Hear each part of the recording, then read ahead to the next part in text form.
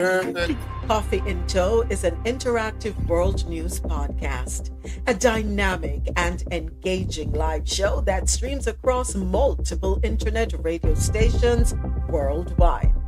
This podcast brings you real-time news updates, in-depth analysis, and interactive discussions on global events, making you a part of the conversation no matter where you are. With a diverse range of expert guests and listener participation, it's your go-to source for staying informed and connected to the world. Coffee in Tow is brought to you in part by Lormel Skin Food. Log on to lormelskinfood.com. Discover the range of natural skincare solutions. Indulge in the radiance of natural and organic beauty with the best natural and organic soap bars, whipped soaps, body butters, and oils. All 100% natural products. Lormel Skin Food for a natural, beautiful you. The world's best coffee from our farms to your cup. It's Grand Coffee House.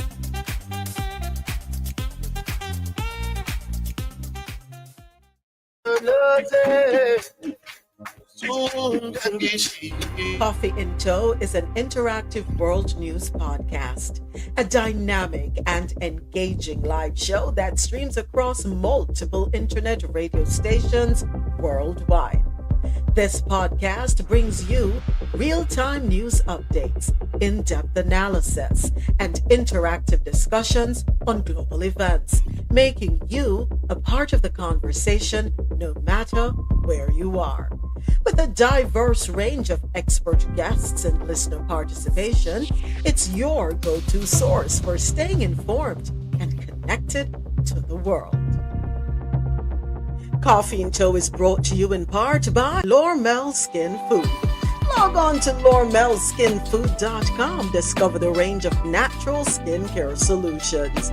Indulge in the radiance of natural and organic beauty with the best natural and organic soap bars, whipped soaps, body butters, and oils. All 100% natural products. Lormel Skin Food for a natural, beautiful you.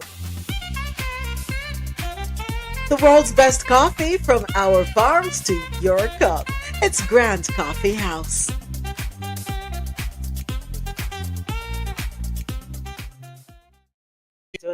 We are live now on YouTube. So of course you gotta cut the music. I'm gonna catch my breath. I have to catch my breath. Too much dancing. All right, it is Tuesday, July the 1st. Chapter 7. Yes, we're opening up Chapter 7. What are you going to be writing in the pages for the next 31 days? Think about that. What are your goals, your visions, your dreams, the things you need to work on? Yeah, make a note of them. And commit the next 31 days, including today, to making some sort of change, some sort of advancement, pivoting. I don't know what it is that you need to take care of, but handle your business. Yes, folks, it is Tuesday, July 1, 2025. Thank you for joining me for Coffee in Tow, world news on the go. 4 hours or so filled with news from around the world, always great conversation and music. Coffee in Tow streams live weekdays starting at 9 a.m. Eastern on QMZRadio.com. For quality music while you work or play, keep it logged on to www.qmzradio.com for that good music to get you through your day. We're also live on JanoRadio.com, your non-stop party vibe station. Don't forget to download the Jano Radio app. It is available in your Apple and Google Play stores. Jano Radio, take us on the go.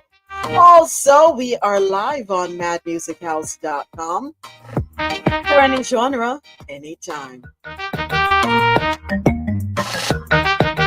Coffee in Tow comes to you live weekdays, courtesy of Laurmel Skin Food, Laurmel, laurmelskinfood.com for a natural, beautiful you.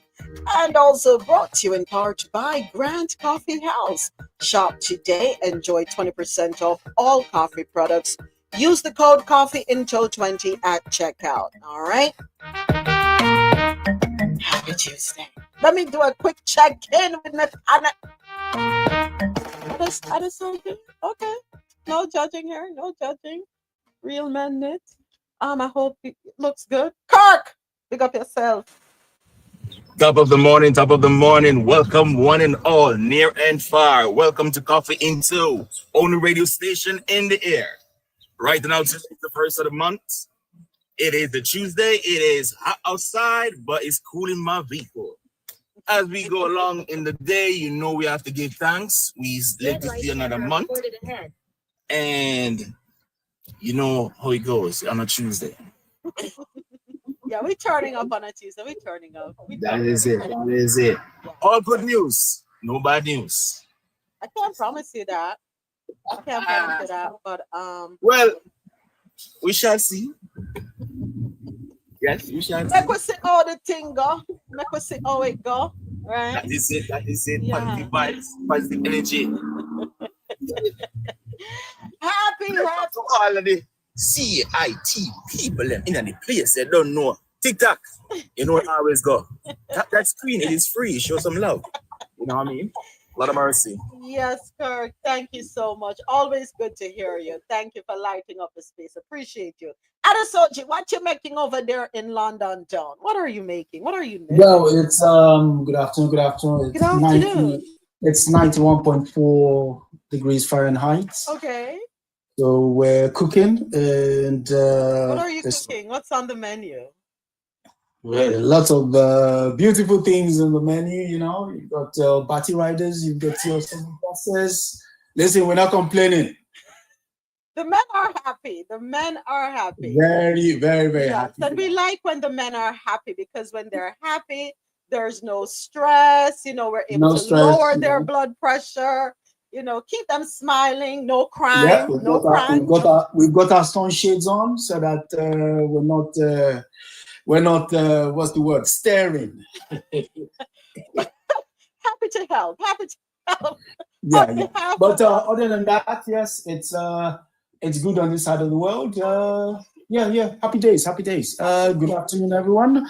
Good afternoon, Kirk. Good afternoon, Rosolo, Alexia. And for Lady Ja, when she does get here. Good afternoon. Thank you, Adesoji. Always good to hear you. Rosolo, what's going down in the A? Good morning, everyone. Happy Tuesday. Happy blessed Tuesday. Good morning, all my CIT family. Kirk, Soji, good afternoon. Alexia, good morning. Atlanta, we're a little foggy or a little overcast this morning. I'm praying it will get sunny because I don't want any more rain, although the water is blessings to the land, but the land I flood over here right now. So hallelujah. But yes, that's it, you know, working. So manifesting for July. So you said write, and I would tell everyone to write it down, you know, write more and talk less. Yeah, write your goals down. Put down your action plan. Just don't write the action plan behind your goals, and check them every night, come every morning, see what you missed, see what you can do different, and stay quiet, move quiet. Someone taught me from this space that you just stay silent about some things, and you'll see how God manifests when you try and bring it out and tell everybody your plans. Sometimes people are not. They don't understand your vision. They don't understand the vision that God gave you, so they won't understand your plans. So just leave it between you and the spirit and the universe, and you will receive your blessings. So, yeah. Say that again for me, Russell, because people need to remember, God did not have a conference, a board meeting with a room full of directors. No. He had a one-on-one. So beg you tell the people them again. So write your goals down. Moments told you earlier to write your goals down. I'm telling you to write your goals down. And in addition to that, write your action plans behind it, but stay silent. Move work on your action plan. You don't have to tell your plans to everyone, because sometimes often people do not understand the vision that God has given you. It's your vision. They have their own vision. So they may not understand why you want to do the things you want to do or how you're going to do the things you're going to do. But once you understand that God gave you that vision, then God will align you with the steps to bring that vision to fruition. What my Trust bell? the universe. Trust the universe. Give me a bell for the Tuesday. Come here. See. I'm gonna start off the morning frustrated. I was going to tell the place my work, but you know what, their mother. But I'm all right now because God gave me my vision. Oh, do not let them take you out of character at any time. God told me this is for a time. This is for a time, not for a lifetime. This is for a season. So I took back the the mother and then started working on what I need.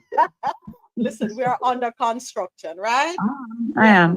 We are all under construction. Lord knows it'd be rough out here in these streets, but yeah. But it's July. It's chapter 7, and we don't have many chapters left in 2025. So if you haven't started working on your plan, if things don't look the way you expect them to look at this time of the year, then realign your plan. Something not right, something not moving right, something not moving right, and be accountable for the actions that you're not taking to move your life forward. Absolutely. So just want to say a quick PSA. If you're not a follower of the space, it's highly likely that we'll bring you up on the stage. No offense, sorry. But we're very careful with whom we allow on our stage to speak because of past negative experiences. So yeah, and we don't know who you are. There's an image. We don't know if you're a human being or a bot or what. So please do not feel disrespected if we do not bring you up on the stage. It is what it is. We curate our space and we maintain it in a certain fashion. And yeah, so as such, we are not quick to bring people up. So I will apologize ahead of time. Nothing personal, but it's just, once bitten, twice shy. It's business. It's business. It's business because this is streaming on internet radio as well. Yeah. And this is a syndicated podcast. So we have to be careful with and people will listen going forward. It is a family, most often. Family. Yeah. Family show. Yeah. So I understand. I didn't see what it was, but I get what you're saying. Yeah. So please, again, do not feel disrespected if we do not bring you up. But we have to protect our space and protect everyone here at Coffee and Toe.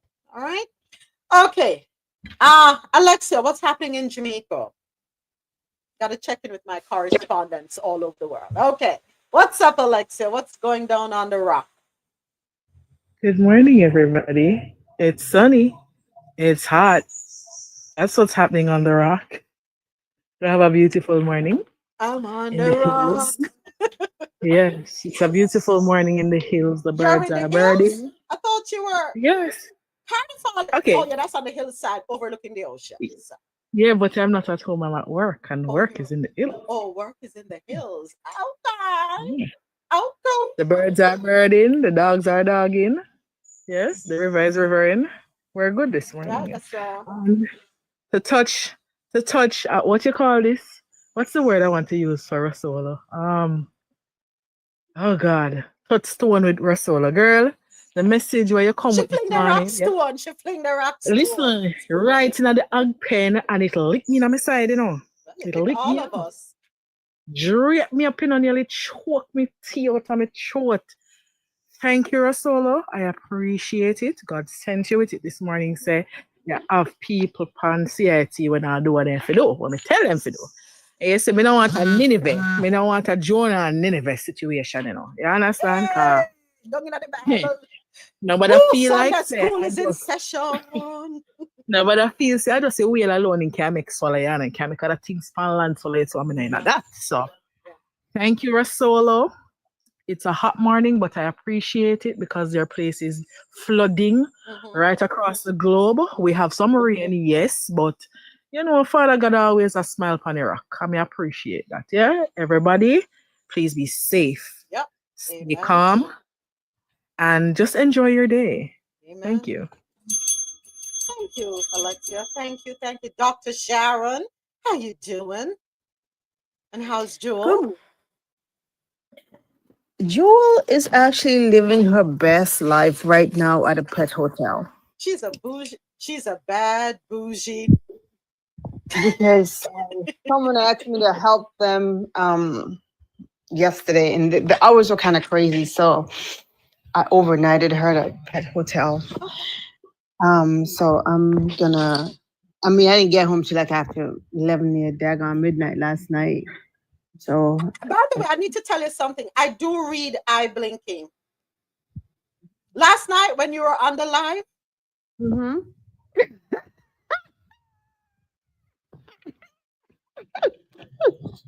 I do read that language very well. I understood clearly every word you said. Oh my goodness. So I hope you survived. Well, you did survive, but I hope it wasn't too much of a strenuous task for you. Well, I'll talk about that at another time. I can't do that. No, we can't talk about it here. No. Yeah. But yeah, I felt you. I was like, oh Lord, cover her. Yes. Give her all the strength she needs. And I needed it, and I needed the coverage because it was simple as it seemed. It was a struggle. Yeah, it was a struggle, but yeah. I was able to read through the lines.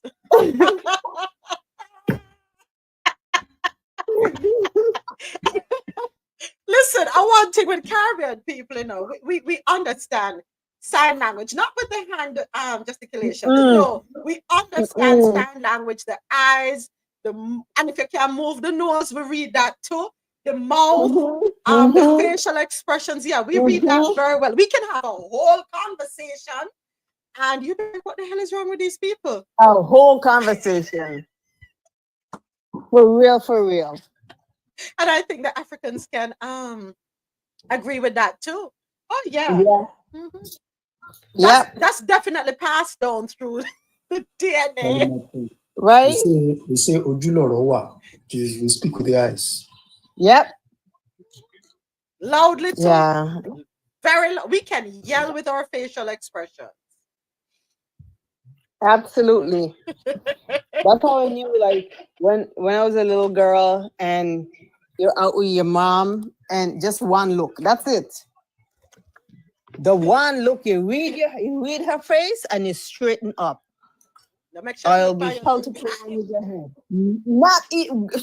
Hey, God help you behind if she look by you 2 times. Boy. No, ma'am. And this temper tantrum thing that happens here in the US where children are throwing themselves down in public. You would do that once only. Once. I swear you would never do it again. I never tried that. I never tried it. We brought you into this world and we will do what? Take you out. We've all planned the 9 nights, everything. Hey, moment. I remember working at Jewel's, right? And a mother with twins came, and all was fine until these babies were probably 5, right?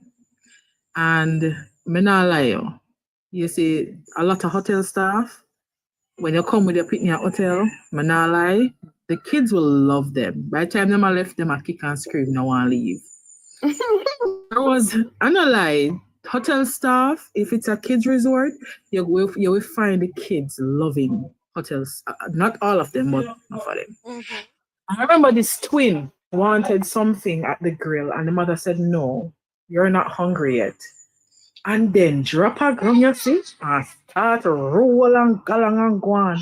And other staff go there and say, "Hi," and then kicks off. We had a waitress she quicker than slim people. She quick. I don't know fat people quick. You have some fat people quick. But I'm done. Then quick. So we had one named Miss Sandra because she was the oldest person in the dining room. And Miss Sandra go over there and say, "Get on the floor." She put the fear of God in that child. And he told the company them frightened and get up. And I said, "Here, Miss Sandra, go sit down with no mother." And I say, "If you don't say what, just say one something else you want me now. You don't get nothing to eat." These kids are American. They can't understand what Miss Sandra said, but they did get the point. And then go right around the table. Go sit down, hear the mother come to lady. "What did you say?" "Yeah, Miss Sandra, I told them that they should go sit down. They should get something to eat." Listen, the supervisor saw and brought Miss Sandra around the back. I said, "You're not supposed to shout after people and pick me in ear, Miss Sandra, but you work, don't. Go on back to the supervisor, go on back to work." Listen. We need more Miss Sandras in the world. Uh-huh. More Miss Sandras in the world. Yeah. Listen, you don't play. Hey, Solo, she was a real mother because you see, if you come and work and you just go and push through, she had a way of finding like she just be staring at you and you say, "I want Miss Sandra." She said, "Nothing, but what going on with you because something don't look right. Something don't look right." And she plagues you all day until you admit. You don't have to tell her, you know. And she just look, she had to pull you into the bathroom in a one cubicle and pray for you. You know, and if it's spirit gear or when you reach home, she still call your phone. You understand me? Yeah. You know? Yeah, so we need some more of that. Yeah, children will test their parents, They're gonna test your limits. And it's up to you to know how you're gonna respond. And you can discipline your children without putting your hands on them. Right? But you have to be consistent. You have to, hey, what Jade? What Jade? What Queen Jade? You have to be consistent. You have to be. Good morning, Queen Ja. What's good? What's popping? What's going on over there in H-Town? Good morning, all. Good morning, CIT family. Since I started my exercise late, I'm behind schedule, so sorry.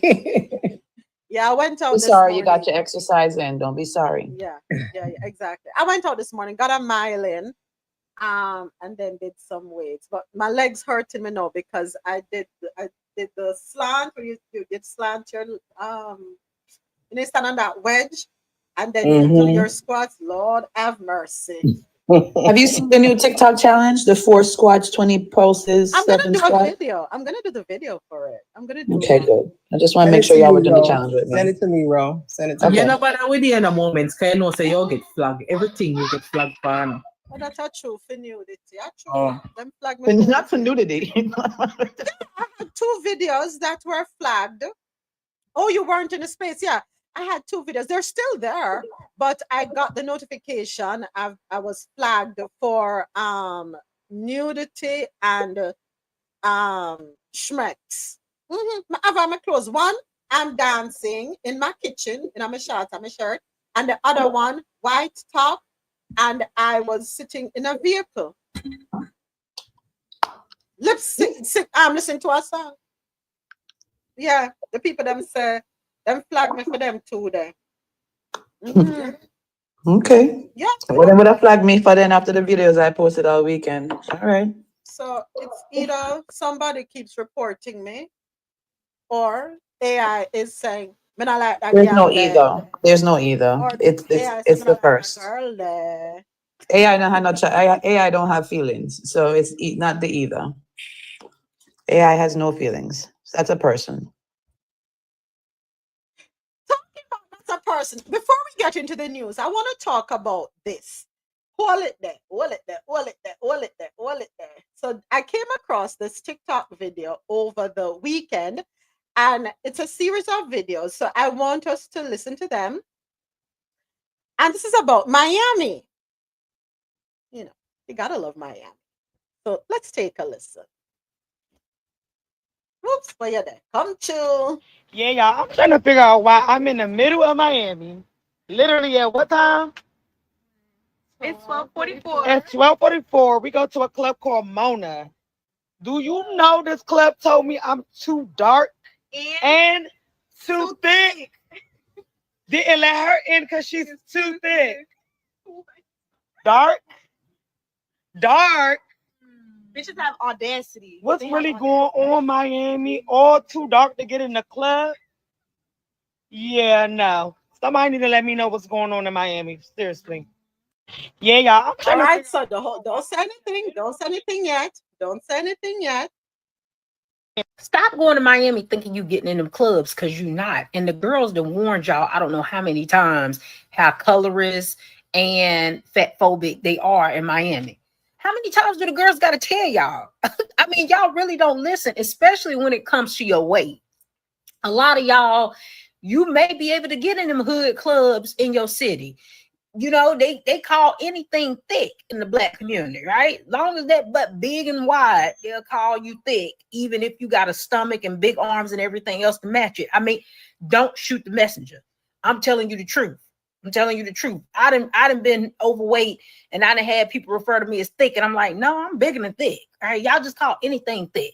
All right, anytime the butt there, it don't matter if it's big and wide and misshaped, y'all will still call it thick. All right. That's a topic for a whole nother video. But anyways, y'all be going down to Miami and trying to play the same games that you play in your home city. And it ain't the same game. It's not the same game in New York. It's not the same game in LA. And it's not the same game in Miami. When you go to places like this, there's a lot of money generating from these men. And guess what? They want to keep the men happy. So what do? They bring in the women that the men want to see. And the men don't want to see women that they deem overweight. I'm just telling you what it is, all right? These men who generate all this money have a specific type of woman that they want to see in the club. And if they're going to be spending all that money at the club, they want to see women that they're attracted to. Therefore, they stand at them doors of them clubs and they filter through the women in the line to cater to the men with the money. They're going to keep them men happy because those men are what's generating all the money in the club, right? They don't care about your little $30, $40 that you was going to pay for admission to get in. Those men, and they're spending real money. So whatever those men want to see, those are the type of women that they're going to be picking out in that line to bring in there because they want to entice those men to want to stay in that club and spend money at that club. So even if it hurt your feelings, they don't care. They don't care. Is it right? No. Y'all always worried about stuff not being right. Sometimes it just is what it is. I always knew what it was in Miami, right? And even when I was bigger, I never tried it. You weren't gonna hurt my feelings because the girls had already warned you about how Miami is. Either you try to get into looking like they want you to look to get in them clubs, or go somewhere else. Y'all act like y'all can't just go somewhere else. I don't know why you want to give money to somebody who don't want you in their establishment anyway. There's so much other fun stuff to do in Miami. I don't even know why y'all be so pressed to get in their clubs. But the fact of the matter is, they're going to cater to the men with the money and what the men with the money want to see. And unfortunately, they don't want to see bigger women. All right, hold it. Don't say anything yet. One more. Y'all coming into my comment section and talking about discrimination and all of this kind of stuff. Well, go stand on the front line, go get you a sign, go do whatever you feel like you need to do in order to fight against that club and see whether or not you can get some results. There's much more important things going on in the world that I care about other than getting entry into a club on South Beach. I just came from Miami, had a ball, and I didn't need to get in no club on South Beach in order to have fun while I was in Miami. Wasn't discriminated against nowhere that I went in Miami. Y'all can miss me with y'all fake outrage. Y'all the same girls who still paying over $1,000 to take pictures with Chris Brown. The same Chris Brown who don't let dark-skinned women in his section. The same Chris Brown who wouldn't let overweight women in his section. The same Chris Brown who wouldn't spit in your direction, wouldn't pay you an inch of attention if you weren't paying him to. Y'all are the same girls who love to support rappers that uplift women that don't look nothing like you. The same girls who fight to wear clothes from companies who tell you out of their mouth that they don't want you wearing their stuff. The same girls who pick their friends off aesthetics, right? Y'all party with girls who look good in pictures. Y'all don't even be friends in real life. Gorgeous Doll just told a story about how she didn't take her homegirl with her to courtside because she didn't think that she fit the aesthetic, right? The same girls who go audition for strip clubs who won't hire them because they don't fit the body type or complexion type that the strip club is looking for. Those girls in that original video could have easily went over the bridge and partied and had a good time with people that look just like them. But it's clear looking at the promotion videos and pictures for that club, they don't want people that look like you in there. If you go to a club's page on Instagram, TikTok, and all the videos and pictures that you see of them promoting the club don't have nobody on there that look like you, that's probably because they don't want people that look like you in there. Y'all wonder how they get away with this stuff because they not dumb enough to tell you the reason why they not letting you in the club. What you gonna go to court with? What evidence do you have that you was turned around because of your weight or complexion? You don't, because they'll never tell you that it's your weight or complexion is why you're not getting in the club. Guess what they're gonna tell you? Excuse me, I need you to move to the side. Can you move to the side for me? Yeah, while they let the attractive women in, the women that they deem to be attractive, the women that look like the women in the flyers, on the promotion videos, while they let those girls in, you need to move to the side. And unless you're willing to pay what you weigh, literally, and buy your way into that club, buy an expensive section, you ain't getting in there. And honestly, to keep it real, even if you got in the club, you probably not gonna have a good time. You ain't gonna have no good time. I'm gonna leave you with this example before I go. The new CEO of Red Lobster is a black man. Red Lobster was failing as a company. What does he come up with? Bring in seafood boils. Why do you think he brought in seafood boils? Because he know black people like seafood boils. He know that they could get business back at Red Lobster by bringing in seafood boils. And guess what? It is. Because he learned what his market was and he's doing things to appeal to his market. Ain't no different than this situation like I explained in the first video. If the men with money want to see a certain type of woman in that club, then that's the type of women they're going to bring into that club to satisfy the customer. It ain't about your feelings. Nobody cares about your feelings. Your feelings don't pay to keep the club open, but that money that the men spending do. Y'all coming into my...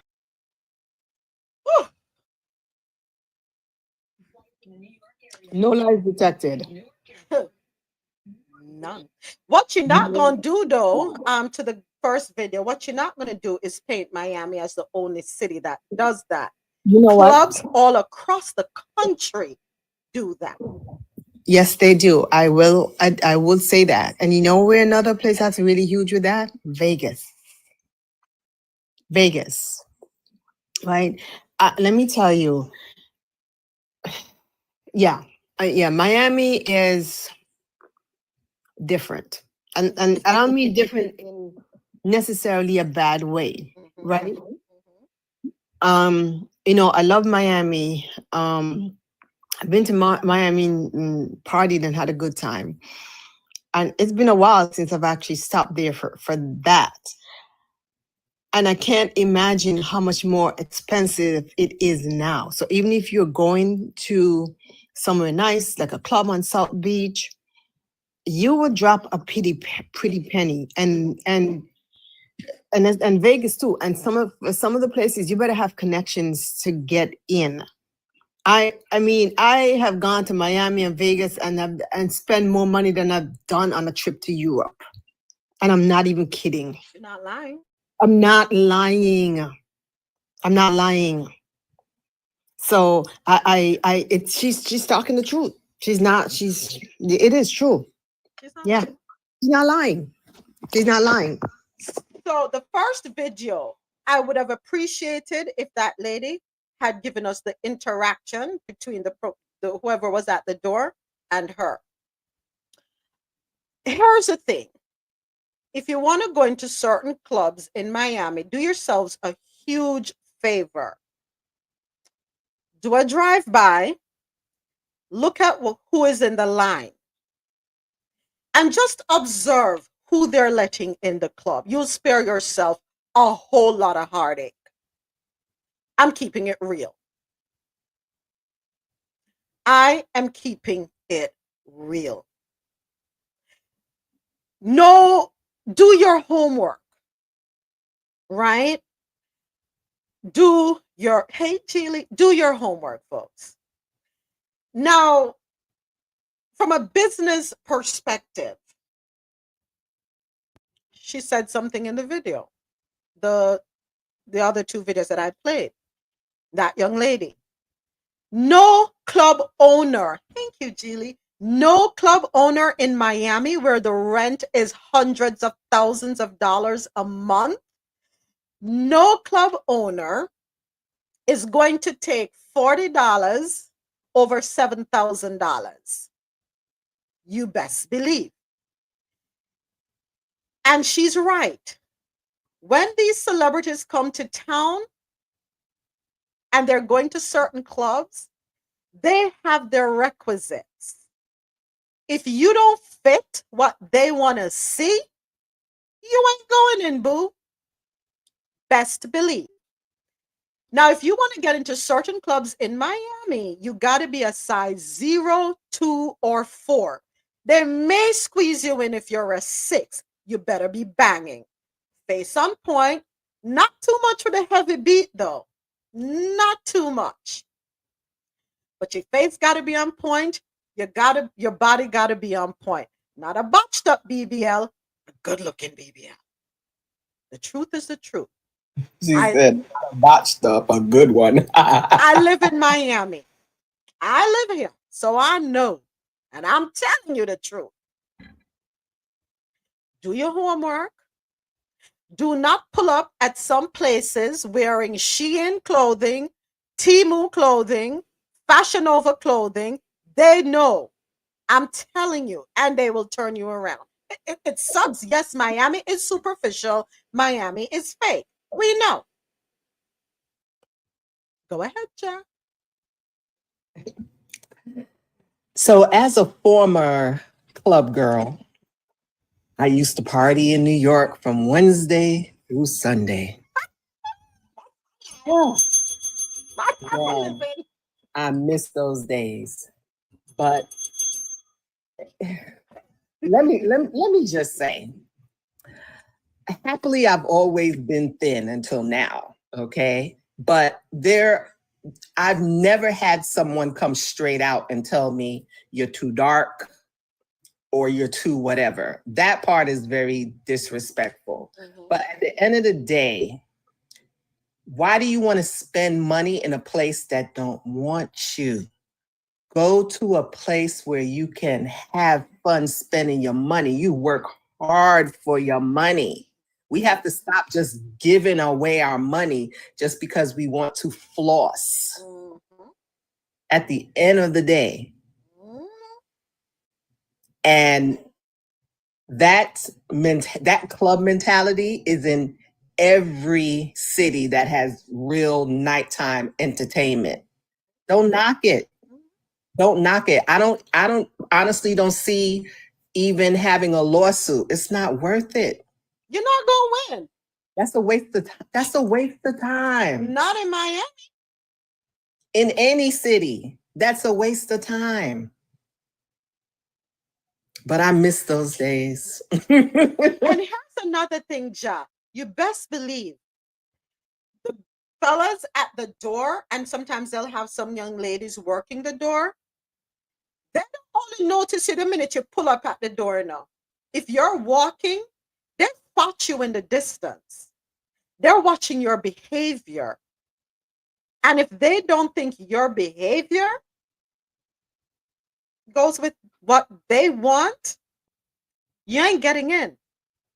So Club Mona does allow dark-skinned people in. So what she said there was not true.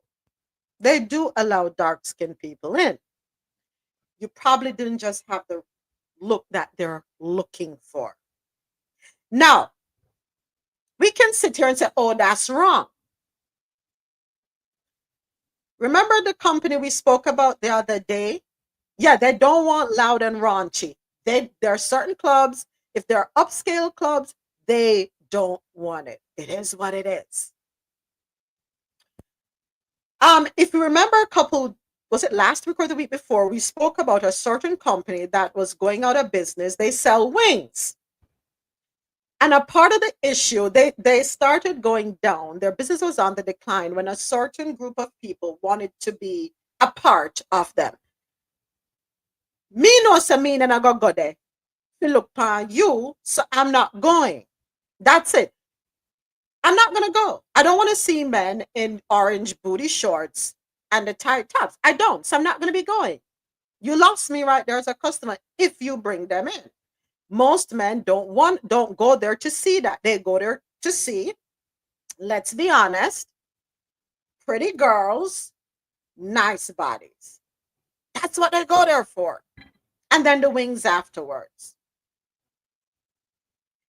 If you don't satisfy what your customers want, you satisfy your customers, you're gonna lose business. It sucks. Now, there are certain clubs in Miami.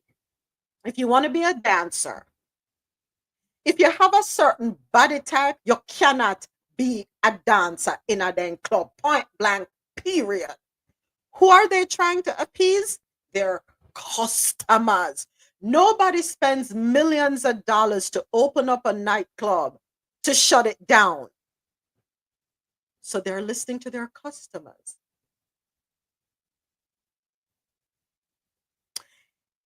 If you want a nice blend of good-looking girls, right? You can head on up to the one that starts with a T, ends with an S up there in Miami Gardens, right? Okay. If you want to see a little more fake, but still attractive, mostly Brazilian girls, there's another one right off of the 95 before you get to Hallandale. If you want to see who gives a what, there's some in some areas, right? Do your research. But you cannot go. Kurt, don't worry about that. Don't worry about that. Don't worry about that.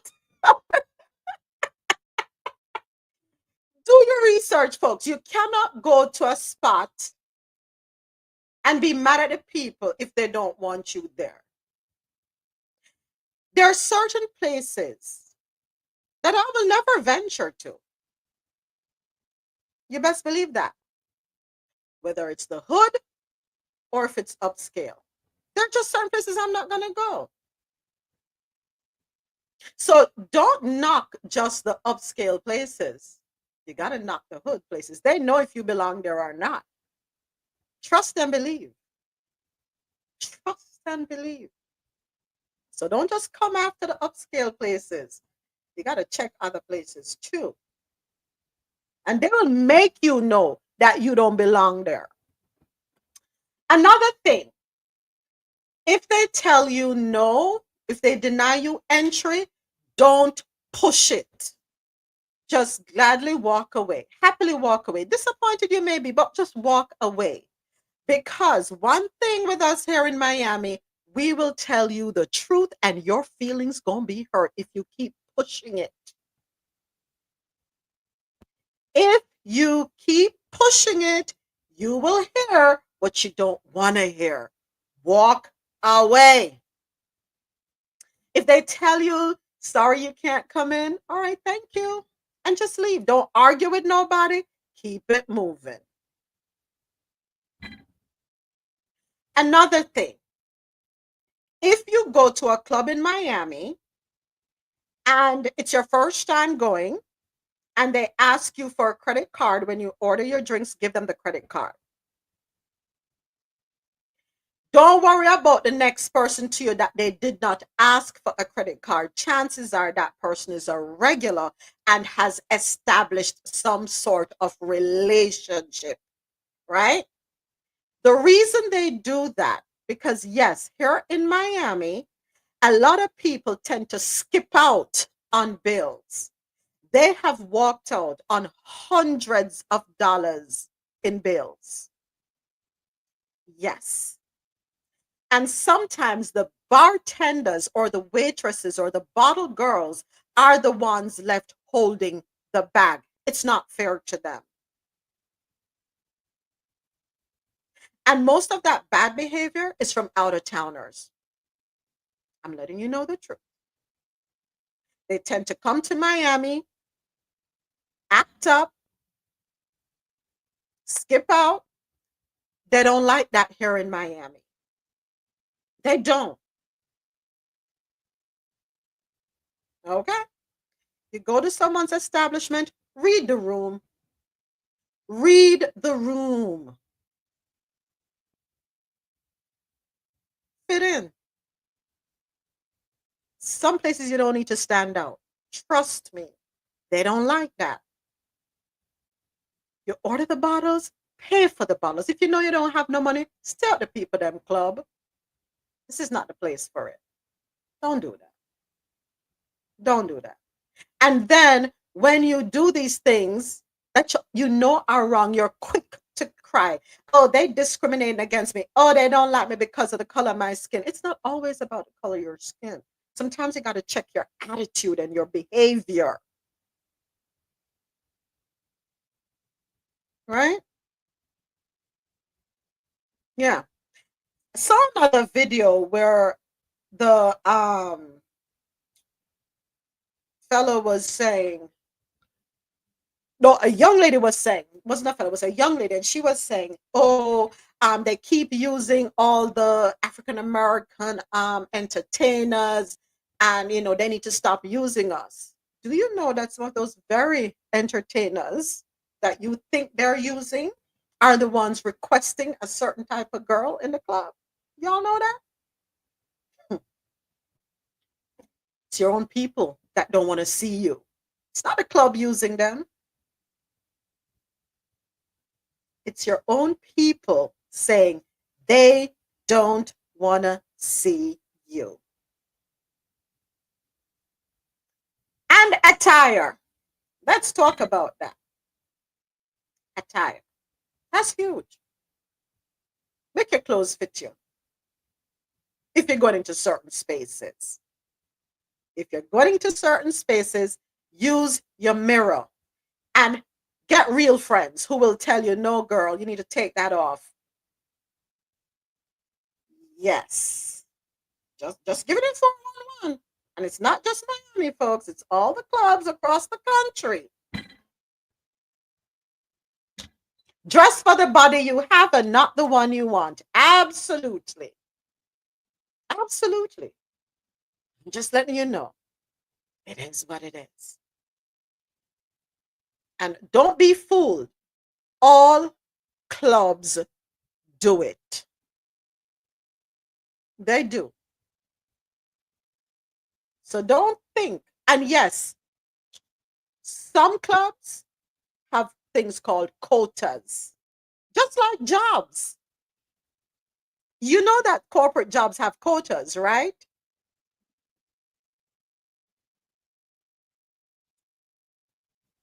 Speak to HR.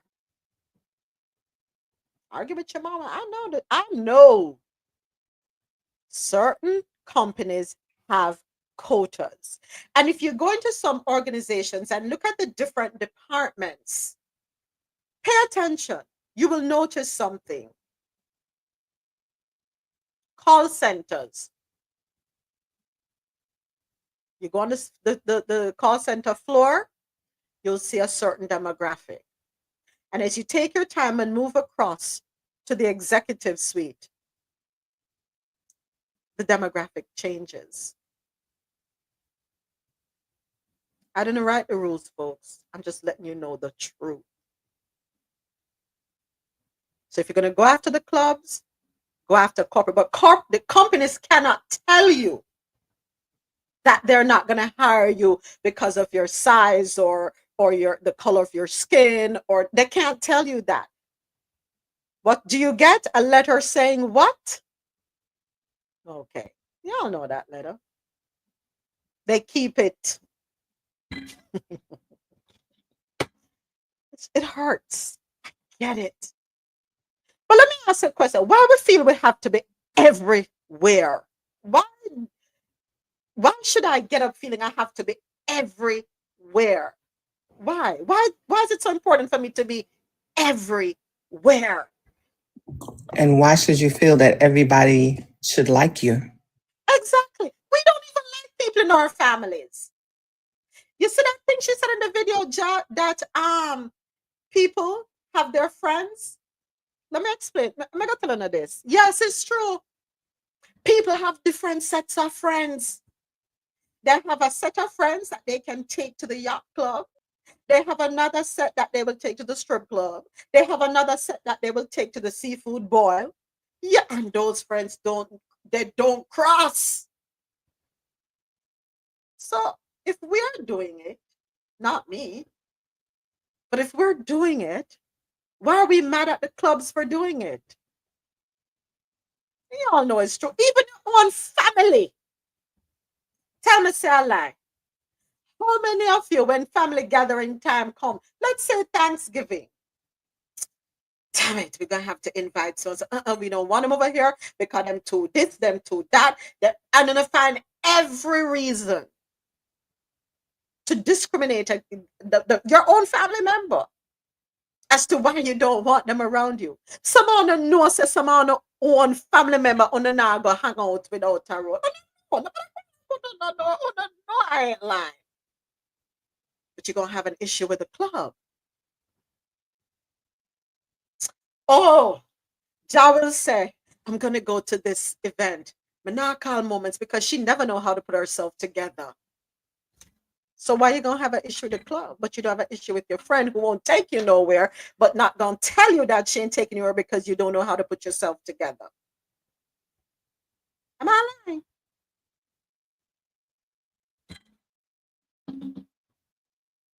Sometimes we gotta check ourselves before we start going after other people. A lot of what we accuse people of, we're guilty of. Nobody likes the truth. It hurts. I get it. But me they have to call it out.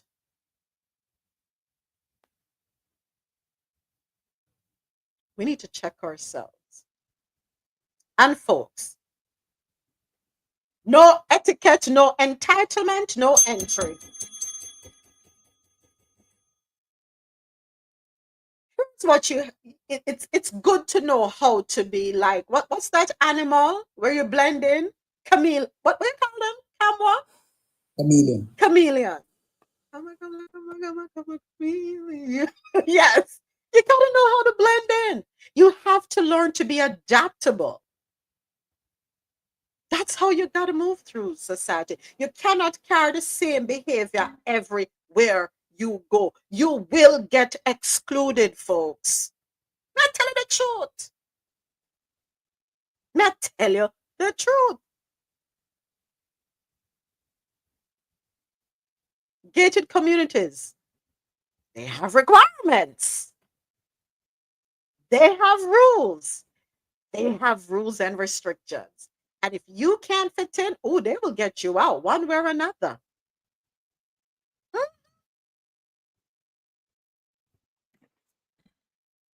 Go right ahead.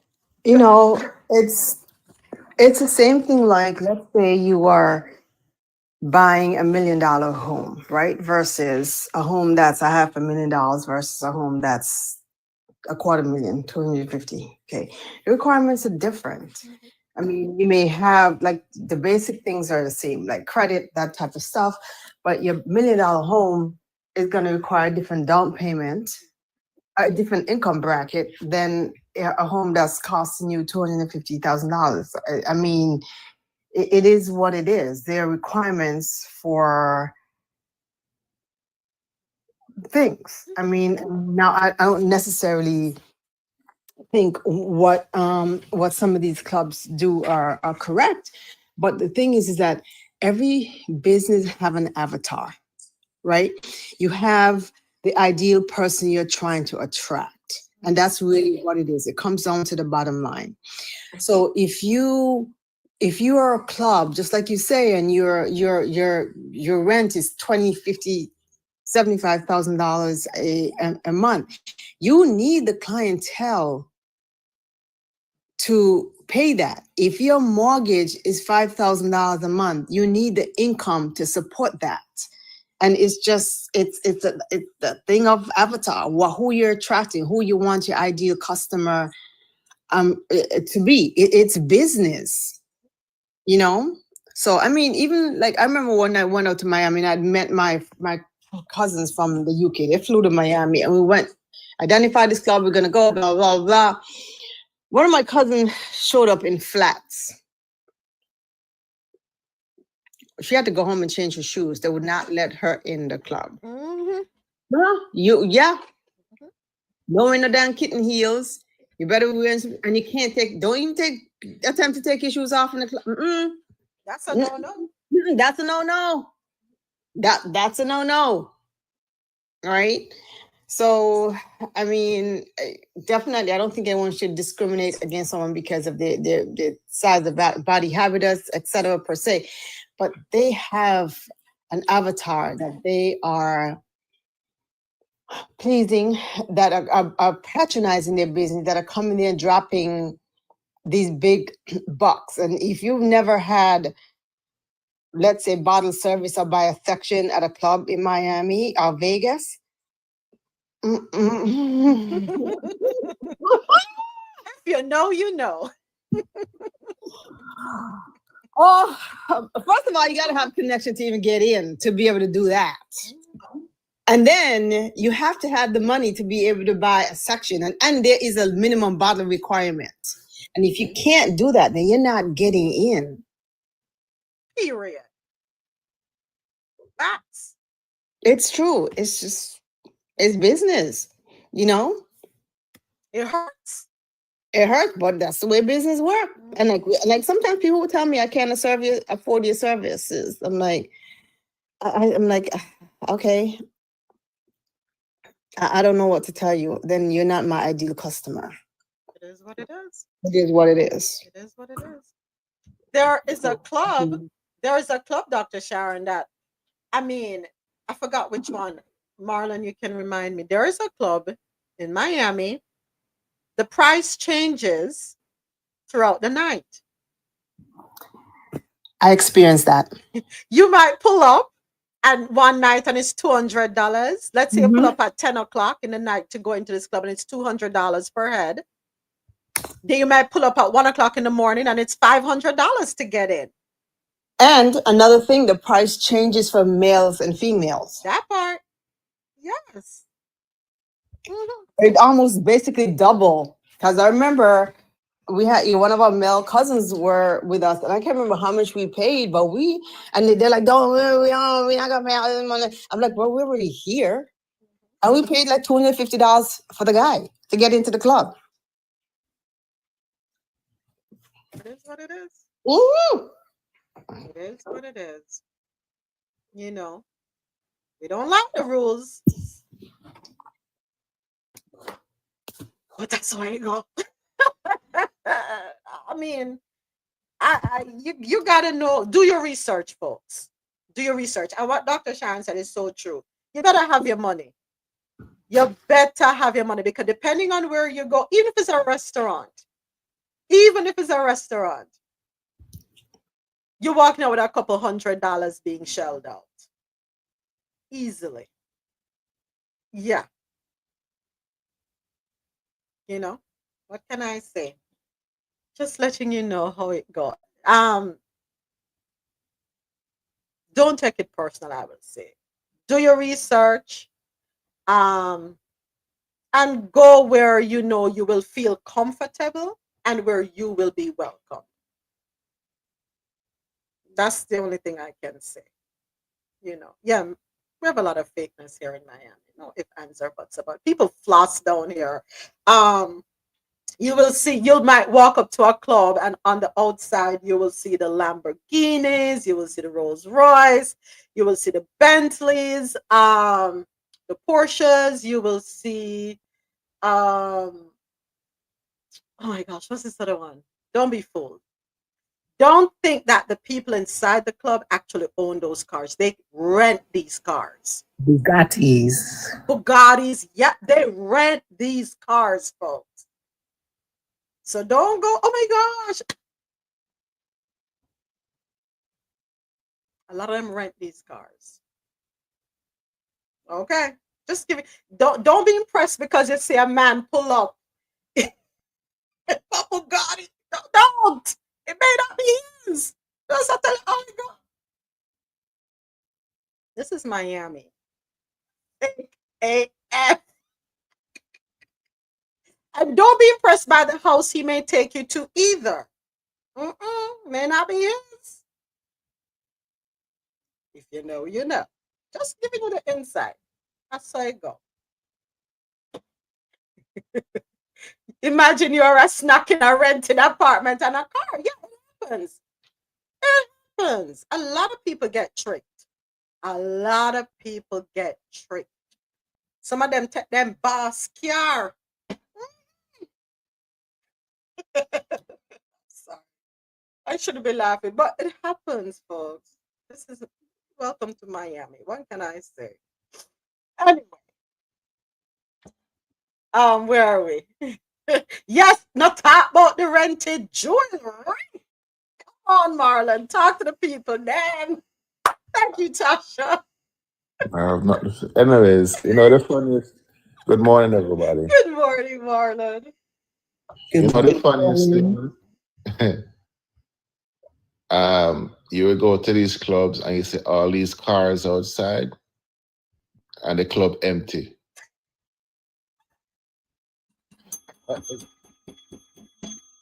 Those cars, they attract the people to come in the club because they are rented. But yeah, this is Miami, so yeah.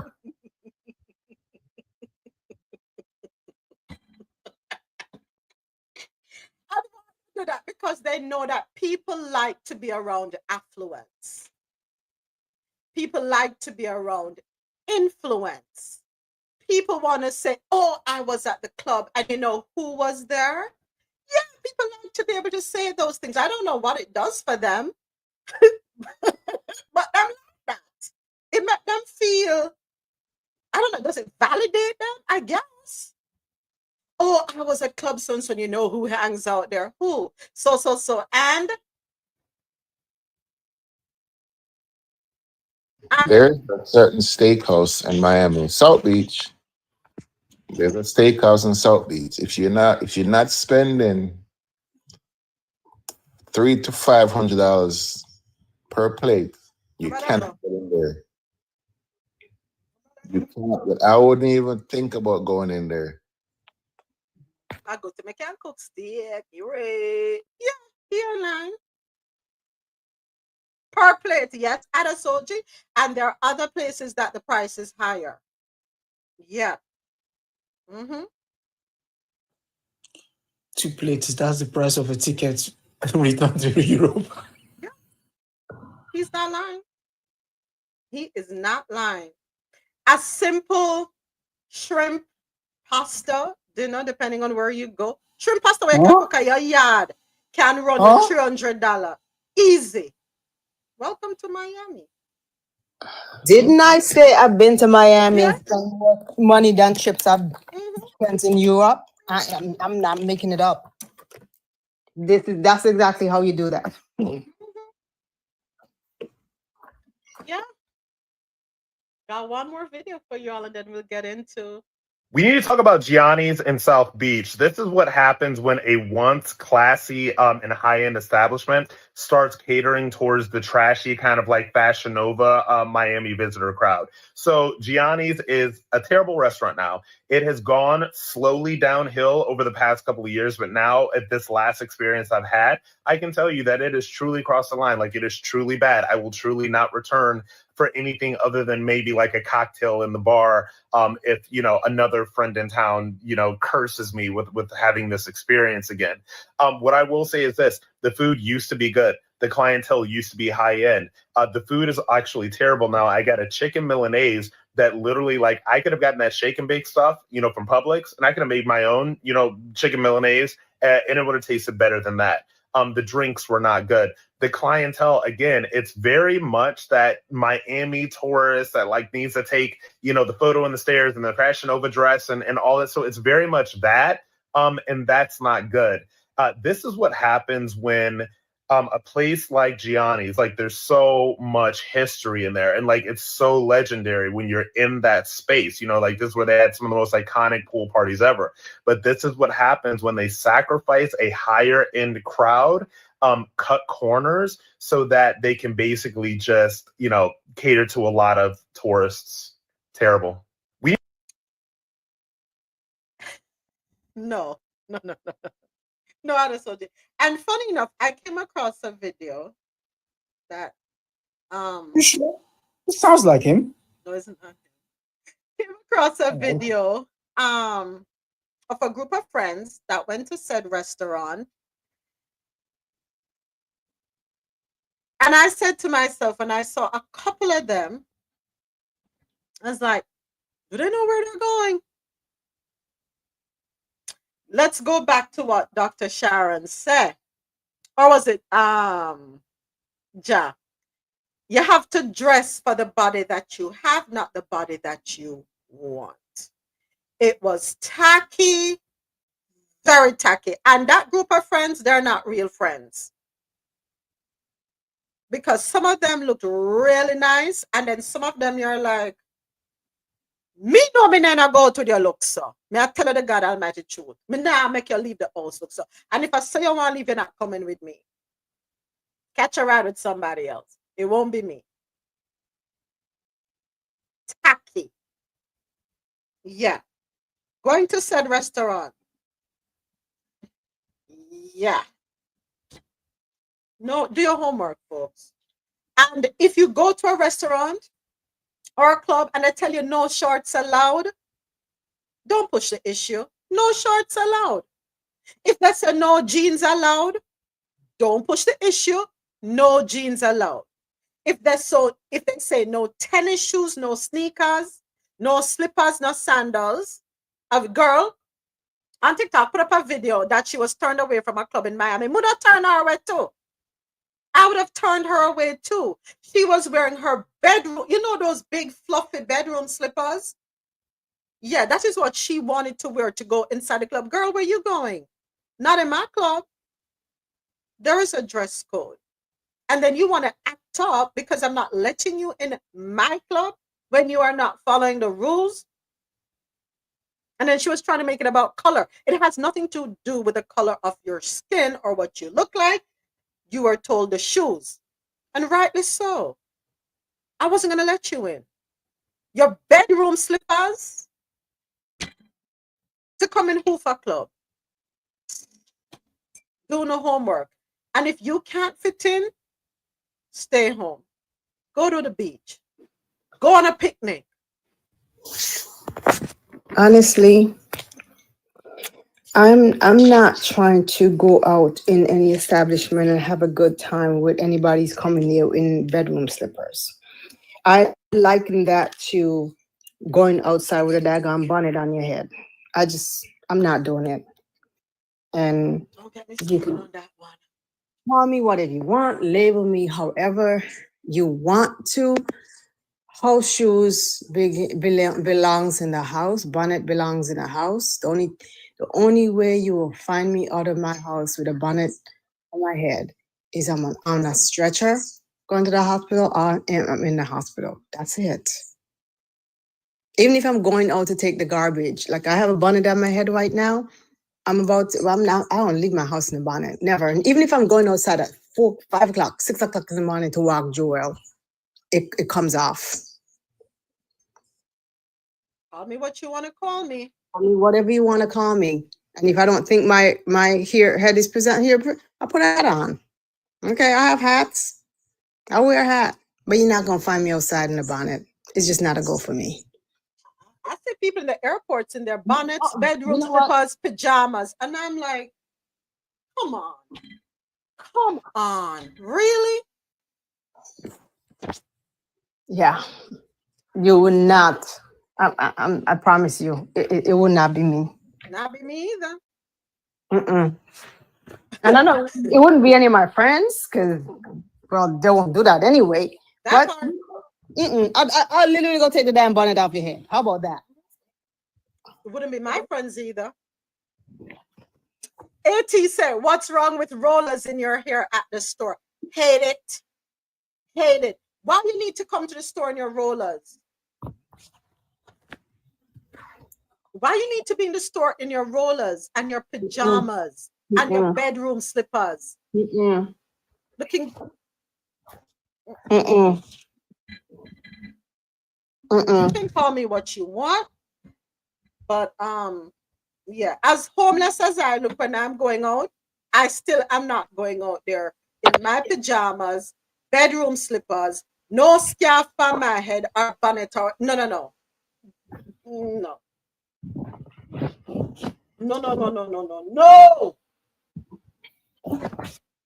Don't catch me in my one pair of jeans and a t-shirt.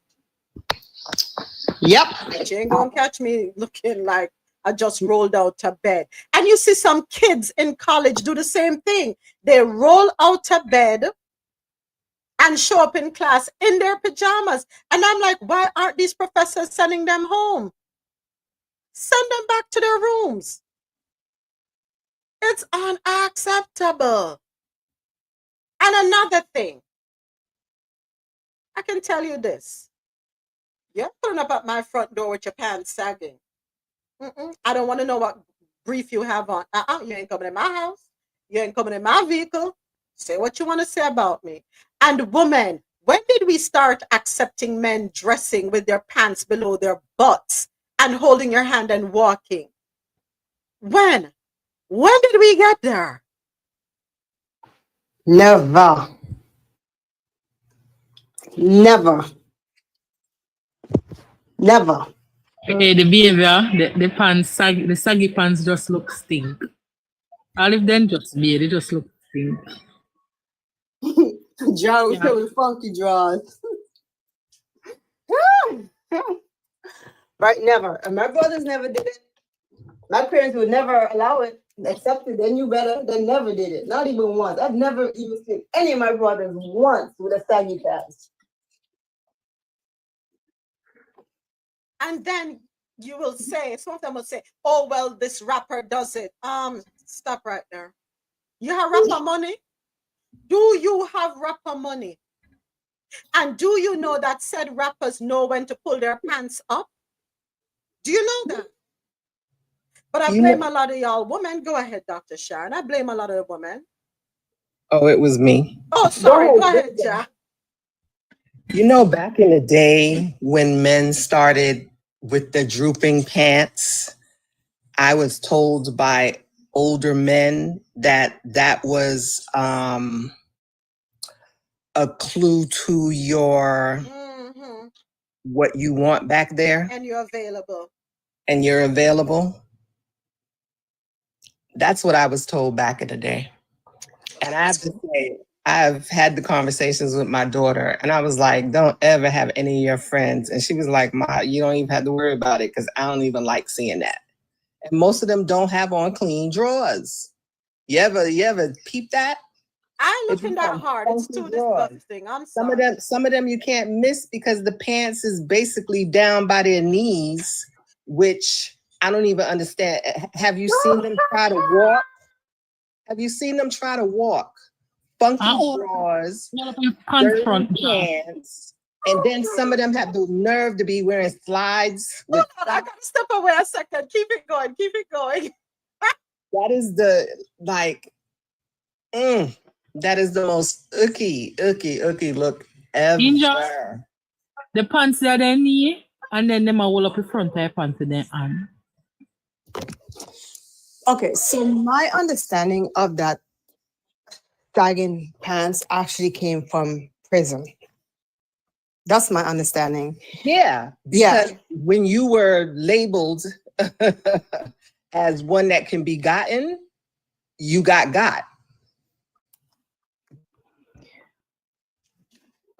Well, my understanding is from my understanding, that starts from prison, not because of that reason, but because they weren't allowed like belts to hold their pants up.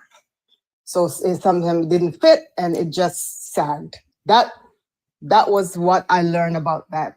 Yeah, it graduated. Yeah, but either way, whether it's you know, what you've learned or what I've learned about it, it's not a go for me.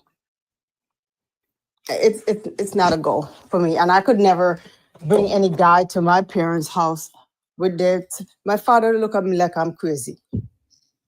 And my father would have some words with him. I just like to see I've seen grown amen with it. Make no type of sense at all. But then they don't want to go get their prostate exam that they can show their behinds. Okay, let me stop. Why did I walk back to here? Oh my gosh. No, we need men. We need the older men to start speaking to these young men. We really need y'all to step up. And mothers. Some of the older men are walking around like that too, Moments. That's what you walk back in. Yeah, but that and they won't go get their prostate exam, but they don't have any problem showing their behinds. Well, that plus the older men, they can't talk to this generation, to the younger people. They know too much and they don't want to hear it. It's actually quite sad. You can't counsel the younger generation. So who do we blame? Because so here's the thing. Mothers, do not allow your sons to leave the house with their pants below their knees. Fathers, do not allow your sons to leave the house with their pants below their knees. Number one, they're making themselves a target, right? Believe it or not. And then we like to say, oh, the cops harassing me. They have a checklist of things to look for. Identifiers. How people dress, how they carry themselves. Yeah, they do. Ask a cop. Find a cop and talk to them. Don't bring more trouble on yourself than you need to. If you leave my house and you draw down your pants, thank God me not seeing it. But if me see out the road, me and you have it out. You're not leaving my house with your pants below your waist and you're below your butt, whatever, and you're not coming in my house dressed like that either. Parents, put your feet down with your children. Do not let them tell you, oh, it's the latest fashion. So if the latest fashion, and I see women doing this now, where the G-string pull up and them are lower the pants. I don't want to see the crack of your ass either. I don't want to see it. Did I say below the knee? Below the waist. I don't want to see a G-string. I really don't. You're not at the beach. But I guess it's the latest thing now. You drop the women are lowering the pants to across them hip, and it just pull up enough to cover their pubic area, and then they pull up the G-string waist. Call me old-fashioned. I noticed the men in this are very quiet. Call me old-fashioned. Call me old-fashioned. And you know, Alexia, but it looks good on Glorilla though. And I tell you something. They're being paid to look like that, to turn us into idiots. That's just me drawing you out though. No, but I'm glad you said, because they are being paid to turn us, the sheep, into idiots. And we don't even realize it. They pay the artists, these celebrities, the athletes, to wear certain things, to wear it in a certain fashion, to turn us into idiots. And then them same one want to sell it to we. I laugh after we. Because their children not dressing like that. Tell me I'm lying. Their children are not dressing like that. They're not allowing their children to dress like that. Their children can't leave the house sagging. Wait, try turning up to a job interview dressed like that and see how far that gets you.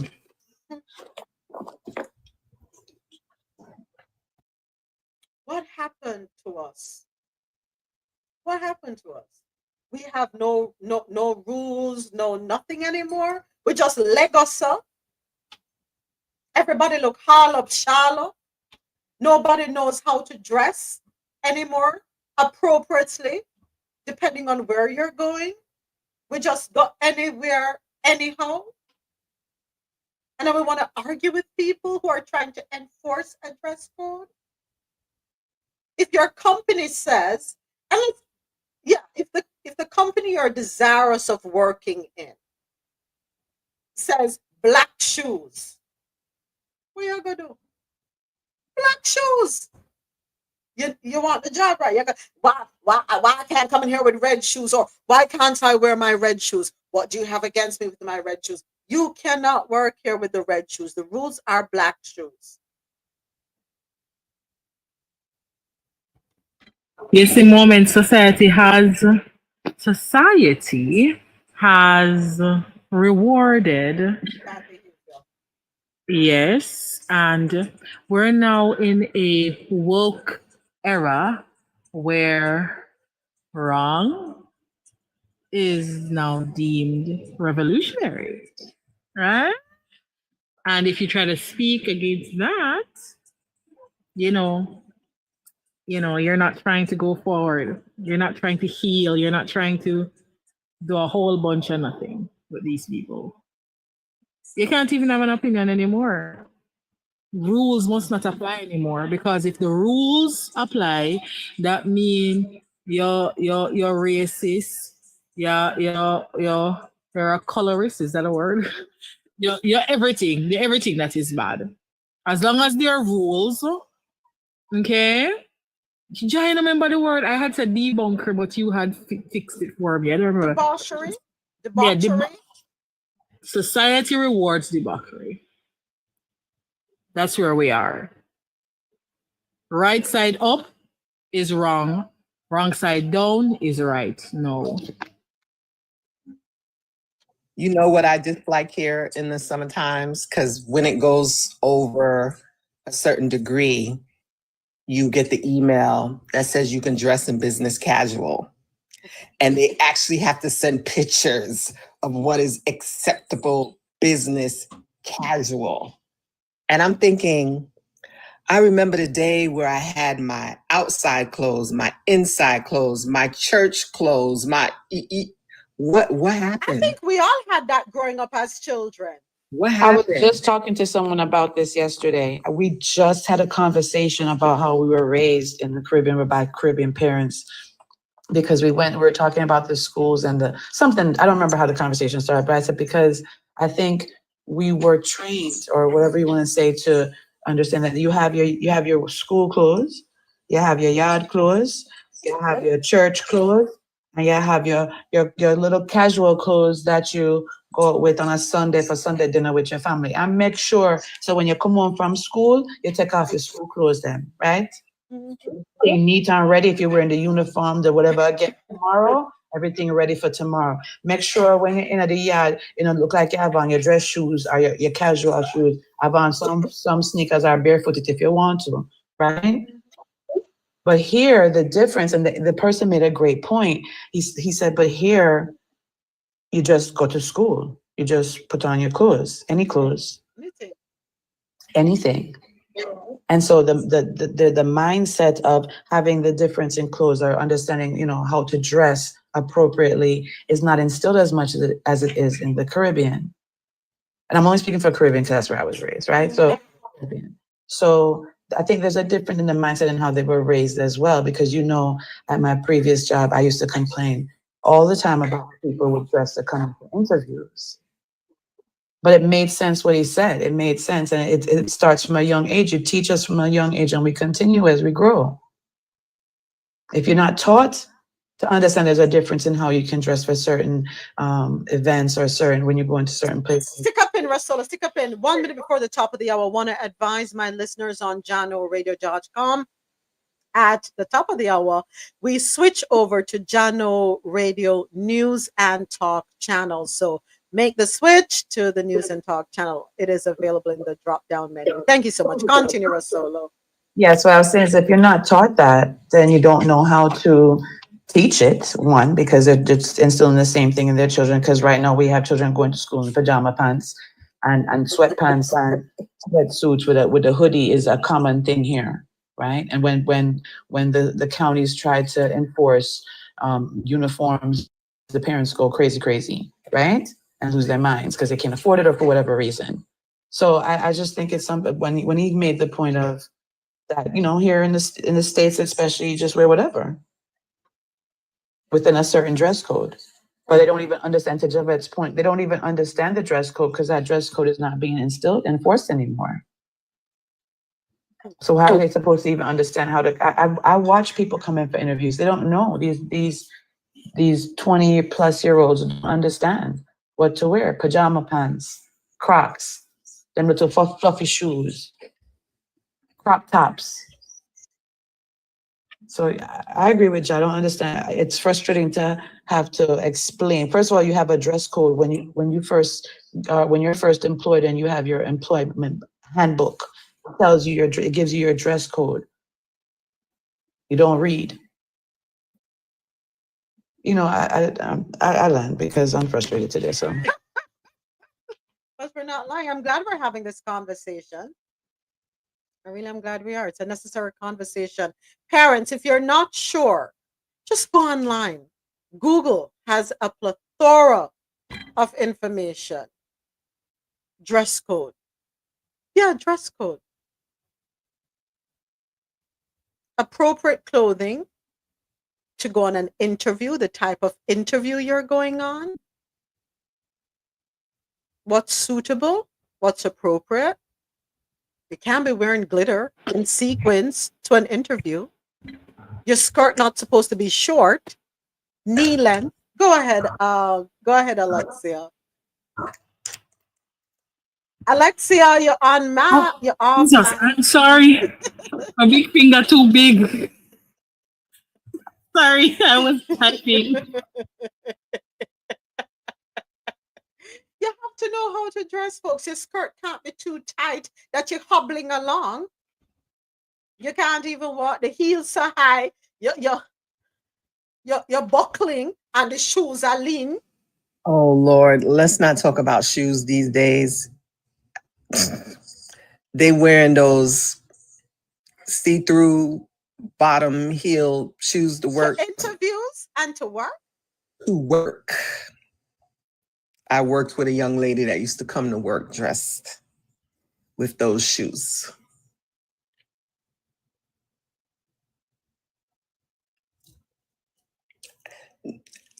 Yeah.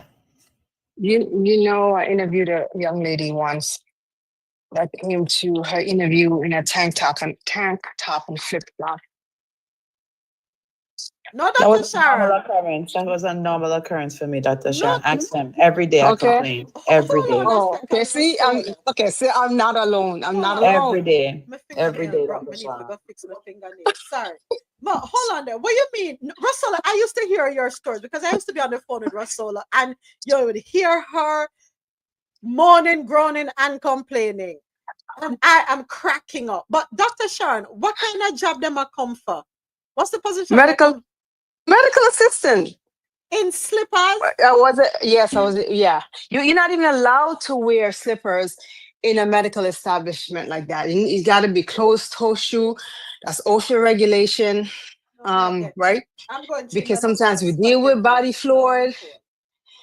And, things, I can't tell you the amount of time that stuff drop on my shoes, on my shirt. And if you guys are on live blast that I was about to go scrub for a C-section, you certainly see me, my PPE, my protective gear, because I'm not, but you can't, no. So I did interview her. And then when I was done, I spoke to her, I counseled her. I told her you can't, but she said she just didn't have the means of getting anything. So I pointed to, I'm like, you can go to Goodwill, get a secondhand, even if you don't have to get a suit, get a blouse, get a nice blouse that don't accentuate everything you got popping out of the daggone tank top, right? And some slacks, or a A-line skirt, or even if it is a pencil skirt, it's not a form-fitting pencil skirt. You know, slim fit is okay. You know, but yeah, yeah. I'm like, I said, but when I had to leave, I said, Jessica, I said, this is like, I said, okay. I said, okay. Yeah. Dr. Sharon, how the money do people them with the talent them will come today? With the what? The long nails? The What? talent them. No, nail and nail. Oh, Talent okay. them. No man, you want them a curve. Oh, the The long talent nails them. that curve like Yeah, come and see them on TikTok. Me, I wonder if them are real. They are real. And So yeah, go ahead, Wazolo. no, go ahead. But you have the red bars, but they for Dr. Sharon's the medical assistant, they shouldn't even, I don't think they're even allowed to have those kind of nails in most medical offices. So Dr. Sharon has the red bar. She can confirm that. For the positions that I used to recruit for, you have to take a typing test. And that is we tell you that because we give you all the requirements for the job. And we tell you have to type 35 words or more. I mean, not even that. Yeah, that. And they would come with the long nails. And then they look at me and say, oh, I have to take a typing test. Oh, what am I going to do? I don't know what you're going to do, but you have to take a typing test and I have other people waiting. So you either decide if you're chopping them off, I know you need a scissors, or you're going to come back another day, because either way you're going to take type. So can you type with them? No, then you have to make an adult decision. That's on you. And I had people Hold on. What you say, Alexia? Type with their knuckle. Yeah, they come with them. They just don't have. But you know, the thing is too, I look at my children. All my children have gone to the same elementary school here in Georgia. And I remember when they first started, my son is now 21. So when he first started elementary, they used to have a principal in her suit every single day. And the teachers and the APs followed that. Well dressed. I mean, I'm not always in a suit, but most days, most of them were professionally dressed.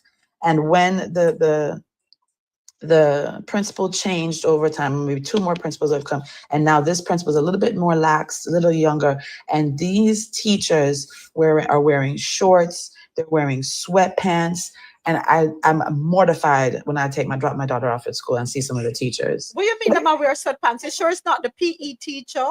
Some of them aren't the PE teacher, because believe me, I asked, I said, is that a coach? You know, all the coach this, coach. No, that's not that teacher. She teaches this, or he teaches math, or you know. So even when we used to get that in the school, where at least you have, you know, the teacher saying, okay, that's inappropriate, or you know, you can't wear that, or that's against school policies. The teachers now are dressing down as well. So hold on, all Where right. would they understand how to dress properly for an interview? Who's telling them? This is preposterous. So since we're here, we got here, let us do this. I'm going to take the time to do this because I think it's important. Business formal. This is the most formal level, often requiring suits, dark colors for men, or white or light colored shirts, meaning a light blue, a beige, okay, and ties. For women, a matching suit with a blouse or shirt and conservative accessories. Ladies, let me say this. Put in some knobs, or if you're going to wear hoops, make them small hoops. Nothing hanging down, touching on your shoulder, no big bugger arm, no bouquet on your ears. Okay? Business formal. You're going for an interview. If you're going for an interview within a corporate setting, that's how you want to dress. A bank, a Fortune 500 company. You want to be in an office, an administrative setting, right? Business formal. Depending on the position, you wear your suit, dark colored, whether it's black, preferably dark gray, preferably navy blue, preferably. For shirts, you can wear white is the best thing I would recommend if you're going for an interview, a white shirt. If If you're gonna deviate, let it be a light gray, light blue. Okay. Women, suits. Don't make them so tight that I can. Oh, another thing, Lord have mercy. Your panty lines, ladies. You're going for an interview. I don't need to know if you're wearing a G-string, a French cut, or a bingo bag. Do not have your clothing so tight that I can tell which of the three you're wearing. We don't need to see your panty lines, okay? All right. Business professional. Slightly less formal than business formal. This may include suits or sports jackets with dress pants, collared shirts with or without ties, and professional looking shoes. Stay away from patent shoes when you're going for an interview. Nice leather shoes, okay? Or the faux leather, that, you know what I mean. Okay. Business casual is more relaxed, often including khakis, chinos, slacks, polo shirts, button-down shirts, sweaters, and loafers for men, and dress pants, skirts, blouses, closed-toe shoes for women.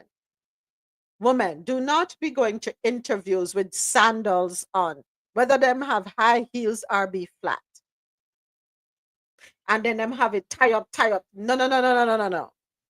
A nice pair of loafers or pumps. I don't want to know what color. If your toenails are so long, that's unhealthy, by the way. Am I right or am I wrong? Your toenails not supposed to be that long that you can't wear a pair of shoes closed up. Go ahead. So why would you go on an interview with open toe shoes? Some people don't know any better. Some people really don't know no better. So we are teach now. We are teach. Closed up shoes.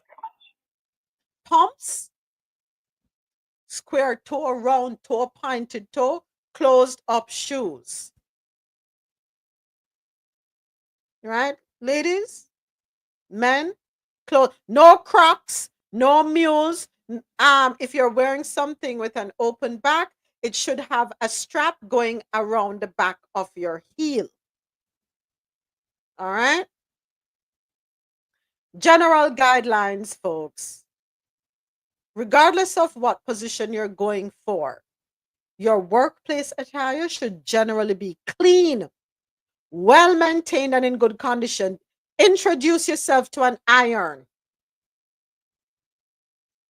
Introduce yourself to an iron. Make you and iron become friend. If you don't know how to iron, beg somebody iron it for you. Do not show up to people's interviews or go to work in crushed clothing. If you are not a fan of ironing, like myself, as soon as it come out, as a dryer shut off, take it out. Don't make it sit down in there overnight and then you take out the shirt and it's full of wrinkles and that you want where got the people them interview or go to the work. No. They do sell wrinkle resistant clothing, shirts. All right. But get in the and you can buy the steamers. So even if you don't want to iron, you can get the steamer, put it on the rack, put it on the hanger, hang it up somewhere, and steam it out, folks. Do not go to work crushed up looking like callaloo or spinach. Please be groomed. You know what? Like for me personally, I tend to be more always on the overdress side than the underdress. Because that's just me. I don't want to turn up anywhere looking like who done it or why. It's just never been seriously. Right. I just always feel like I represent myself, my parents who raised me. I am a professional. It doesn't mean that I can't dress down. Dress down for me is like jeans and something. Right? or some shorts and t-shirts and stuff like that. But you just you're not gonna see me at a wedding looking like I'm supposed to be going to the grocery store. Right. Let me just put that right. You're not gonna see me going somewhere, And for me, and I tell people this: I say, when in doubt, wear a suit, right?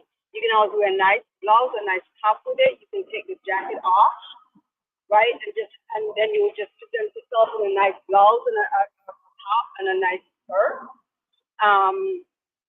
with and that you can really simply present yourself neatly in a nice skirt and a blouse or shirt and a skirt and a blouse or shirt. You don't have to get exactly exuberant or exaggerate. No, you don't have to. Yeah. Absolutely. So in all cases, thank you for that, for that, Dr. Sharon. In all cases, folks, it is important to be mindful of the specific context and to choose attire that is appropriate, respectful, and contributes to the overall tone of the occasion. In other words, folks, go online and look up what is appropriate. Everybody has a smartphone now, or a device, or access to a computer. Go online, look up the information, how to dress appropriately.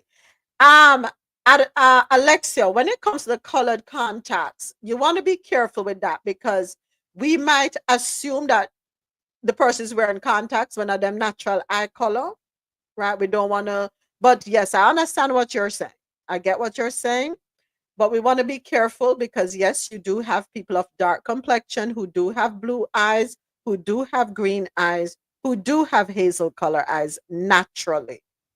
Just like we have melanated people with natural blonde hair.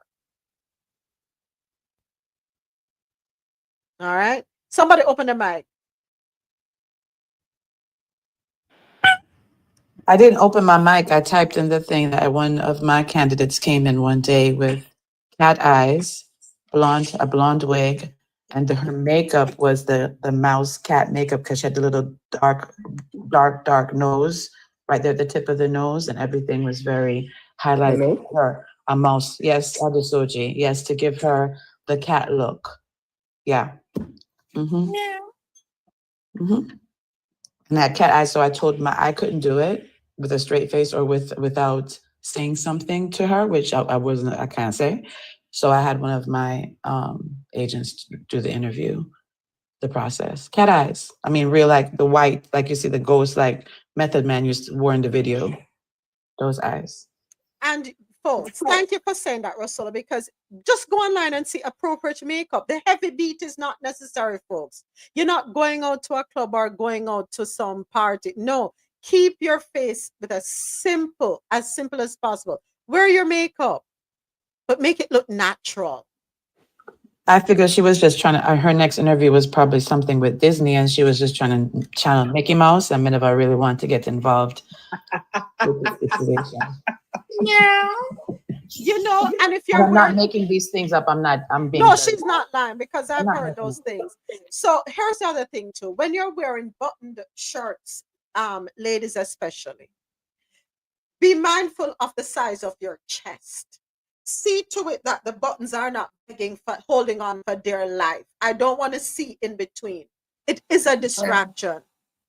Wear the appropriate size shirt. Make sure you have the shirt on and there's that fold, right? It's not gaping or begging for life. Yes, don't borrow your little sister's shirt that is 2 sizes smaller than you. Okay.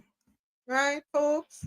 Also, hold on a second, Alexia. Your shirt, I'm not going to share my business. But I have seen some people come in some low-cut shirt. I don't want to see your boobs. I don't want to see your boobs. Cover your boobs. I don't need to see your cleavage. You're coming for a job interview.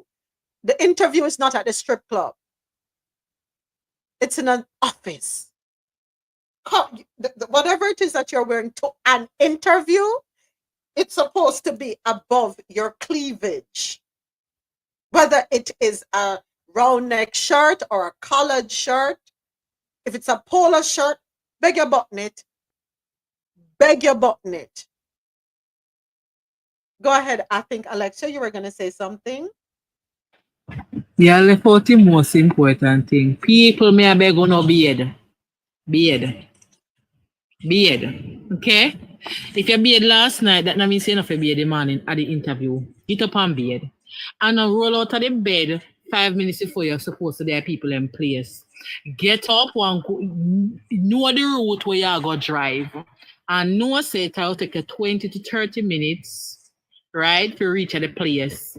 Left out before time. So you're not going to late for the interview and cut about, it's the traffic. No. Get up, beard, and brush your teeth. Wash your face. Look in the mirror before you come out of the house. If you're not sure how you look, ask man in the house. Yeah, understand what I say? Beard. We don't need to know. Say you never beard and use deodorant. And if you wear short, if you demand them, if you're not going to wear a long shirt, lotion your hand them. Woman, lotion on the foot or put on one pair of stocking. We don't need to see a business like that. Right? And I come thinking say we'll get tea and crackers. No. Get something on the way. And for a job. I yield. So thank you for that, Alexia.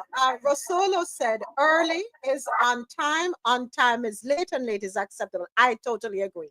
If you're going to an interview, get there at least 15 minutes ahead so that you can get yourself together.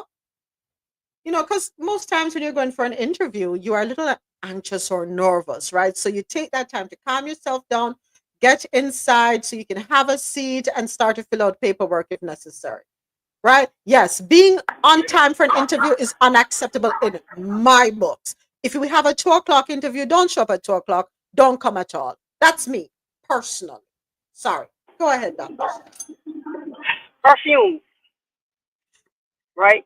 Perfume. That's another one. I'm not against perfume for an interview, but you want something that's very demure, very mindful, very subtle. You just get a pleasant whiff, and that's all you need. You don't need anything strong, and everyone should have some kind of perfume in their collection that fits this. Because you have no idea at what point in time you may even, not even necessarily an interview, but be in company that you, let's say, want to do business with, or some, you're trying to get the attention of someone to, with your business or whatever. But yeah. No strong perfumes. Yeah. Or colognes for the men. It's as though you're bottle. Yeah. A light spritz. If you have if you did bathe the morning off, you put on your deodorant, a light spritz, put on your clothing, and get going. You don't need to overdo it. You don't. It can be overwhelming for the interviewer and those you're going to come in contact with. Some people do have allergies. Some people are allergic, to heavy scented colognes or perfumes. So be mindful of that. If you're working in the healthcare sector, you're pay attention. You know the rules already. You did it in training as it relates to your fingernails. All right? Be mindful of that. Alexa said something that I wanted to double down on. You covered hygiene. Okay, yeah, when you get to the office, and this is another reason why you want to be early for your interview. Go to the restroom and look at yourself. Pat yourself if you're sweating. Make sure, ladies, if you're wearing makeup, you're good. Men, you want to check, make sure you don't have anything in your hair, that sort of thing. No liquor sweat. Yeah, pay attention to your grooming. Let me give you one huge tip. Be nice to the people who receive you, right? The receptionist, the doorman, right? The man you pass on the street going into the office. Because you never know, right? So, and then you can tell, because if you're going to mistreat my staff, Mm-hmm. that's an automatic no. I don't want you. Tell them again. Tell them again. A lot of times people get jobs because of the doorman, or you don't get the job because of the receptionist, because yes, they do ask. They do communicate, folks. How was this person's demeanor when they came through the door? What was their attitude? What was their behavior? Some places, just like with immigration, from you pull up in the parking lot, they're watching you. Oh, you might think it's not a big deal. What it matters. It matters, folks. Step in 1 second and then me done Peter. It's also advantageous. No, should I use that word? Let me know if I use the word wrong. If you know you're gonna go look at work at KFC, right? And at the KFC downtown, right? I think you should do a little research. Because you can't just go in there, people, them interview and them just ask your questions.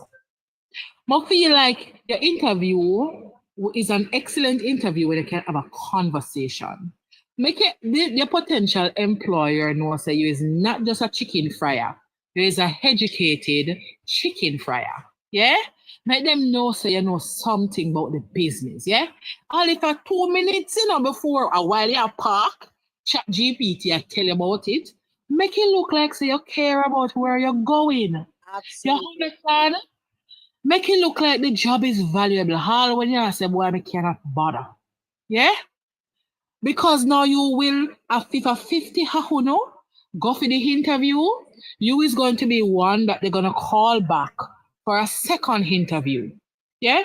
Do some research about the place you're trying to get into. It shows interest in the job and the place. Absolutely. Absolutely. And go with questions. Go prepared with questions to ask. Yes, do your research about the company that you may become an employee of. Do your research. And Jad did put something important in the chat as well. How to pronounce your interviewer's name. When you get to the front desk, ask the receptionist. They will tell you. They will tell you. Ask the person, somebody. They will let you know. Exactly. Because I agree. You hear me stumble with names here on Coffee in Toe. But I know if I'm going to be interviewing with someone or interviewing someone, even when I was in the position to interview folks, I would want to find out how to pronounce their names. Don't feel bad for it. Don't feel bad about it at all. Ask. Any other tips? So we covered dress code. What else? Hygiene. Brush your teeth, brush your tongue. Oh. Before I forget, hold on there, Lenky. Before I forget, do not go to an interview. I don't want to see the teeth in your mouth. I don't need to count your filling. I don't need to see how many you have missing. I don't care if you have perfect teeth. Do not go into an interview chewing gum. If you put gum in your mouth because you want to freshen your breath, you have it tucked away in the back of either the right or the left part of your mouth, and you keep it there. Best thing is to take it out, spit it out, dispose of it. It is better to get a mint, keep some mints, have that before you go into the interview, because you may slip up and start chewing. Because I'm telling you, if you sit in front of me, bye-bye. I won't promise you that I'm not Rosolo or Dr. Sharon or Javed, who may pull you aside and have a conversation. It depends on how I feel that day. First impression counts, folks. Go ahead, Lenky. Yeah, just to add, just came on, so I'm not sure if it was said before, but I think like being confident and not just being confident just for confidence, but just be confident in what you believe in. And, if, don't be scared or be intimidated, be assertive, not because, hey, you're going for an interview, you kind of feel like, they're above me or anything like that. If you believe in something, if you're confident about something, you can stand on that. Because I did an interview once. First part of the interview, I got like 100 math questions to do and some English ones. I literally got one math question incorrect. So the interviewer was like, he's curious to know why, what was the one that I got incorrect. So I said, like, I'm curious too. So when we looked at the question, when I gave my explanation as to why I chose my answer, he told me to go and tell them to give you 100. Because the way I explained why I got that answer, he said it makes sense. And he asked me a question. I'm going to ask you this question in a moment. And when he asked me the question, trust me, he asked me if he offered me 50% of 100 or 50% of $100 or 100% of $50. Which one would I choose? So I'm asking you, which one would you choose? Then it told them the same thing. All right, good. So when he asked the question, I sat there and I thought about it. He was like, what are you thinking about? I said, give me a second. And, I sat there and I thought about it. And then I said to him, I'll take the 50% of 100. And he said, but they're the same thing. I said, yes, you're right. But I said to him, listen, if I take 100% of $50, the maximum I can get is $50. But if I take 50% of 100, there's still 50 to be had. So there's a possibility that, maybe down the line, you may say, here's another 50, And he said, like, honestly, like that was literally the interview. From the math question to that question, and we just sat there, just like reasoning, like bridging. And he was like, listen, I never looked at it this way, and, he gave me a new perspective. No, so that's what I'm saying. Like, just be confident, not because, woman, she's a big radio host, don't feel like, she knows everything and, what I'm saying is wrong or, just be confident, stand on what you believe in, but do so respectfully. Yes, yes, yes. Thank you for that, Lenky. Alexia, careful the words you put in the chat. Beg you, please, and thank you. Beg you, please, and thank you. Me get me alert. My apologies. Actually, I'm about to kill a minute. I try to imitate. But sorry. Yes. Any other comments before we move on? Or have we done enough for today in terms of dress code, especially when you're going for an interview, going to work? Julie said, turn off your cell phone. Yes, thank you for that, Julie. Thank you, Ja. Turn off your cell phones. You're going into an interview, put them on silent. As a matter of fact, just turn it off because chances are it may vibrate and the temptation. And here's the thing, you hear it, you're gonna do this, or your attention is gonna shift. You don't want the distraction. At the end of an interview, tell the interviewer thank you. Tell the interviewer, yes, I'm Adesoji. And yes, Dr. Shan, do not look at your watch as if to say, Lord, hurry up, no attack. No. Don't do that. Don't do that. But yes, put your courtesies in place. Tell the interviewer thank you. Yeah. Okay. Maintain eye contact. If you can't look them dead in their eyes when they're talking to you, look at their necks. It will appear as though you're looking at their eyes, or try to look at something directly above them. It will give the impression that you're looking directly at them. Eye contact is important. Interviewers pay attention to your eyes. It tells a whole story. They can sift through. They can decipher. They can determine. Eye contact is important. When you're going to shake someone's hand, let your handshake be, businesslike. Firm, Thank you. There you have it. not wet fish. Yes. Dry your hands. And extend that hand. Don't hesitate. Extend the hand. It's a pleasure to meet you. Go ahead. Exactly. And don't go in sloppy hands to see if your wrist can't, hold the hand itself standing. So you go in firm and don't stare. Staring is rude and off-putting. So maintain eye contact. You could look the person in the eye. You could look over their shoulder, right shoulder, left shoulder, but you will notice that your eyes are still around their headspace, so that it doesn't appear as if you're glaring at them. AT put something on YouTube. AT said, do not cut off or interrupt the interviewer when they're speaking.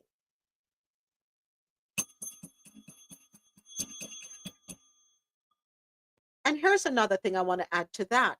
If they have asked you a question in particular and you are not sure about what it is that they're asking you, it's okay to ask for clarification so that you can answer accordingly, appropriately. All right? Listen. Effective listening. And I tell you something, this is something my father always used to say, don't answer what you're not asked. Some people tend to ramble on and on and on and on and on. Answer the question that you were asked, nothing more. Sometimes we like to volunteer information, and that can lead us into problems. Yeah, I learned that from an early age. If they ask you, what color is the sky? And the answer is the sky is blue. When I ask if I tell you how the sky turned blue, the composites and the science and the physics, when I ask if all of that. Sometimes simple is best. Don't go in there trying to use dictionary words. Simple is best. Right? Okay, I might just use the wrong word. The color of the sky is enunciated by the shade of blue. Wow.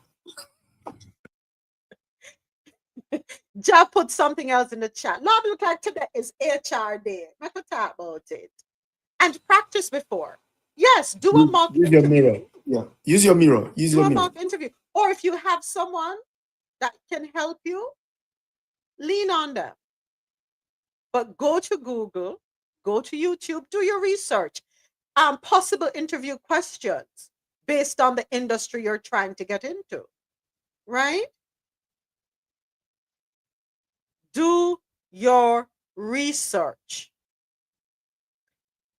Look at the possible questions you may be asked and what are reasonable or appropriate answers that you can give.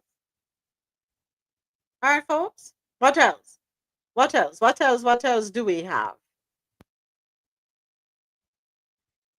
Put it in the chat. Put it in the chat. Break it down, Paul. Break it down in the chat. Break it down. All right, folks. Any other suggestions before we move on? And I hope this was beneficial to someone listening, whether listening online, on YouTube, or right here with us on TikTok. The goal is to educate, make you all aware, because we don't know everything. We don't know everything. Right? So I hope that we have helped someone so that you can turn around and help somebody else. Oh, another thing, men, when you're going to interviews, can I make a suggestion? Tuck your shirts in your pants. Please.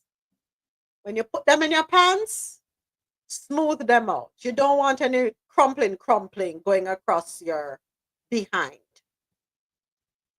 AT says, do not interview hungry. Hold on. I'm gonna move. Marlon, may I move you down?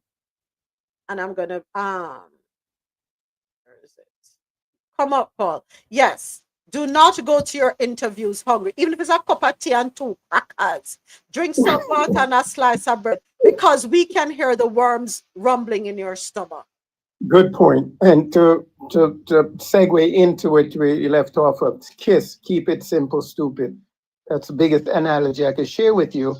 And it's for interviewing.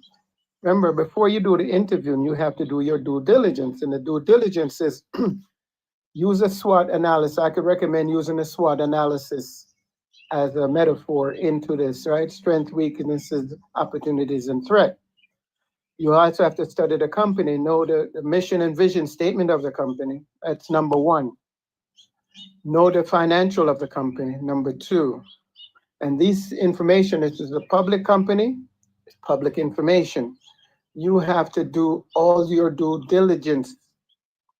And what you want to do is get intel on the company. Somebody you know work at that company.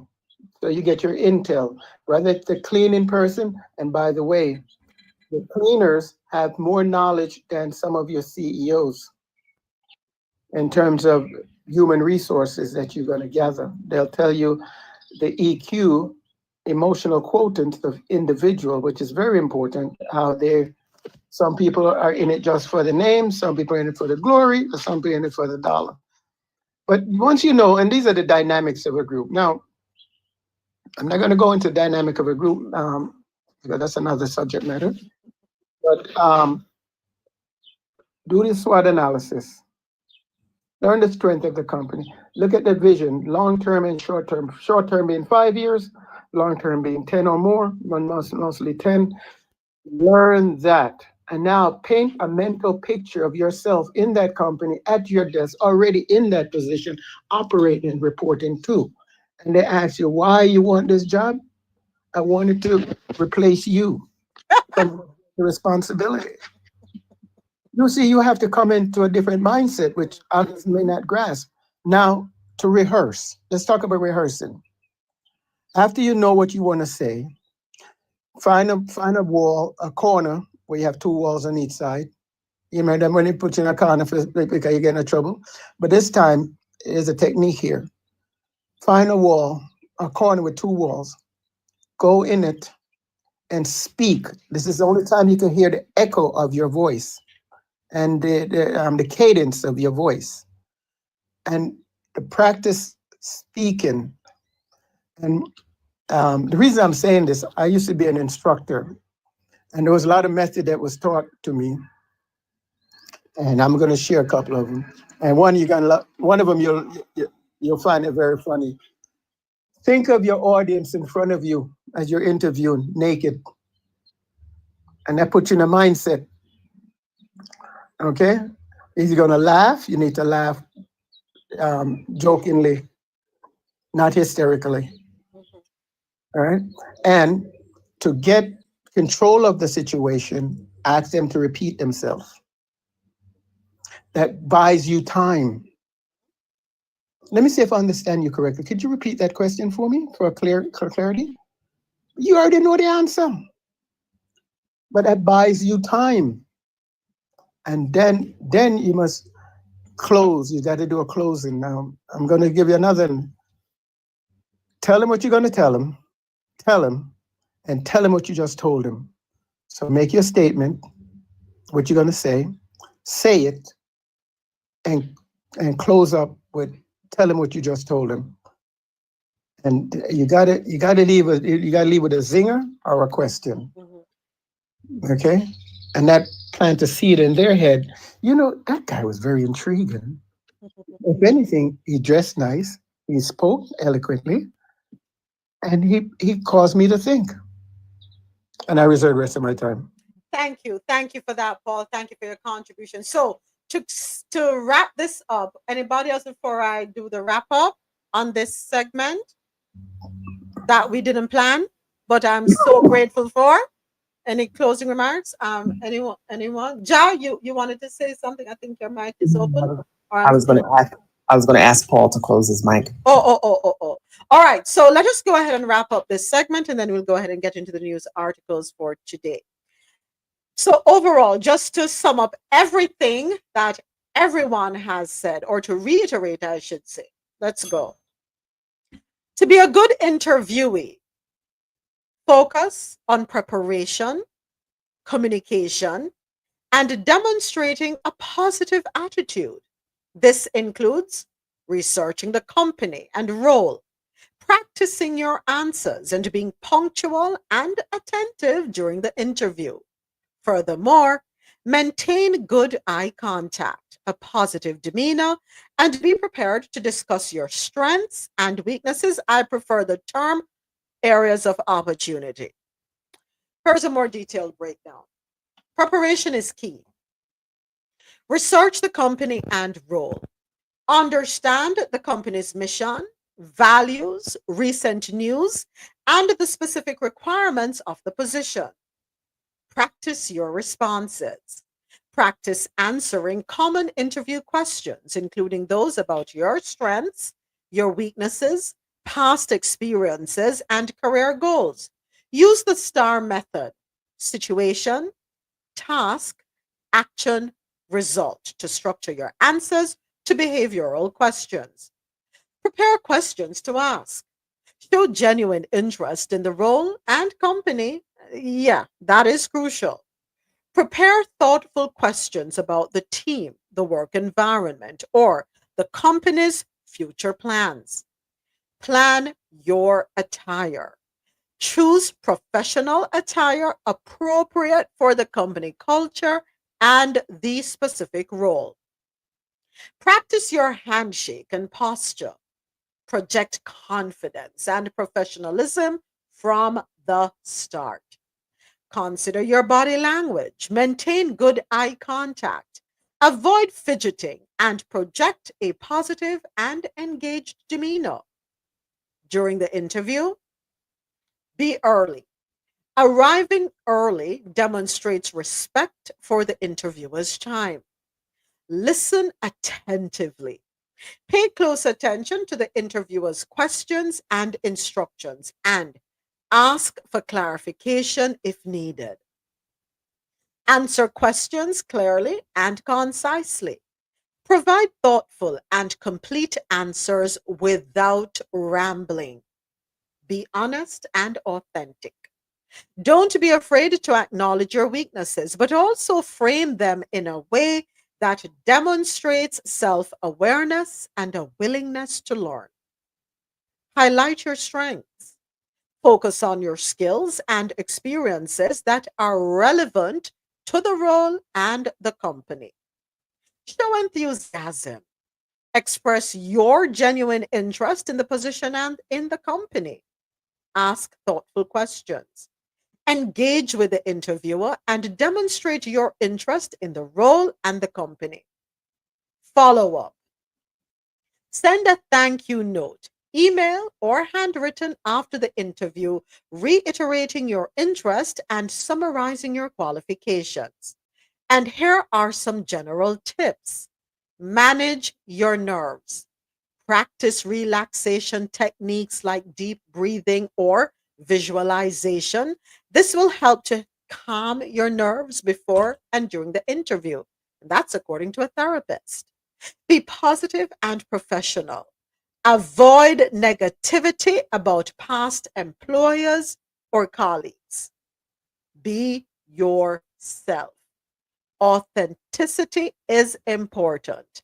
Let your personality shine through while maintaining professionalism. Remember the 3 C's: competence, confidence, and courtesy. Focus on the 5 C's: confidence, communication, competence, culture fit, and courtesy. And there is so much more information available out there, folks, but this is just a little bit to help you or to help you help someone else. All right? Courtesy is huge. And as Dr. Sharon said, how you greet the least of those within her organization, within her company, within any structure, will determine how you will treat everyone else. So be mindful.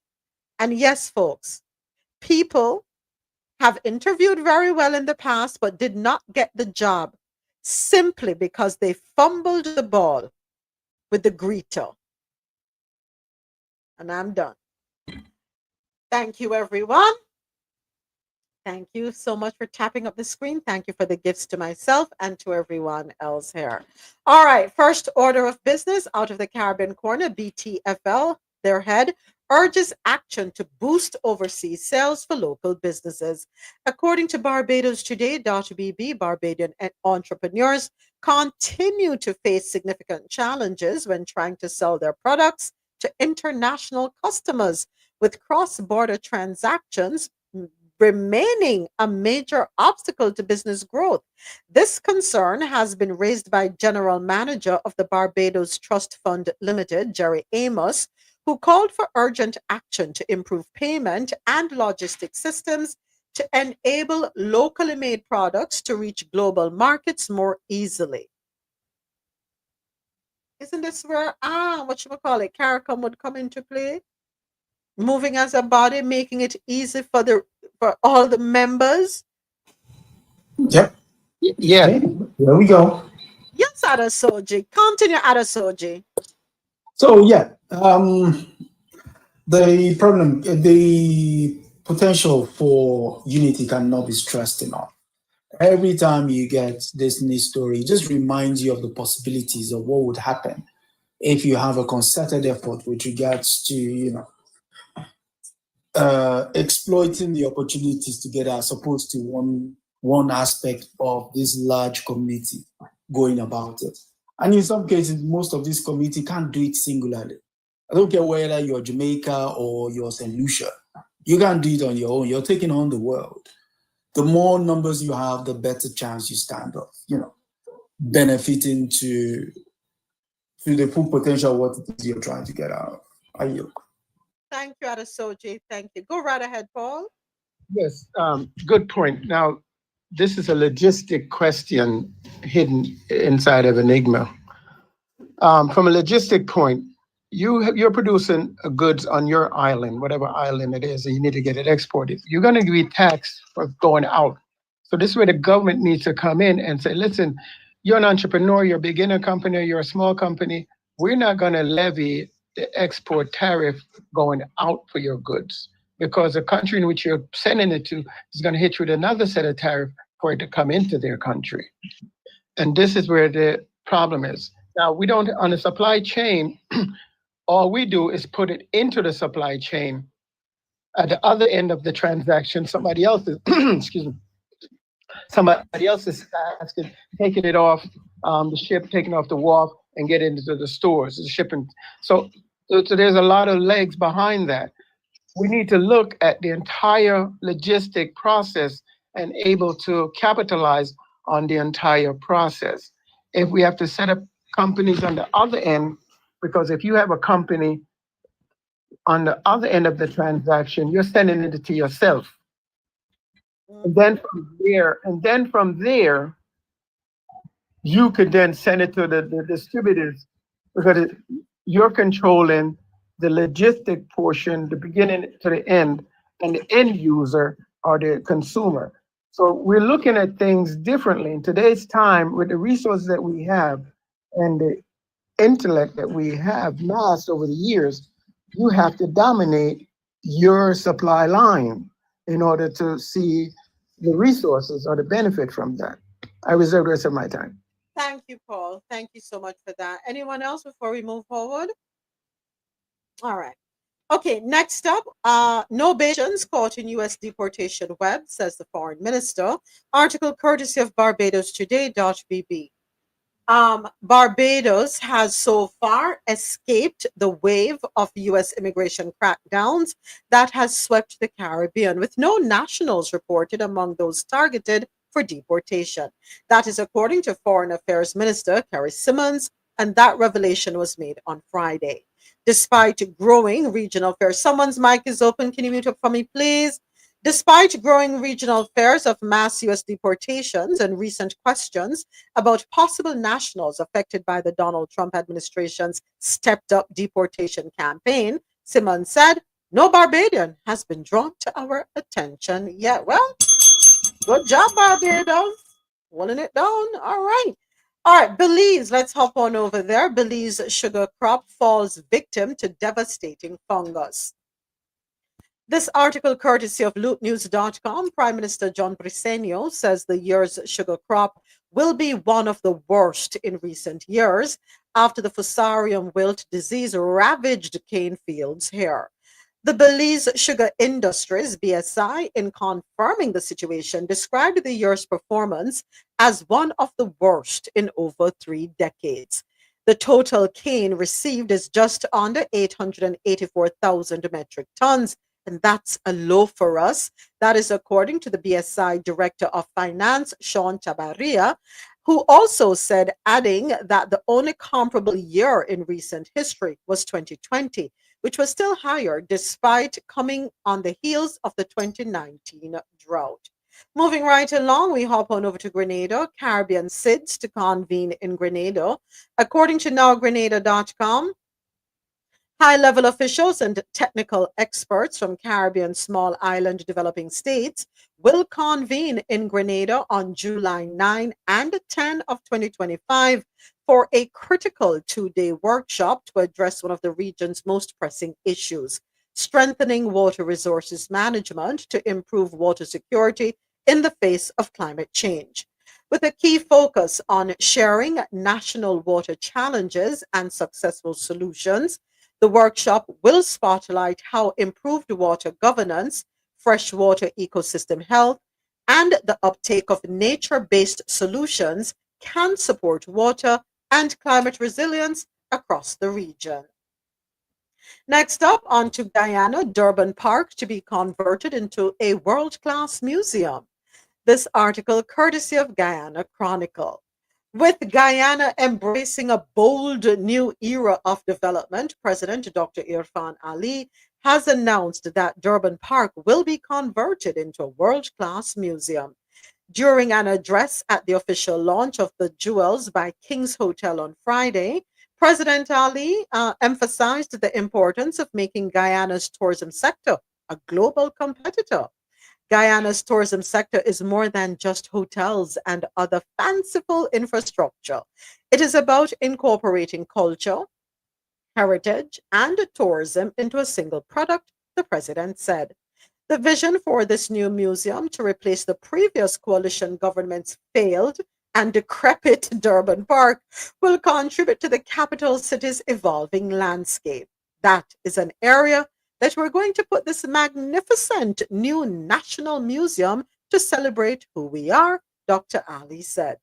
The People's Progressive Party General Secretary and Guyana's Vice President, Dr. Barack Jagdeo, recently said his party would rehabilitate the facility once re-elected. All right, Ghana, according to James, the new hot girl on the block, turn up the thing, Ghana. What can I say? Currently, Guyana has 4 urban parks: the National Park, the Botanical Gardens, and the Zoological Park in Region 4, as well as the Joviara Park in Region 3. We're still in Ghana I think we have 2 more stories out of Ghana. Ghana has been recognized as one of only 9 new super basins, according to S&P Global. Article can be found on oilnownews.com. So Guyana has been identified as one of only 9 new super basins worldwide to deliver over 5 billion barrels of oil equivalent since 2000. The classification was presented by S&P Global Commodity Insights at the recent Suriname Energy, Oil and Gas Summit. The analysis found that since the Liza or Liza 1 discovery nearly a decade ago, Guyana has emerged as a major contributor to global oil volumes. It joins regions such as the deep water Gulf of Mexico, Brazil's Santos Basin, and the Nile Delta in Egypt. Now, super basins, for those who are wondering, are defined as larger scale basins with proven long-term productivity. S&P Global reported that Guyana is part of a new wave of discoveries that continue to shape global supply outlooks. Our final article out of Guyana. As a matter of fact, no, yeah. Ghana and then Suriname. So Ghana launches first ever mental health court. Article courtesy of CaribbeanNationalWeekly.com. In a groundbreaking move to improve access to justice and care for individuals living with mental health conditions, Guyana has officially launched its first ever mental health court. The specialized court will operate from the Georgetown Magistrates Court using the principles of therapeutic jurisprudence. This is to address cases involving defendants whose mental illness may have contributed to criminal behavior. Attorney General and Minister of Legal Affairs Anil Nandlal praised the development as a pivotal moment in Ghana's legal and social progress. He said, "The opening of the mental health court is an outstanding testimony to the evolution and maturity of our society to holistically address the issue of mental health in Guyana. Particularly, this court will help us to deal with defendants whose mental illness may have contributed to the commission of a crime." Big up your hold on the Guyana. Y'all are being trendsetters. I love it. Love it, love it, love it. So Nandlal noted that the new court complements the Mental Health Protection and Promotion Act of 2022 and may require future legislation to regulate its operation. Awesome. Awesome. And for those of you wondering, okay, how it's being funded, the court was established with support from UNICEF, the United States Embassy, the judiciary, and the government of Guyana. I'm here for it. I am here for this. We too often, especially, we have a story coming up which an update, which I know I went off my rockers with this one, with the gentleman who was awarded the $120 million in Jamaica because he was locked up for 50 years because of his mental health issues. No trial, nothing. Too often, the least of us get ignored, right? So I'm glad to see that they're doing this over there. All right, next up, Suriname. You're up. Total Energies acquires 25% interest in Block 53 offshore Suriname. Why? South America, North Coast, you're going with things. According to YahooFinance.com, Total Energies has announced the signing of an agreement with the Spanish company Moeve, formerly Cepsa, to acquire the 25% interest that was held by Moeve in Block 53 offshore Suriname. The acquisition positions Total Energies as a partner in the license alongside APA, which holds a 45% stake and operates the block, and Petronas, which owns 30%. Block 53 is situated directly east of Block 58, where Total Energies serves as operator with a 40% stake. No, you know what, let me keep it moving. Any comments before I move on to our next set of stories? Anyone has anything they want to say based on any of the stories that you may have heard earlier? Go ahead, Adesoji. I mean, the discovery of oil anywhere in the world is a threat to our very existence, knowing fully well what role it plays in global warming in terms of fossil fuel. While we should celebrate it, but we should also be careful how we manage said resources. Are you? Yes. In regards the oil issue, because I was in a big debate and a lot of the platform about this. Remember, you have to be careful of the language in which they're using, the exploration or potential. These are the words that they're using. However, for Jamaica, the Tully Construction, who have the contract to drill in Jamaica, Jamaica is only going to yield no less than 15% of that product. My question is, we need to nationalize the oil to elevate Jamaica's infrastructure, lifestyle, and quality of life. But now it's moving to be privatized. So that's going to be a contemporary issue nationalization of oil versus privatization of oil. And that is where the enigma lies. Barbados, we're going to switch over to Barbados. Said, well, them not catch me yet, so I'm going to raise my hand. Keep it.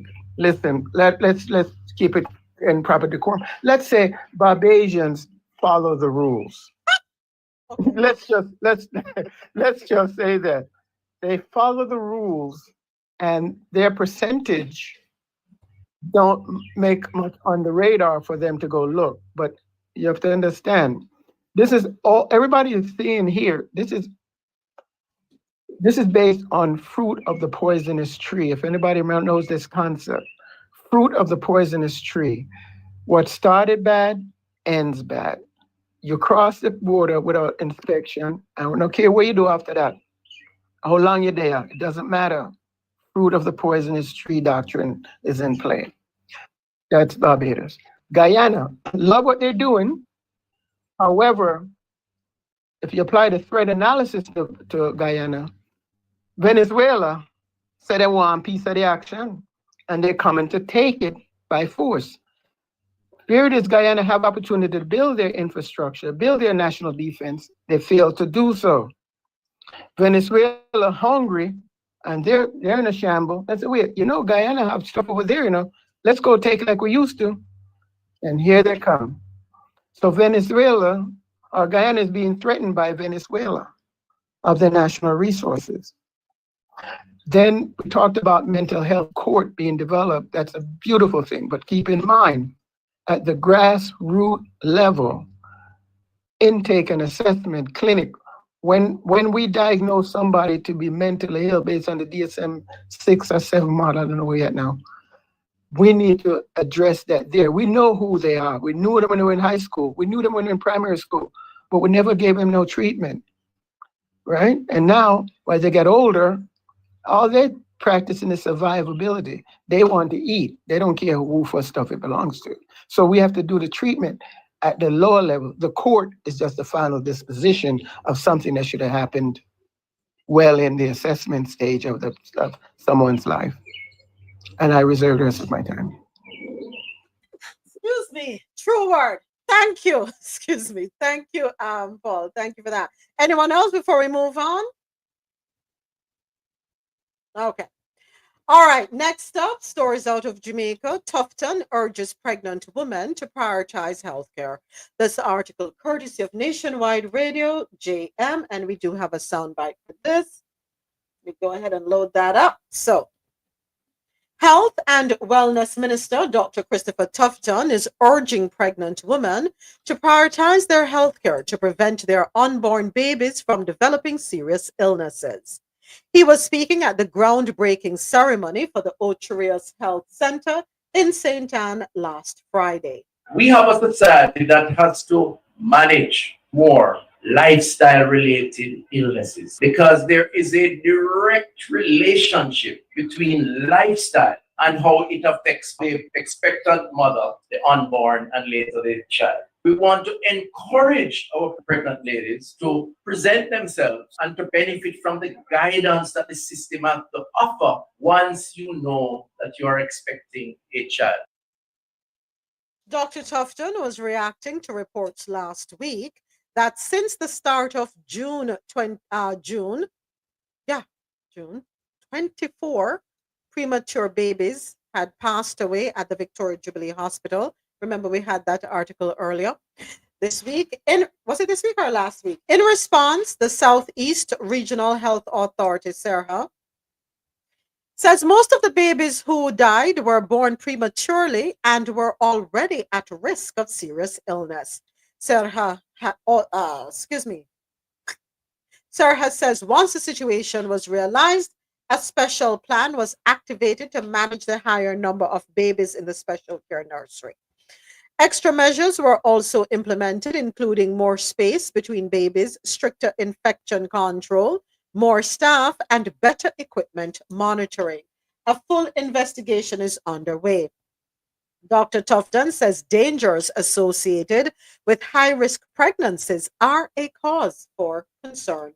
When you look at some of the risks that contribute to high risk pregnancy. We have to be concerned that we have to educate, inform, and encourage our families, mothers, their partners to seek help early. Because when I look at the data as the major causes of high-risk pregnancy, hypertension, obesity, cardiac disease, sickle cell, sepsis, thrombolism, these are issues that are related to lifestyle. And we're not blaming anybody for anything. Let me be very clear. What I'm saying is primary health care is about community. Premature birth can be the cause of several things. Oftentimes can be treated once there's early detection and a knowledge as to how to clinically manage the particular circumstance.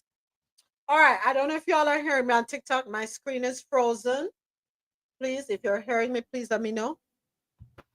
Yeah, we hear you. Yes. Okay, Yeah. awesome, good. So I can't see anybody. I must let you know. I'm here. Thank you. Thank you all. All right. So I'm gonna have to trust everybody to be my ears. I don't know what happened this morning. All right. So Dr. Tufton, yes, I can appreciate your message that pregnant women need to take care of themselves. Go to their prenatal visits. It's important. However, we also need to bear the burden of responsibility in seeing to it that we have the proper infrastructure in place, right? Some things are inevitable. You can do everything right, have a healthy diet, live a healthy lifestyle, and you still have a child that can be born premature or born with complications, right? It can happen. We want to know that infrastructure is in place to take care of these children when they're born with any complications whatsoever. 24 premature babies dying in 1 month is unacceptable.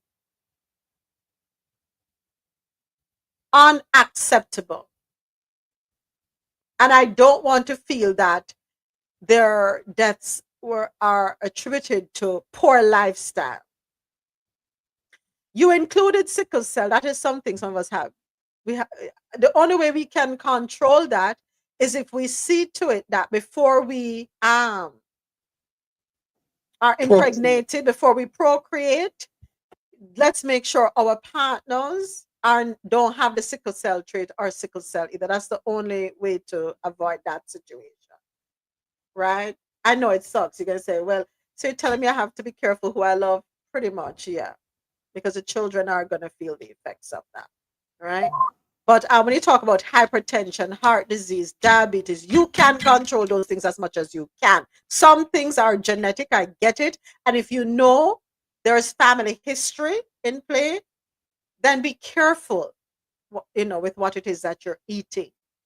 Pay attention. Go right ahead. I know someone opened their mind. That's me. Do they have affordable clinics for the women who may not or cannot afford a regular doctor? Yes, we do have health clinics all across the island. Why am I ringing the bell? We do have health clinics all across the island, and these clinics do provide care for low income or persons who cannot afford private care. Okay, let me put the devil's advocate into this. Now, let me see if I understand.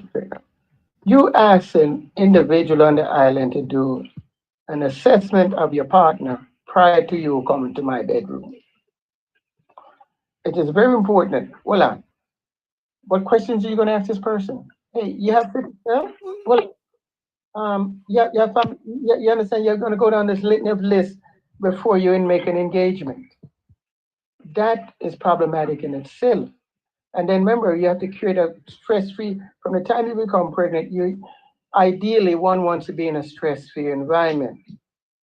Now that's even complicated because the slightest little thing may trigger someone's emotion and spike up their blood pressure, which we take for granted, but it affects the child. So bottom line is this: frequency. The things that you say to someone transcends to the child, the unborn child. If you say positive things happen.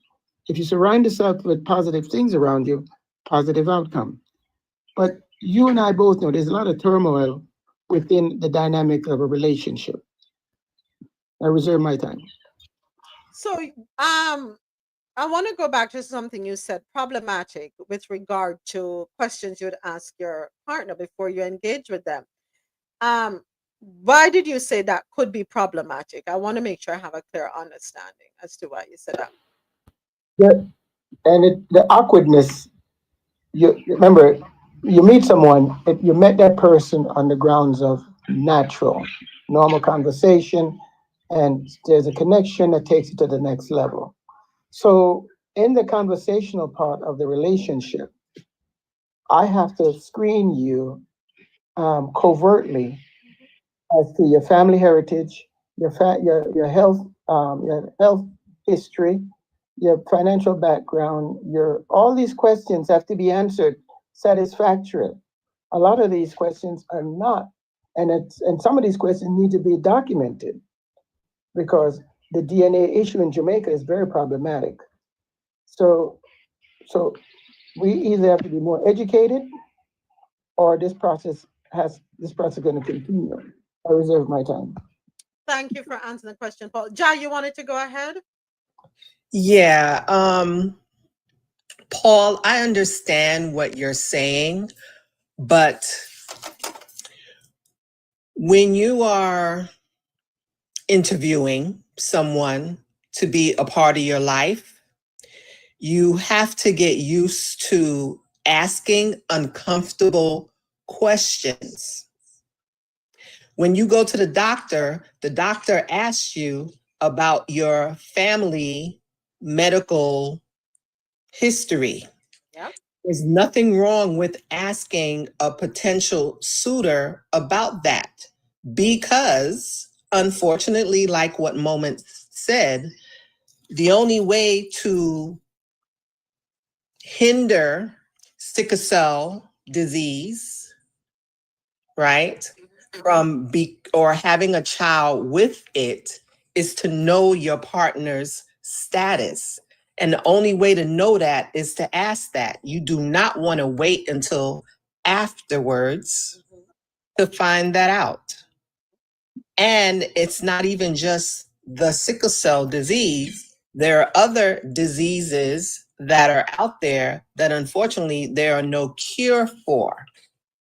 So before we become intimate with someone, we have to start to become comfortable with asking these questions and even getting physical receipts. I yield. Absolutely, Ja. And if we were asking the questions, we could avoid a lot of problems. But because we get so caught up and we're distracted, we push those questions to the side and then we worry afterwards when the complications come forth. For example, with sickle cell, if I meet someone, let us say I have the trait and I meet someone who has the trait, and I know that up front, we say, yes, we still want to be together. We know, so well, guess what? We're now going to have more than one child because the first child usually only comes with a trait, but the second child will more than likely come with full-blown sickle cell. Understanding how these things work, knowing the biology and the science behind it comes in handy. It's a part. So now you can make a better choice. Family planning comes into play. This is the person, you want to get married, fine. But know that if you have more than one, you're putting those children at risk too. And you have to let your children know, right? So you have a child who is now born with the sickle cell trait. They need to know this so that when they go out there and meet somebody, they can find out from that person, if it's somebody they're interested in having a future with, they know how to move. Unfortunately. Now, what is wrong with asking somebody if I mean, I know it sounds a little off. I know it can come across and it can be a little insulting and such. But You say you want to have unprotected intercourse with me. I don't know your history. I really don't know your history. I don't. So am I out of line for saying to you, have you ever had an blood work done to see if you have any STDs? Am I out of line for that? I don't know. There's certain questions. Hold on. I say I comment. Will they allow women to get a treatment after the first baby if they have the trade? You know, I don't know, Cupcake. I'm not sure. I think that may be a decision the woman and her partner may want to make, you know. But yeah, I think there are certain questions we need to ask. We are interviewed for jobs before they hire us, right? We interview people before let us say we own businesses. Don't we interview to make sure we are selecting the right candidate for our jobs? So why are we not doing that in our personal lives? We're just going willy-nilly with anybody. Notice? We are careful and calculating with who we allow to work for us, but not with who we sleep with. Listen, the emotion is in front, the feeling is in front. Listen, we don't have time for that. So that's what happened, the mindset. This is the mindset of most women. We just want to satisfy that a moment. Yes, it comes with consequences. The risk you take. And that's basically what it is. We're playing Russian roulette with our bodies in today's time. And even then, now the question is, all of us in this group, before when we picked our partners before, did we ask that question? No, I agree.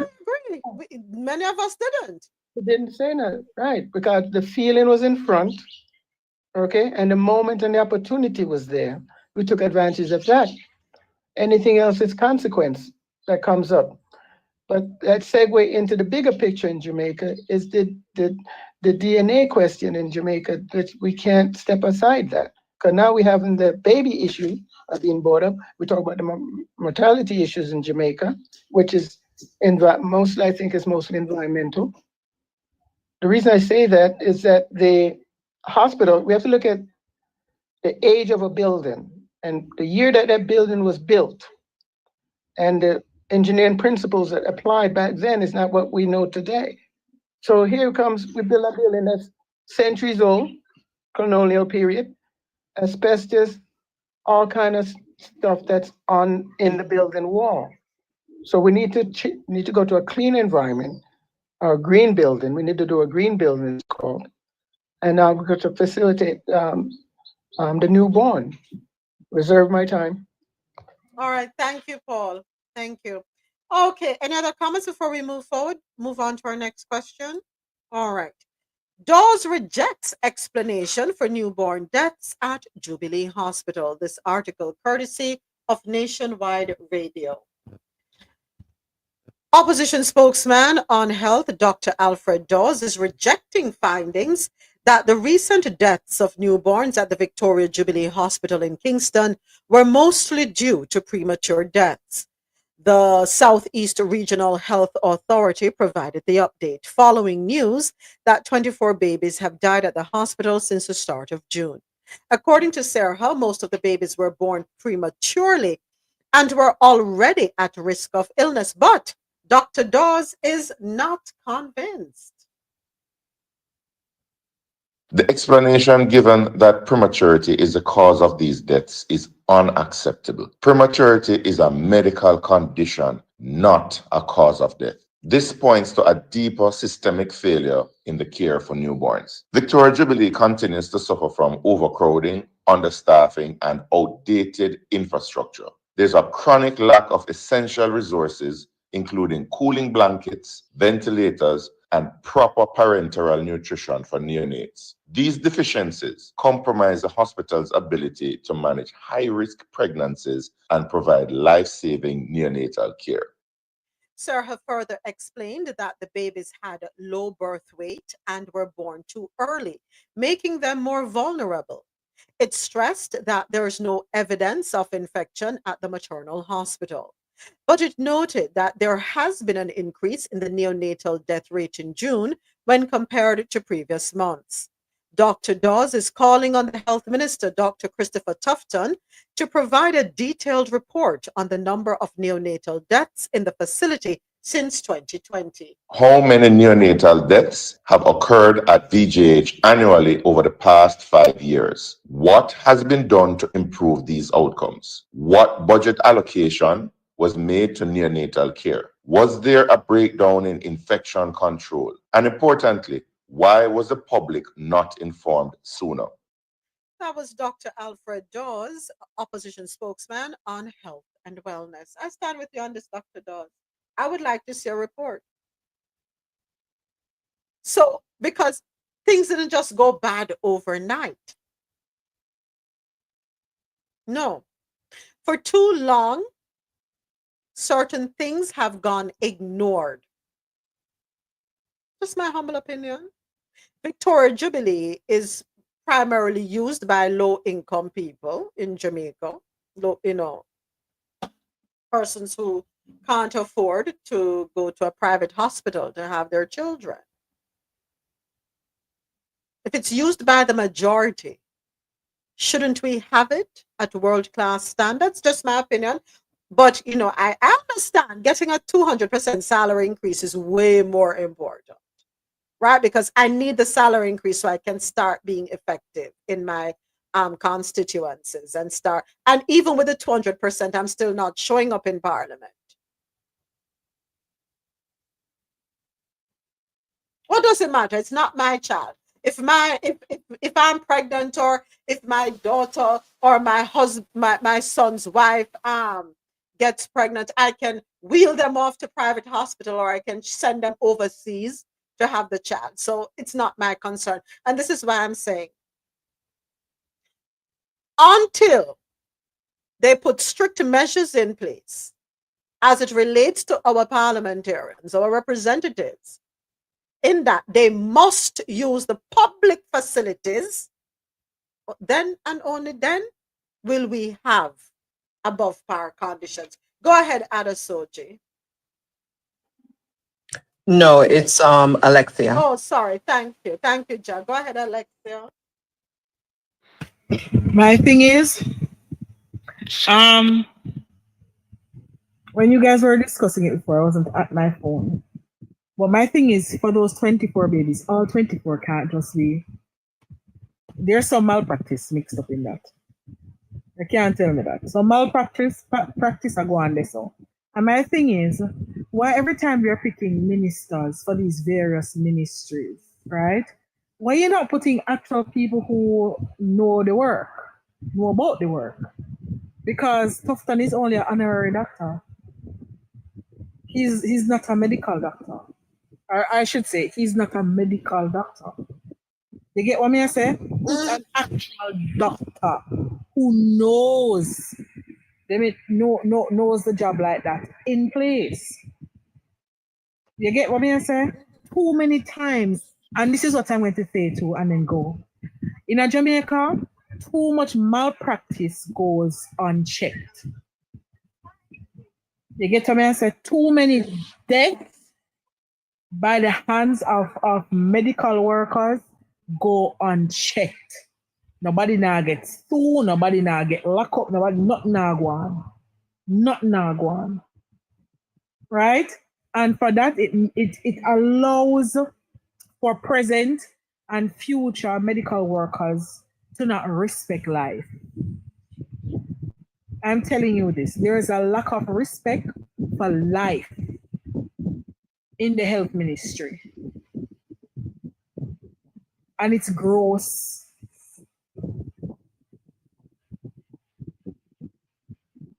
It's gross. Hold on. Can we wait for her to finish, please, Paul? Were you finished? You're finished, Alexa? Okay, go right ahead. Go ahead, Paul. Yeah, there was a pregnated pause there, and that's why I slide in. Listen.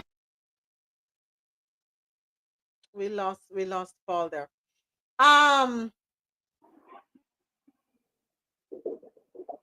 Dr. Sharon, go right ahead. Yeah, so what they need is they need a root cause analysis in every incident, every occurrence that has happened, every miss and near miss, every cause of unalignment to, to figure out what the root cause is of every particular situation. For example, do we lack the staff equipment? Do we not have the medicine? What don't we have? How can we improve it to, to reduce the mortality and the morbidity of babies and women? So, they seem like they got a lot of work to do. They have lots of work to do. And I mean, I do understand what Alexa is saying. They talked about accountability. That of the medical personnel don't have the accountability and like a device. Like for me, I talk to my patients, but I tell them, listen, I'm not telling you this because I'm actually telling you this because it is the correct information. I want you to understand so we can come to, a good decision for you. So there's definitely things lacking because the mortality rate should not be that high. Absolutely. That's quite alarming, actually. That's alarming. It is. So where's the public outcry? Where's the public uproar?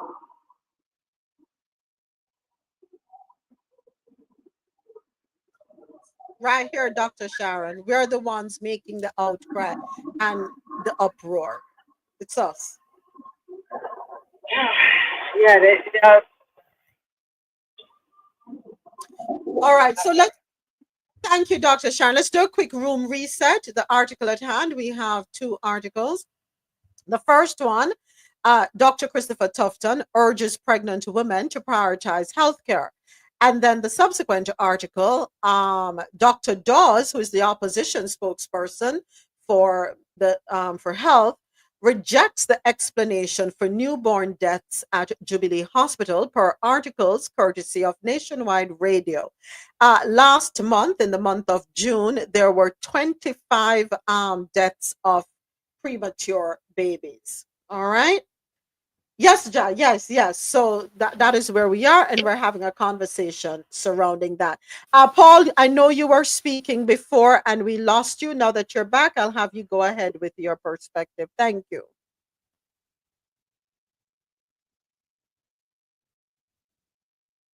Okay, we lost him again. Go ahead, Dr. Ja or Dr. Leslie. Who is it first? I'm not sure. Dr. Leslie. Oh, okay, great. Thank you. Good morning. Good morning, Dr. Leslie. Ooh-wee. 4. 24, 20? In 1 month. No, see, and no, that would never fly here in the United States, ever. That is a huge problem, and I am surprised that they're so casual with it.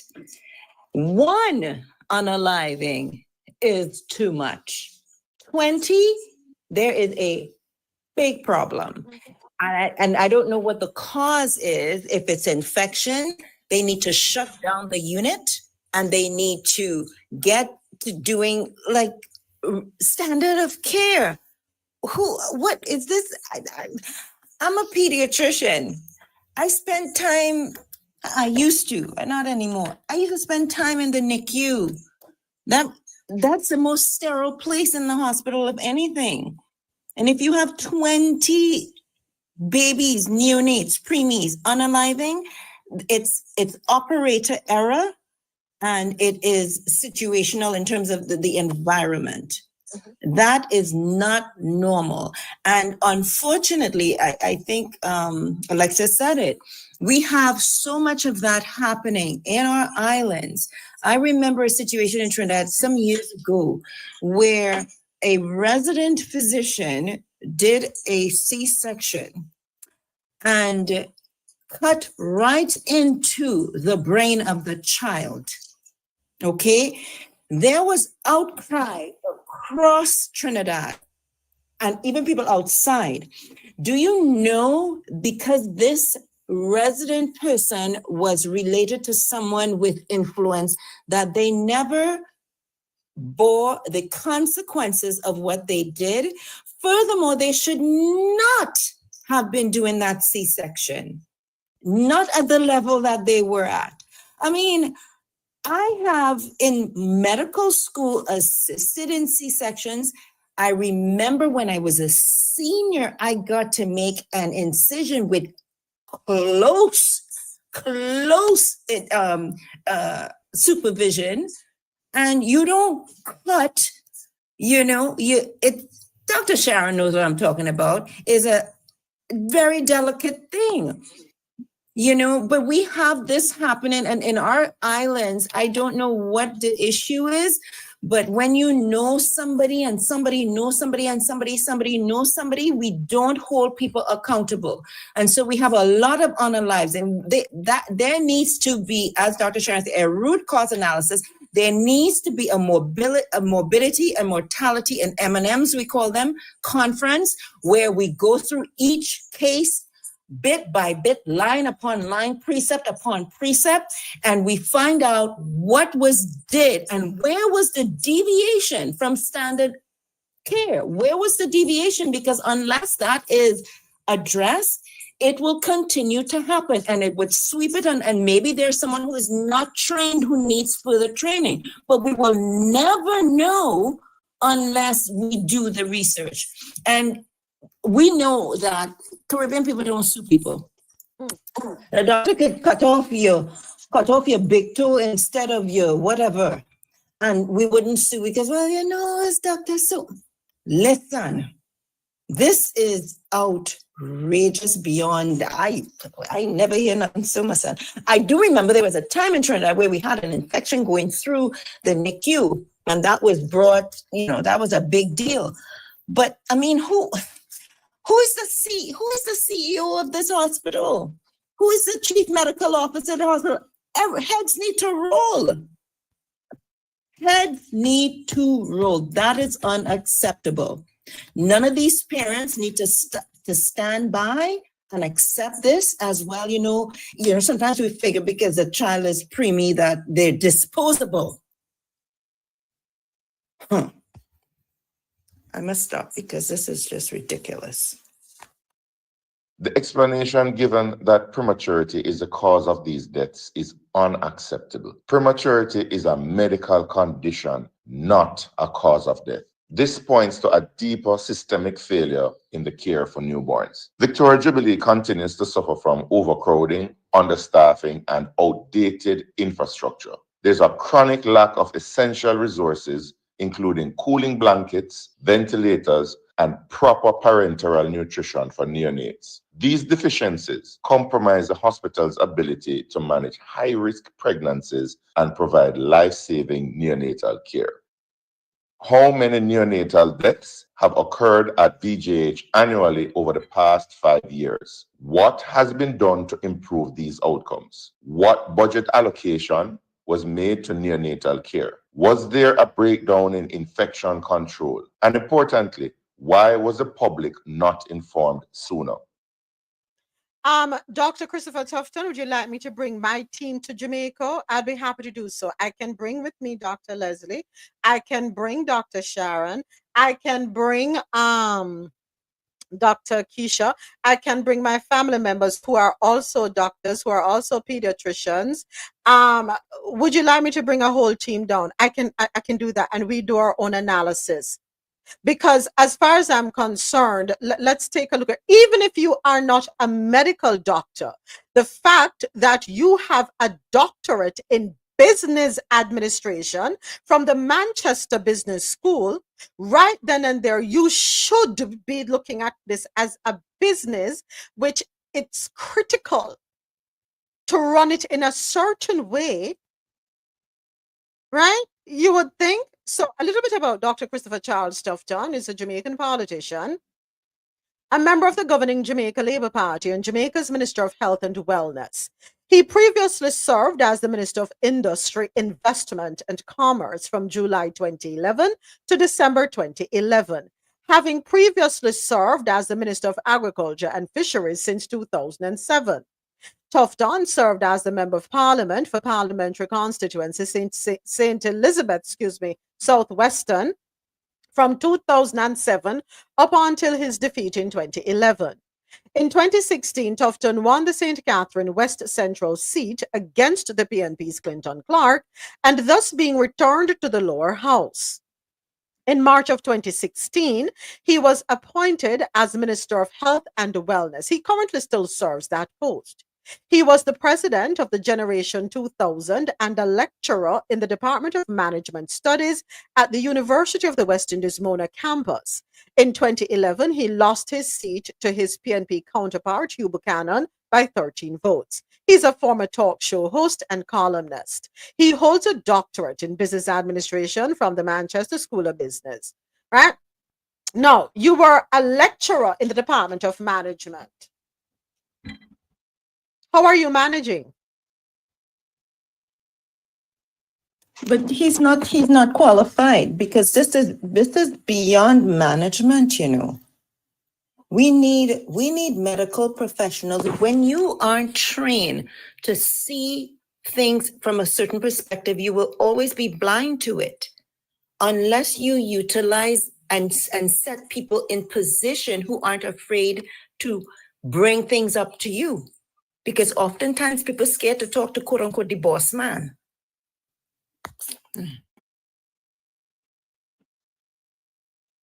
I'm saying is this, right? It doesn't matter who is in government, they keep putting the wrong people on purpose in the wrong ministries. And that's because they're approaching it as a business. Just like what Dr. Leslie said in the chat, you cannot put a business person in charge of medicine. Never. Because they'll be always looking at the money aspect. Now, granted, our medical, our hospitals and clinics are proverbially free, but at a consequence. It's free, but at a consequence. Now, Doc, if I'm wrong, any one of you, if I'm wrong, please correct me. When a baby comes prematurely, right?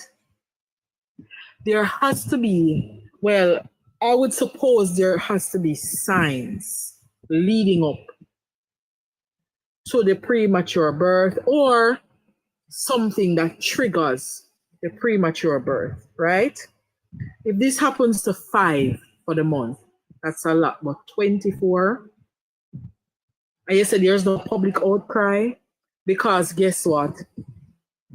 The article that I saw this on was a very short article. There was no follow-up article. I scoured the news. The newscast was very short for it. Right? But yet we have people, we have factions who are protesting for pro-life. Where are the pro-lifers? Not because this happened in a medical setting doesn't mean that the pro-lifers shouldn't get involved. Where are the Jamaicans for justice? And not just because somebody gets unalive in the streets, get put down in the streets, you're going to show up. This is a part of your thing too, your campaign. You understand me? You're right, Dr. Leslie.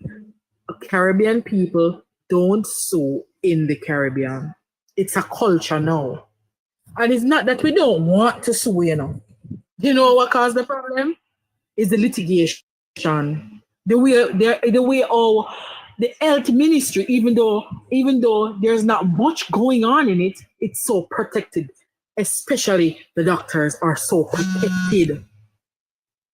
They're so protected. It's not funny because they've been. Alexa, move that phone. Then What's happening? Your thing a vibrate loud up the place. I'm sorry. My apologies. Not only, if you ever hear stories of children going to the hospital for a broken arm and a broken leg, and then the parents leave them overnight and come back the next day, the bed that they were on is clean. You ask the question, oh, that child unalive during the night. For what reason? Nobody has nothing to say. You try to get to the doctor, nothing to say. A nurse, nothing to say. You finally get to a lawyer. The lawyer said, all right, where for go? Go do some deep digging. No deep digging can go on. After somebody feel fear and say, all right, let me slide a little information. Everything that, if you're supposed to go back in the history of just one hospital, and I'm telling you to go to everyone, just one hospital, and see the amount of malpractice that has happened. Even with myself, when I went to give birth to my daughter, after having her, I got stitched up the following day, and they gave me penicillin moments. And you know what was written? I've heard too much of that, Alexa. People getting stitched up the day after. You know what was written on my? You know what was written on my docket in a red marker at the front? No penicillin. Before I got it, because they did the requisite blood tests to prove that I cannot take penicillin. And there's a student Indian doctor that stitched me up. You see, by the time I come out of that examination room with my baby in my hand to go back on the ward, because you know they split the ward in half. Half of the ward is for who haven't had baby yet, and the other half is for who has. It's by the time I reach down at the bottom of the ward to my bed, I'm shaking like a leaf. Is another mother had to get up and take my baby out of my hand and put down the baby. And by the time that happened, she keeps saying, nurse, nurse, nurse. And the nurse them stay from way up at the nurse station. What is it? And they must have come, something wrong with the mother here, and they didn't look. You know who look? One of the lady them were clean the ward, a pink and white uniform. And the mother stop her and say, no, something do her, and see her eye turn over. And they run, the pink and white run, go up when you see one bungler nurse come down. And them come down and them plaster my skin in an injection. I blackout, you know, I wake up, dead night. You know, I wake me up, the sensation of something cold going into my veins. And when I look, it was a lady, a nurse, putting in medication through the IV. And I grabbed up the IV and crush up the thing, the IV line. And she said, what you doing? What you doing? I said, miss, what is that you just gave to me? It's a medication. And this is a habit they have. You know, if you question them, if you just take what they're giving you, you know, if you question, you know, if you ask how, you know, if you ask what it do, you know, if you ask side effects, because enough of them don't even know the side effect. And when I said, what is it? She says, your medication. I said, what is the name? She said, penicillin. I said, nurse, no, I got it today and I blocked out. I'm not supposed to take it. Please, me, I beg you, check me docket. Check my docket. Miss, I don't have time for this. This is what is written here and you're supposed to take it. Me say, look here, no man. Me say, check my docket. And the docket, they moved me from the back of the ward to the front. You know which part they put high risk? So the people then put me, you know, the docket is less than 2 feet away. And she refused. I me scrunch up the IV card and get mad. And I had to come off the bed moments and start pick off the tape off of the IV sitting and drag it out of my hand to save my own life. And beg a piece of cotton. And they call me problematic. You hear? You see, when they actually go look on the docket, they see the big old no penicillin. You know what I did? I take my baby, wipe her down, dress her, me, beg somebody look for my baby, and I go bed and dress in my clothes and 3 o'clock in the morning, come say me I go me yard the next day. Yeah, me I go home. Me I self-discharge. And them now go kill me off in here. And I called my baby father the night before day and I tell him exactly what happened. You know what he did? Come up at the hospital the next day with a lawyer.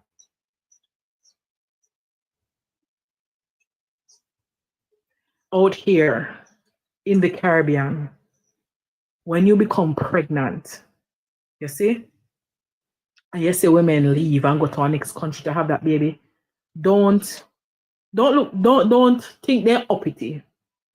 They're able to do it, so they do that because they think it's best. Right? When you see somebody can afford to go Chess or one of them big hospital there, hospital also, nobody think they're uppity. They know why they are doing it. You see, when you have somebody you were pregnant in your household and them gone up a hospital to have baby, pitch tent out a door. Pitch tent out a door. Make them people in another hospital know that these people have people. You see, if you have a little money in your pocket, friend one nurse, slip her $5,000 and say, me I beg you, look for my daughter, look for my sister, look for my friend. Because it go a long way. And when you hear women actively here in the Caribbean, actively not having children, when you hear our birth rate go down, no ask why, man. I'm tired of the abuse. I'm tired of it. And I rest my case. Thank you, Alexia. Well, I hope y'all are listening in Jamaica. Go ahead, Dr. Sharon. I have questions. Why are you barking at me? You know what? Let me move. I don't know what your problem is. The abuse. I'm coming. I'll be back. So, okay. So if you have a delivery and you have a laceration or episiotomy, you're telling me it's repaired the next day? Mm-hmm. It's a habit I've heard in Jamaica. I didn't hear that correctly. You're right. It happens to a lot of women in Jamaica. I've heard that women will deliver today and the episiotomy is done the next day or none at all. But why? First of all, why? Because, okay, so then the question is, who is delivering? Are they delivered by physicians? Because sometimes a lot of midwives. Well, if you're okay, so the midwife is supposed to know how to do a simple first and second degree repair, at least, right? So why are you not repaired at the time of delivery? I'm just confused. I'm just because it just don't. It doesn't make sense. Because Dr. Dawes just said, Dr. Sharon, understaffed. You might probably have Hold on. So you're understaffed. So who is delivering you? The one midwife might have 6 or 7 women line up to have baby. And to make things easier upon them have a cut culture. Yeah, man. You might not need a C-section, but just to make it easier upon them, then send them go to theater go get cut. No joke. Because an episiotomy that's not repaired or laceration that's not repaired properly, right? Then it's prone to infection. Because I mean, the vaginal perineal area is not a clean area, right? We have tons of bacteria in that area. It's not clean. So that we already know, right? So you're leaving something to be repaired the next day are not repaired at all. I can imagine the amount of sexual dysfunction within females because of that. Dyspareunia, which is pain with the Jimmy Jam, the horizontal hokey pokey, right? How? I mean, as a woman and as an obstetrician, as someone who delivers babies regularly, who repair laceration regularly, it's just not. No, no, ma'am. No, no, ma'am. No, it's. I can't even. It's unfathomable. I cannot. I can't even. Dr. Sharon, it's unfathomable. And what's even more heartbreaking is that the people who are usually at the receiving end of a lot of this malpractice, mismanagement, are what we consider economically poor people. And we, I remember growing up in Trinidad, and my school was right next to the maternity ward. And so you would oftentimes hear the women, screaming out in in labor. And you would also hear them getting boof on your mouth. You wasn't screaming when you was having sex. Oh yeah, they do that in Jamaica too. I hear That kind of an attitude towards women, a complete disrespect and disregard. That's what it is. Disrespect and disregard. Unbelievable. Dr. Leslie, I've heard of those stories happening in Jamaica as well. And so I'm extremely grateful. I'm really grateful because I remember when I was pregnant with my first son, and at the time, a co-worker, his wife was pregnant, and she delivered before me, well before me.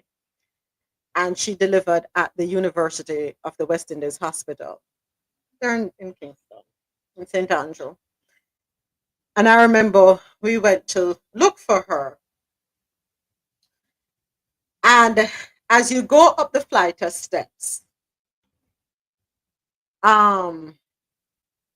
you're greeted with this huge ball of sheets rolled up.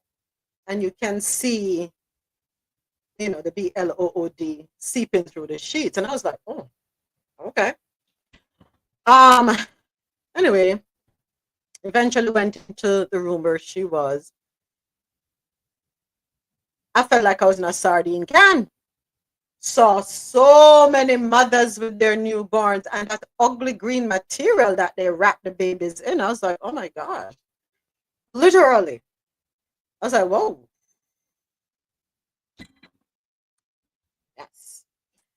And then I remember, you're talking to people and you're hearing the stories, oh, they've got caught and they can't get the episiotomy won't be stitched up until the next day. I was like, oh. And I remember saying to my parents, telling them what I had witnessed and what I had heard. My parents said, not a damn. And then I said, okay, because I was told that people you work with that it's a university hospital, it's a good hospital to go because if there are any complications, what have you, So I said, okay, private hospital it is. Let my father said not a backside. You didn't have that chance it. Because if you have complications in a private hospital, they're going to send you there. No. Lord, I thank you. When I listen to the stories, I am extremely grateful. I didn't have any of my children in Jamaica. Very, very, very grateful for that. When I listen to people's experiences, both at the University of the West Indies and at Victoria Jubilee. If you're not in a private setting, God help you. And this is not today. My oldest is 27. And I'm not today. Those same stories, Dr. Leslie, I've heard of them being told to women. Even married women. If you're married, you get a little bit more respect. If you're a single woman, zero respect. The way the nurses talk to them. Yeah, telling them to shut up when I get whatever, then they're in a ball, so them to tapping eyes. And some of these women who are attending to these pregnant mothers are also mothers themselves. And I'm like, whoa. Yeah.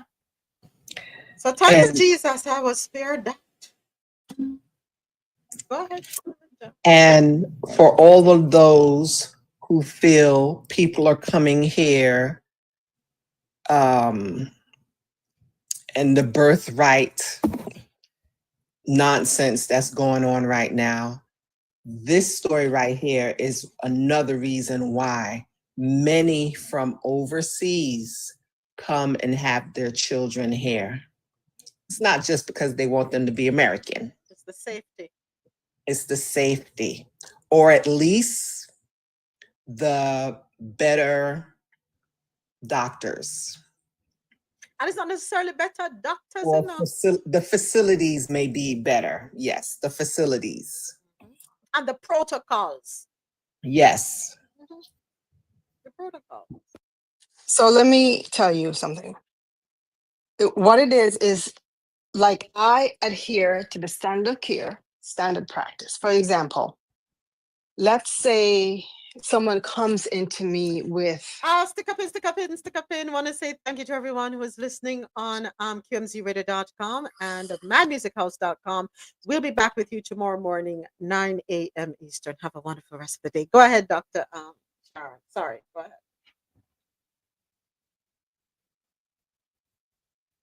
Dr. Sharon.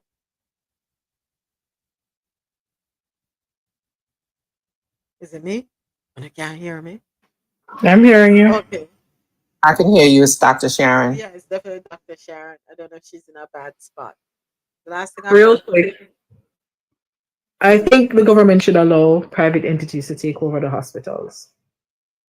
They have to, because government in and of itself is inefficient as it is. Yeah. It's inefficient. Yeah. But the private entities cannot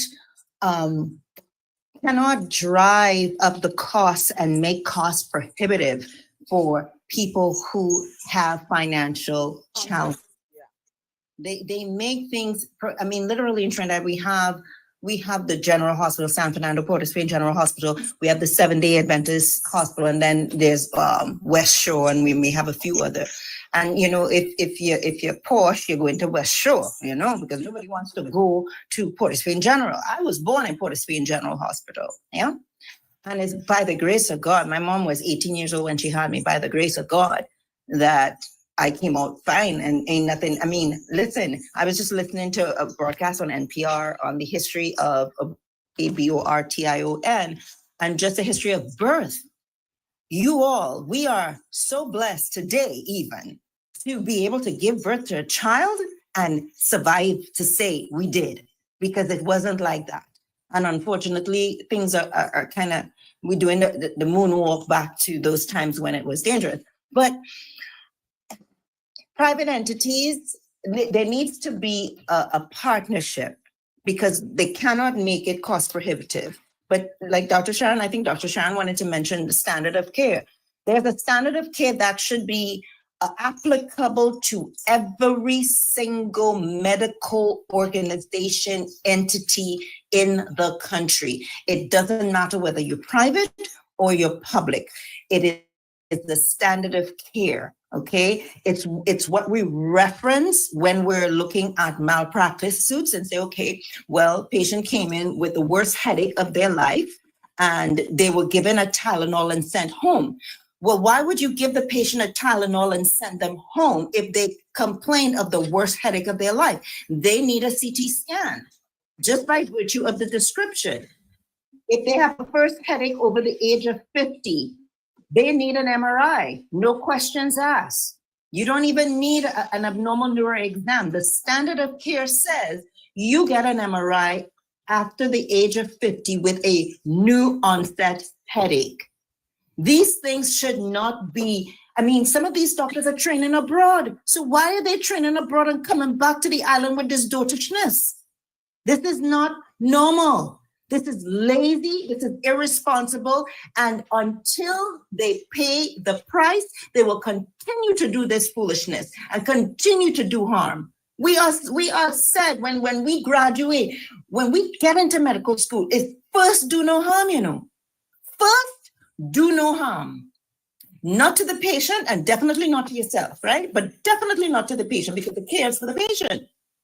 We need to go back to some of these Osler principles because this is, this ain't right. So I hope those who are listening in Jamaica, you know what to do. You know what needs to be done. I stand with Dr. Dawes. We need a comprehensive report, a thorough, detailed report. I stand with Dr. Leslie, who is to be removed from the positions. Remove them. Heads will have to roll. It is what it is. When I'm incompetent, I have to suffer the consequences. Why should you be allowed to continue in your position when you are being negligent? I'm sorry, it is what it is. You know, we're quick to eliminate people at the bottom, but it's time people at the top take accountability. You may not have had a hand in it directly, but the incompetence is loud. Poor governance, poor management. 24 in 1 month. In 1 month. And this report came out last week. Wasn't it last week that I was very irate about it, if I'm not mistaken, or earlier this week? We started the conversation. So on average, let us say 1 a day. And that's acceptable, Dr. Tufton? What about those prior reasons? We need a detailed report. Expeditiously.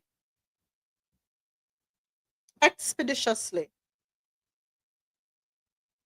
Wanna find money for everything else, wanna go and find it. To bring the hospital up to speed. Bring the neonatal unit up to speed. And it's because of the foolishness, you have lost generous donors, generous philanthropists, such as Shaggy. Remember Shaggy and friends? That still go on? Shaggy used to raise money for the hospital, Buster Badger Children's Hospital, so that they could have certain things in place. But because you don't get the money, you don't want the money, you don't want to, you drag the man. We need, you know what? I want to backtrack. Yes, we have to consider environmental factors. We have to consider stress factors, right? That can impact a pregnancy and the outcome, right? Mother to child, what is passed along. We talk about the economy. We bring economics into the equation. Is she able to afford to feed herself a nutritious, healthy diet? Is she able to do that throughout her pregnancy? All right, fine. Let us say there are some issues in place. But once that child exits the uterus, we should have things in place. Swoop in and see to it that that child is given 100% fighting chance to survive, to beat whatever odds. But it seems as though can't bother, can't bother, can't bother. And again, it goes back to poor people, always bearing the brunt of the atrocities. Always. Always poor people. To be poor, it is a crime. The greatest injustice ever is to be labeled poor, because you're going to get the scraps. You're not going to be treated the way you ought to be treated. You're going to be disrespected because you're poor.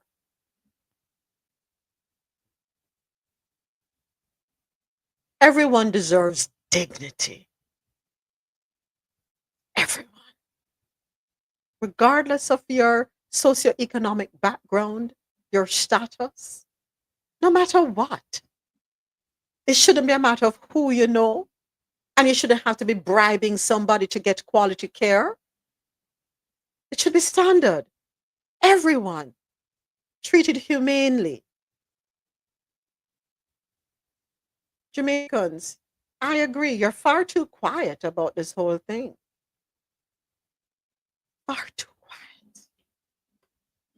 quiet. Let's keep it moving. Next up, ground is to be broken for tallest building in Jamaica next month. You see, we can brag about these things. We want to brag about the healthcare system in our country. That's what we want to be able to brag about. According to Jamaica Observer, Tourism Minister Edmund Bartlett has announced that the development of a new hotel is set to break ground next month. However, what is who is the editor for Observer? You left out the comma after however. Thank you. Correct that for me. However, what is unique about this offering is that this hotel is slated to be the tallest such building in Jamaica when completed. Just here a little way from us at Lilliput, we're going to break ground later this month for a Moon Palace mega hotel, 33 stories, Bartlett remarked. He was speaking during the annual general meeting of the Jamaica Hotel and Tourist Association, now underway at the Dreams Rose Hall Hotel and Spa. This is now set to dwarf another developer just kilometers away in Reading, the Pinnacle, which will, when completed, is set to stand at 28 stories for each of its 4 towers. Why are you laughing at me, Adasoji? Please and thank you. Why are you laughing at me? I don't appreciate that. The development will share boundaries with 2 other developments, the Unico and the Hard Rock. This is going to be the casino zone of Jamaica. Without any doubt, we're going to see 4,000 new rooms within that space. Mr. Bartlett, can we make sure that at least 60% of the earnings remains in Jamaica? Can we carve out something out of the earnings for healthcare? Yeah, it's a bother me. Can the earth take such large buildings? No, I know it may sound funny, but I'm dead serious. I think we can do better than Florida because we have high rises on dumped up swampland. Okay. So I think the rock was solid as a rock. I want to think we might stand a better chance. If you can build skyscrapers in New York, you can build stuff in Jamaica. Yeah. But just Miami. Miami is swamp. And it's properly built up. So, yeah. Although Miami is sinking, to be fair.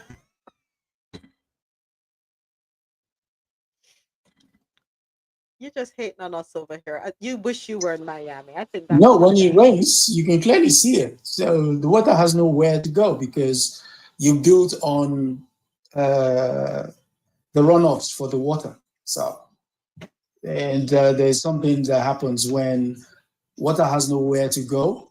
Guess what? It rises. Wherever it stands, it's gonna find a way to permeate that soil there. And guess what it does? It weakens whatever structure it gets into. So it's only a matter of time. Engineering 101. Okay. Unless they have these piles going way down in the ground to anchor there. Yeah. All right. Next up, we have an update. Civil society groups renew a call to treat, not jail, the mentally ill. Remember, somebody did go on, but the other day I embarrassed myself. The other day. Oh Lord. All right. Cuss out the people in Jamaica. Yeah, me go on bad. Me know some ever have it. Me have a tendency to go on real bad when them draw me out. Who is drawing them up when it comes to the poor? Who? All right. I could talk about this one now. According to Nationwide Radio JM.com, a renewed call is being made to end the practice of detaining people deemed mentally ill in correctional facilities rather than placing them in rehabilitative care. This after a man mentally ill who spent nearly 50 years in prison without trial is to be awarded $120 million in compensation from the government. Administrator and project coordinator at Stand Up for Jamaica, Catrian Clark, says rehabilitation programs would better allow them to get the assistance they need. Having mentally ill persons in the correctional system isn't going to, quote unquote, cure their illness. All it does is to add to the overcrowding. We believe that there are steps that can be taken in terms of creating diversion programs for mentally ill persons. We're not at all saying that if they commit a crime, they are to get off scot-free. However, it can be seen that if you have mental incapacitation, there is grace that should be extended. The mentally ill man, George Williams, was taken into custody in December 1970 for a charge of murder. He was kept in custody at the court's pleasure because he was deemed unfit to plead. Ms. Clark says Williams's case is one of more than 100 mentally ill people in prison who've never been tried. It is understood the Bellevue Hospital in Kingston was originally used to house the mentally challenged awaiting trial, but the practice was scrapped in the 1970s. Ms. Clark says to date, there have not been any legislative changes to better treat those detained but unfit to plead. There have been additional staffing provided by the correctional services within the prison. More psychologists, more psychiatrists have been hired. However, that's basically the gist of what has changed. There haven't been, in our opinion, any systemic changes by the government. There hasn't been anything that have been put in writing or that we have seen actions being taken. Catrian Clark, administrator and project coordinator at Stand Up for Jamaica. She was a guest on Jamaicans for Justice, JFJ, their produced show, Let's Talk Justice. Meanwhile, attorney at law John Clark, who represented George Williams, says despite not being convicted, his client faced the same treatment as those found guilty. Despite him being in custody as an unconvicted prisoner, the prison authorities thought he was convicted and labeled him as convicted, had him in a cell with other convicted prisoners under the exact same condition as a convicted prisoner. In fact, he said that there was no distinction between him and unconvicted prisoner and persons who were convicted. When he protested and said that he wasn't convicted, they said, oh, he's a madman. He doesn't know he was convicted. Clark, who is also chairman of JFJ, is calling on the government to find other measures of taking care of those who are deemed mentally ill and unfit to plead. My own view is that the Corrections Act has clear procedural guidelines in relation to how it treats persons with mental illness, and it requires the minister to take certain decisions. And what we have in this particular case is that the Corrections Act does not provide, and nor does the Mental Health Act provide, that any other prison are equipped to deal with persons with mental illness. But I really want the state, the government to examine and ask themselves the question, is prison the best place to place these persons? And if not, what can be done to ensure these persons are properly taken care of? John Clark, chairman of JFJ. Over to you, Adesoji. I know you had opened your mic earlier. Go right ahead. I was just going to make an observation because I was grabbing something and I just heard that voice. It's like, is that Alexis speaking? You're talking. Catrian Clark. Ah. The same pitch, the same notes, everything. It's like, what? They probably went to the same high school. I don't know. Okay. I agree. Oh, jeez. And this is not a JLP or PNP thing. Bear in mind, right? Because according, so when I posted a clip on whatchamacallit, what you call it something? TikTok. So I got a couple of comments. One comment, let me just run through them real quick, right? One comment, besides Dr. Leslie, cut the blouse and skirt check.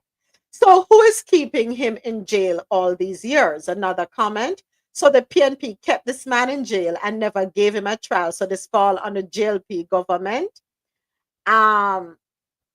So who you blame? Andrew Holness, he is just 52. To which I responded, the entire conversation is available on YouTube. I also put another comment. The Ministry of National Security oversees the Department of Correctional Services. The Ministry of Justice is responsible for overseeing the judicial system. Both ministries have a hand in the grave injustice. I'm not handing this off to the PNP or the JLP. I'm handing it over to the ministries.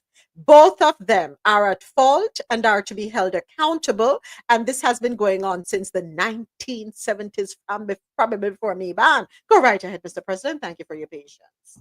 I just want to highlight something here. So these are problems that have been existing forever. And if you listen to the questions that have been asked, we jump straight ahead to ascribing blame, who's responsible, and how we're going to fix it, long-term solution, right? And from a governance perspective, oftentimes what we do not look at is, we have a problem. How can we immediately take steps to start to curb it, okay?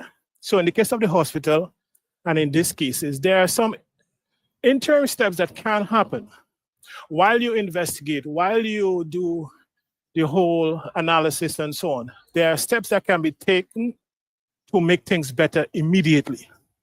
And you can do that in tandem with the practitioners, you can do that in tandem with the stakeholders in the situation. And oftentimes we skip that step towards going to try to solve the problem that cannot be solved in an immediate effect, immediately, right?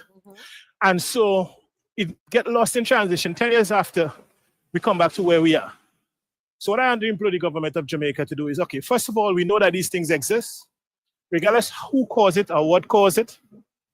Come up with a task force, okay, to look into it immediately and to see exactly what can be changed. In the case of the maternity and stuff, there are things that can be changed immediately that you don't need a whole lot of oversight for, you don't need a whole clearance and all the stuff like that. So look into that aspect and take immediate action. Take immediate action as to changing cultures, into protocols, into who's responsible for what, defining roles, etc. And these are stuff you can do in a week, in a couple of days. Now, once you do that and you have a semblance of some kind of normality given the situation, and there would be constraints, of course, but to the best of your ability, then you can look at mitigating the long-term problem. But oftentimes we do not take that immediate step. We go on to try to mitigate the long-term problem, while there are things, low-hanging fruits that can be picked that is spoiling an issue. I just wanted to bring that point. Yeah. Thank you for that, Mr. President. Thank you. Whew, I'm gonna tell you. Oh, Jesus. A lot of work to be done. A lot needs to be done. For far too long, things have just gone by the wayside. We have too many weeds. Yeah. We need the exterminator to come in and spray the place and all of that. But anyway. All right, next article. An illicit substance shipment was intercepted in Vieux Fort, and a customs officer has been arrested. Article courtesy of loopnews.com. A joint intelligence force effort by the Royal St. Lucia Police Forces Gangs, Narcotics and Firearms Unit, the GNFU, on Friday, June 27, in Vieux Fort, has led to the arrest and subsequent charging of 2 individuals in connection with an illicit substance shipment. The operation was triggered following intelligence about a suspicious package arriving at our port. The package was retrieved from the cargo shed and later intercepted during a coordinated response in the southern town. Upon examination, the package was found to contain 4 kilograms of compressed Mary Jane, 2 kilograms of Mary Jane resin, carefully concealed within everyday household items. The suspects, Andrina Epiphany and Shaquille Walker, were taken into custody without incident. Over the weekend, they were formally charged with multiple illicit substance related offenses. Andrina Epiphany, what kind of last name that? And you never have an epiphany if you know, say enough to do this. Hmm? You have a last name and you never know, say. You should have, let this not be done. Okay. Forbes listed a CEO with St. Lucian roots plans to bring ethical investment home. This article comes to us courtesy of stluciatimes.com. Saffron Gilbert Kaluba was just a child growing up in. Why I sound like Donald Trump when I was reading that? Saffron Gilbert Kaluba was just a child growing up in England when she first heard her grandfather lament the idea of imported fruit, a stark contrast to the life he once knew in St. Lucia.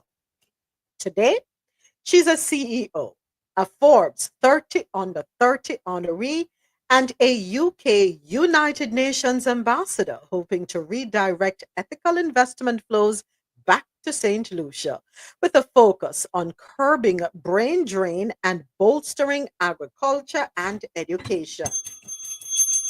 Her journey didn't unfold on a whim. It's been 6 years in the making.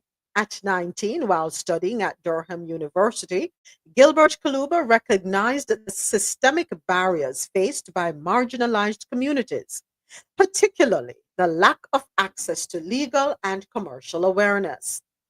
In response, she co-founded the Corporate Law Journal, an initiative designed to make legal literature more accessible and digestible for underserved populations.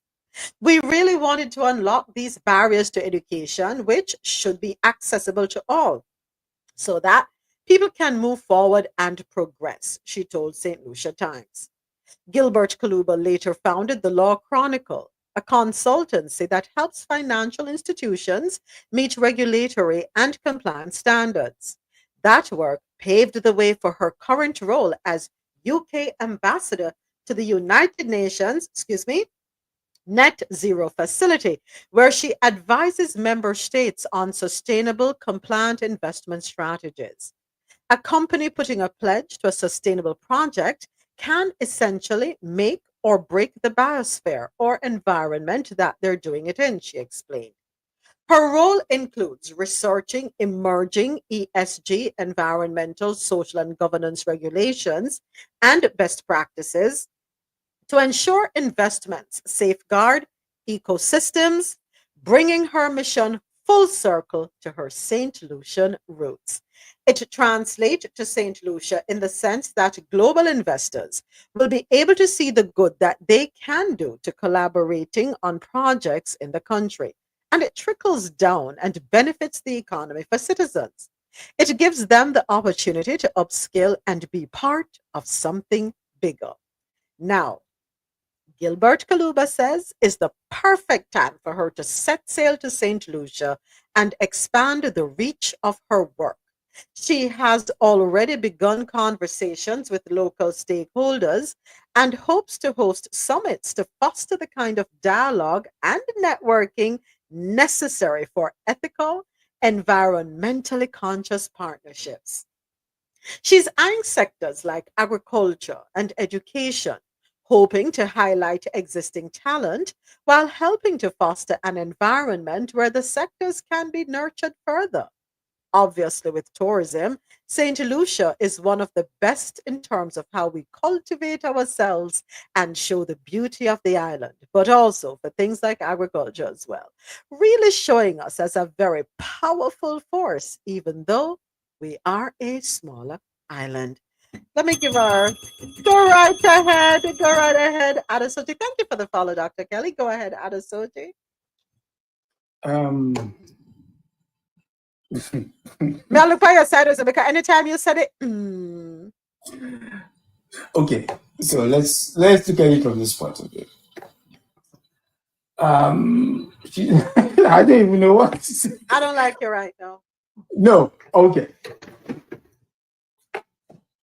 Ethical investment and forms. I get it. Actually, I know exactly where you're headed, but go ahead. There is no such thing as compassionate capitalism. There is no such thing. All these fuzzy words. I mean, it's annoying at this point. I'm sorry, it's just annoying. If you give, whether it's an 18-year-old saying it, it's a 22-year-old saying it, it's a 25-year-old saying it, 30, 40, Forbes top 30, Forbes, please. Ladies and gentlemen, what Adesoji is saying, do not be impressed with the I'm sorry. Okay. So you pick on one tiny island that because they don't often play out in the news cycle, it doesn't come back to the people's consciousness that, oh, by the way, they said something about this place a couple of years ago. What have they done? Listen, this is just one young, bright, idealistic upstart that somebody is blowing smoke up their backside, telling them, oh, such a brilliant idea. You know what? Forbes, talk to this girl. And this girl was, and went to Durham University in the United Kingdom. Yada yada yada. I am going to save the world. Really? How about the people? When you use the megaphone of these Western institutions to speak to the South, there is no way I can take you seriously. I'm sorry. I can't really take you seriously. Forbes? Come on, man. You know, the problem is... And then you want me to take you seriously? The minute you mention Forbes, you saw what I wrote in there. I saw you, Adesoji, I'm ignoring you. You know what your problem is? You're too woke.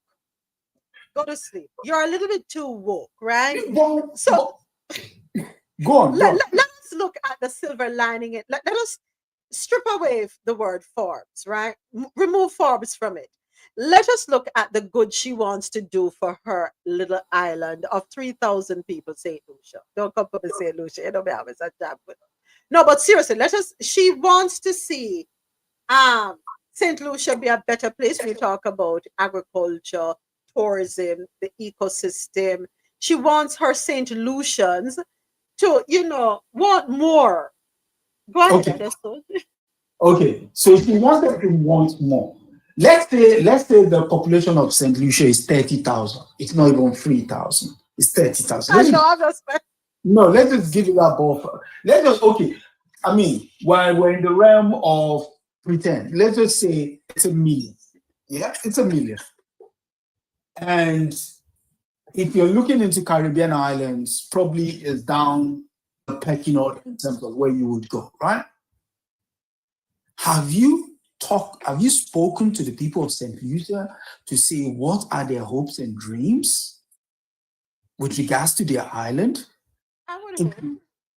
If you did, and then they say, yes, open up our island to the world, then I will know in the quest of them doing that, what they've done is they've also done a feasibility studies of how to ensure that what they have is not run down in about a decade, right? Because James does tell us from time to time that if you look at Jamaica, the reef and everything is destroyed because of the numbers of ships that comes through. Do you want the same thing now to happen to St. Lucia? You're talking about agriculture. Okay, what is it about agriculture in St. Lucia that people would naturally want to go and do there? Build a farm? The history of the place suggests a level of exploitation happened. Are you taking that into Are you taking that into exactly? Yeah, Jelly. Not Geely agreeing with you. Not Geely Thank backing you very you. much. You see, I mean, like I said, the moment you get on their pulpit and you start talking to us, I know I can never take you seriously.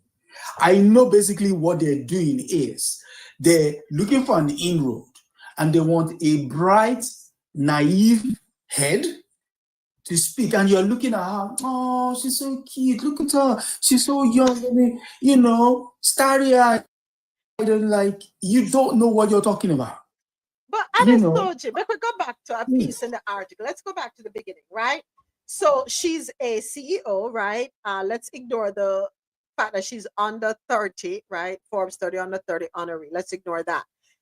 She's a UK United Nations ambassador, hoping to redirect ethical investment flows back to St. Lucia with a focus on curbing brain drain and bolstering agriculture and education. So I see here that she wants to kind of tell people, hey, you don't Ethical need to and the leave. United Nations in the same sentence. The same United Nations that is supporting a genocide in Gaza.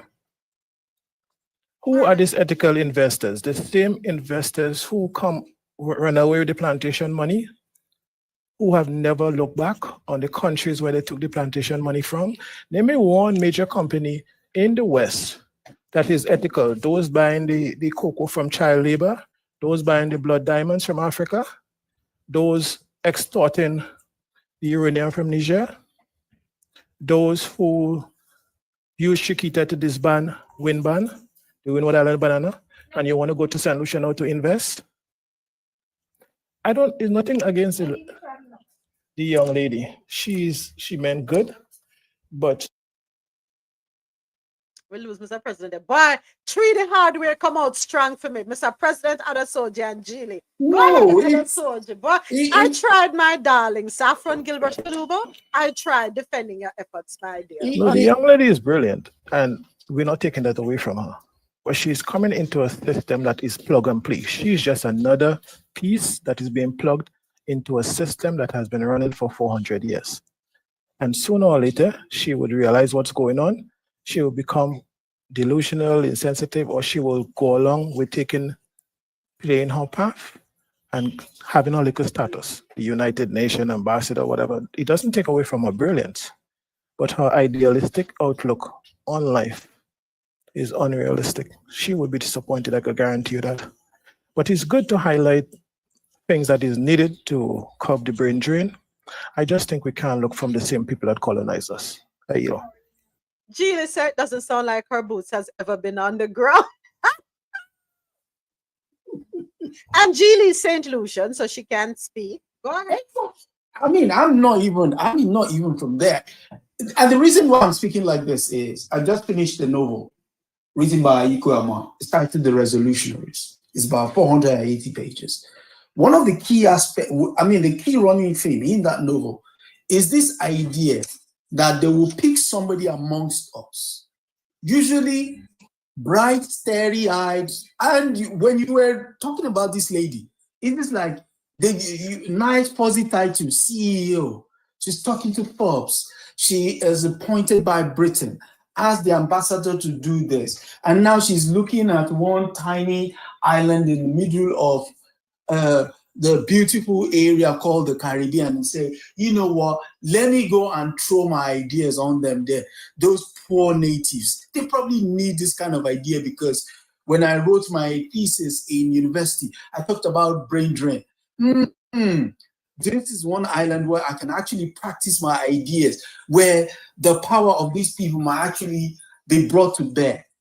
Just like Mr. President said, you're a record that they've remixed, put a new face on top, new name, Miss Forbes, and hit play. And then she's telling us, oh, how idealistic. Oh, she wants to do this thing ethical. Oh, come on. Like, the moment you mention Forbes and ethics, you've lost me. I'm sorry. Bye.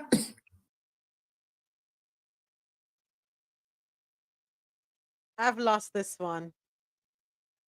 I've lost, and I concede.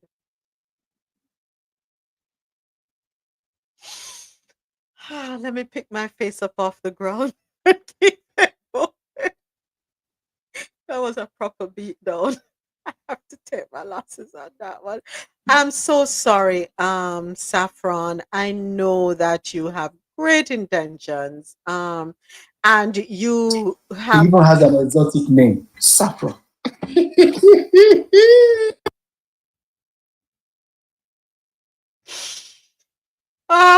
into the corner I go. I'm putting myself in timeout at this Man, point. this is no way of taking anything away from the young lady, you know. And her Right. brilliance and a good idea. Right. It's just unrealistic. What innovation you put in agriculture? What ethics you could implement in that sector there to help the people so much to curb the brain drain of who are the farmers? Most of them illiterate in any case. 21 minutes before the top of the hour, I want to say thank you to everyone listening on Jano Radio News and Talk. Thank you to everyone here watching on YouTube. And thank you, of course, to my Coffee Into supporters right here on TikTok. Don't forget to subscribe to the Coffee Into YouTube channel. And we invite you to also become a subscriber here on TikTok. And tap up the screen. Thank you so much. Thank you, thank you, thank you. We appreciate each and every one of you. Let me see if I can gather my emotions and move forward. So, well, here's what I'll say, United Nations. Probably move quietly in the background, you two Forbes. All respect is out the window. And you know something? That is attributed to the onset of technology and the access to information. Yeah. All right, let's keep it moving. Next up, it is time for stories on the international scene. We're going to roll through these pretty quickly. We have quite a few. Let's see how fast we can run through them. First up, Lord of mercy. First up, Netanyahu, Uncle BB.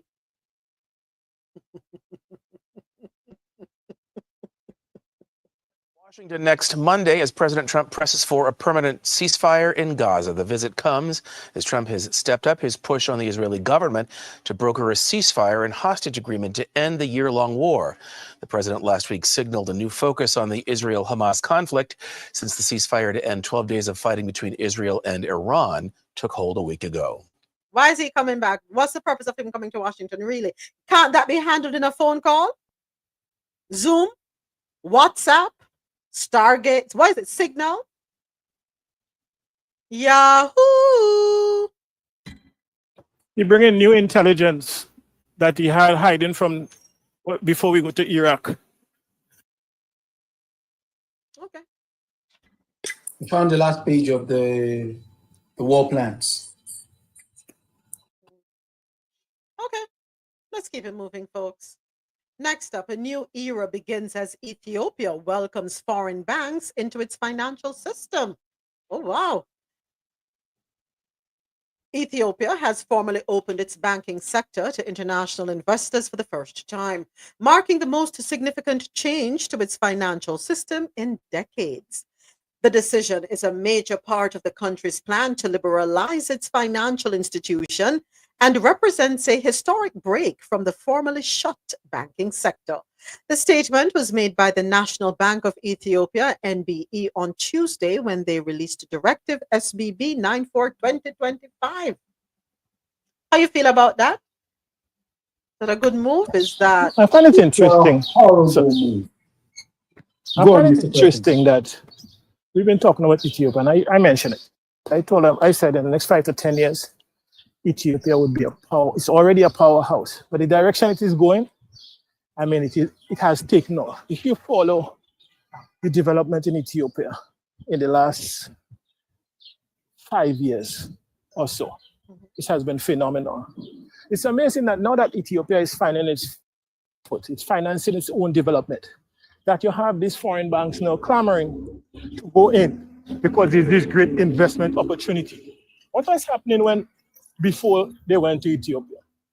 When Ethiopia was struggling to build the platform they have now, and now you have all kind of deals and you're softening up Ethiopia. It's a terrible move. It's a terrible move on all counts. These predatory lenders do not do anything for your economy. They just come and suck you dry. And Ethiopia right now is right for the picking. It's a terrible, terrible, terrible, terrible move, no matter how you check it out. Ethiopia is doing very good right now. Very, very well. Keep your banking sector closed. Leave them on their stupid investment out there. Because they've been investing all over the world. Name me one country that the Western banking system has liberated economically. None. It's time we stop falling for these charades. These bandits dressed in suits come in and rob us in broad daylight in our so-called interest of foreign direct investment. Stay away from them. They are poison. All right. Go ahead, Adesoji. Thank you, Mr. President. Yes, during the times of the late President Menad Zenawi, the one who was there before Akim Abdi, the one who is the present Prime Minister, he once took a meeting, with the World Bank and the IMF, and they pressed him on this idea of them coming into the Ethiopian economy. And he said exactly what Mr. President said, that you've not been a success story anywhere else. So what would be the motivation for us to open up our banking sector? And the only reason our guests here are now getting the chance to go in is because Abdi, in his silly concept of stopping the war with Eritrea, now taking up the most powerful entity within his country. Yeah, he went to fight the group that you should not fight. I've forgotten their name now. And they make up basically the fighting force of Ethiopia. And so now that his hand is weak, I think this is the time now that the Western banks are now saying, if you want to maintain power, we're going to have to come in. And then the United States has leaned on him, and basically they're calling all the shots now. So again, this is what happens when you open yourself up to this kind of possibility, when there is no problem, and you go and create a problem yourself. And then you have to now go to your enemies for protection. This is what happens. Your enemy is now deciding the terms of help when you were already in a position of strength. I yield. All right. I don't know how we don't fall for, we keep falling for the same nonsense all the time. I don't understand how you could become a world leader and don't realize it's the same playbook. These days, they're not even changing the cover. They're not even giving you authentic copy, paste, PDF, email. I mean, come on. It is clear. Look at the trajectory Ethiopia is on. Look at the progress they made with Ethiopian Airlines alone. Look at the infrastructural development. I passed through Ethiopia twice recently, and trust me, when I look at it, I say in 10 years, you can't stop Ethiopia. There is a development on every block, every street.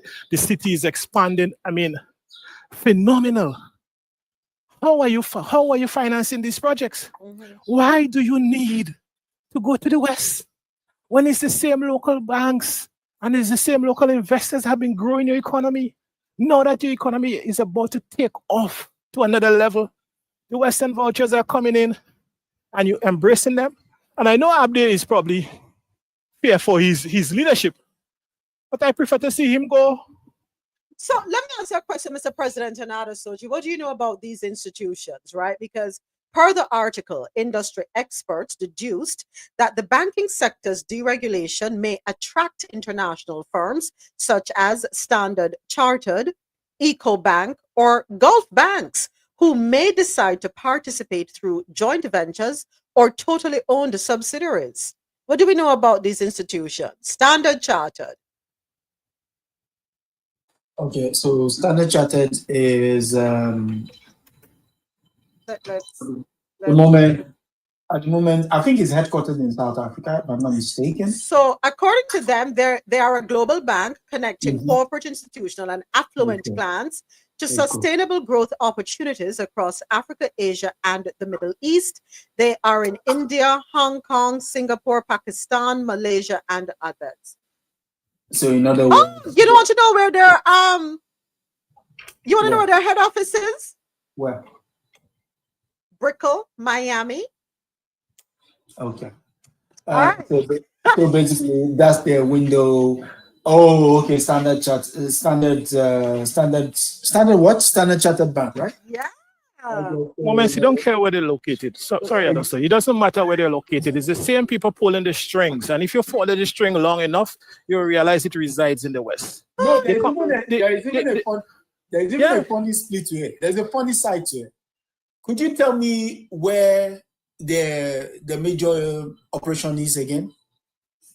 Brickell Avenue, Miami. No, major operation. Major operation. Hold on. Yeah. They are Asia, Africa, Middle East. Okay, Asia, Africa, Middle East. Middle East. While you are at it now, Google BCCI. Just Google it. Mercy. You No, said just Google it. BCCI? Yeah, BCCI. Okay, hold on. BCCI Bank, which is Bank of Credit and Commerce International. Mhm. Founded in 1972 by Aga Hassan Abedi, a Pakistani financier. Okay. Where is this area of concentration of business? Oh, hold on. Hold on. They had a collapse because of banking fraud scandal. But look at where they used to operate. I went on a rabbit hole. Hold on, I'm trying to climb out. Why? Hold on, let me get the ladder. Jesus, have mercy. Hold on. Okay. The Bank of Credit and Commerce International, BCCI, was founded in 1972 by Aga Hassan Abedi and registered in Luxembourg with head offices in Karachi and London. While the bank was registered in Luxembourg, its roots trace back to Pakistan and India. Okay. So basically, this bank, this Standard Chartered, when did Standard Chartered start? Hold on a second. The bank's head offices were located in Karachi, Pakistan, and London, England. They had over 400 branches in 78 countries, becoming the 7th largest private bank globally. Ooh. Go on, through, come in on one next rabbit hole. I drop down again. Go on. We drop in on one next rabbit hole. Well, because the thing is, people who follow this stuff see how these guys move. You know, it's like, you know, the crap table when they're moving the cards on the table and they're shifting it. Yeah. But you know what it is you're looking at because you know the cards are marked. Those banks are basically like marked cards. So if you watch the movement, you can tell how they operate. They don't change. Usually when one goes, another one replaces it.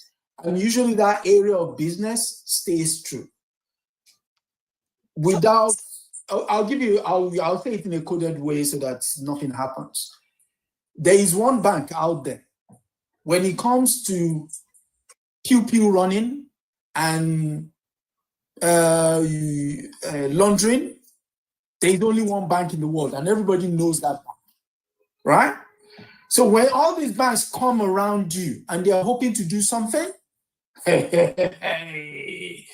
whoa.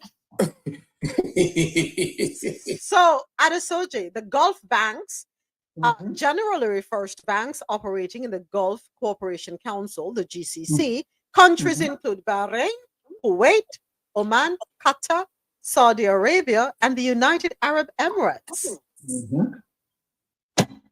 And what is all these places known for? Apart from their oil, of course. If you want to buy real estate and basically your money, you go there, and these banks are the ones that will finance your stuff in that area. What happens? All right. You're as clean as a whistle. So when all these guys start moving around Africa, it's like I can see you from a mile and you stink. I'm sorry. No, no, no. I yield. Yeah, so it is my hope that the powers that be in Ethiopia, they will do their due diligence and do their research, make sure they do the deep dive. Don't drop down in the wells like I have fallen and can't come out. Just saying. Next up, Lesotho. Lesotho activists arrested after video on unemployment rates angers the prime minister. This one courtesy of theguardian.com. So Tusola Takeli had long campaigned on youth joblessness, but a post questioning Sam Makatani's promises on work creation, well, landed him in prison. It took a single video complaining about Lesotho's unemployment rate to turn Tusola Takeli into the prime minister's enemy. Within a day of posting, there were armed police at his door. It was Father's Day, and the 31-year-old father of two was in his pajamas when they arrived. He had no idea his post would land him in trouble. After all, he had campaigned for a long time under different governments for action on jobs, for young people. But this month's video by Takeli asking why the premier, Sam Maktakani, did not deliver on a promise to create jobs. Well, this one struck a chord with young people who began sharing and discussing the post online. Sounds familiar. What is it with the leaders of today who are democratically elected that they cannot be challenged? Is it that they forget that they serve the people? No, usually when you make usually when you make populist promises, you're gonna do this, you're gonna do that, you're gonna do this. Because basically what you're doing, you sniff the wind and you decided, you know what, the wind is blowing in one direction and you want to follow it.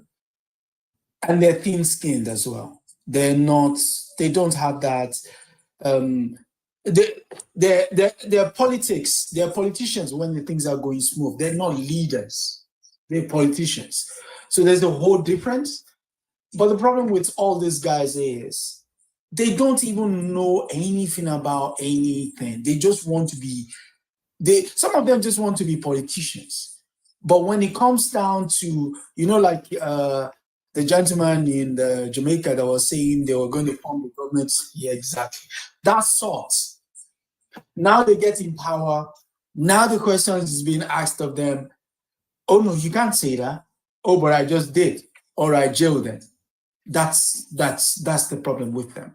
And you have an example of one of those big crybabies with you over there. So initial attempts to charge him with insulting Matakani and inciting violence were abandoned due to lack of evidence.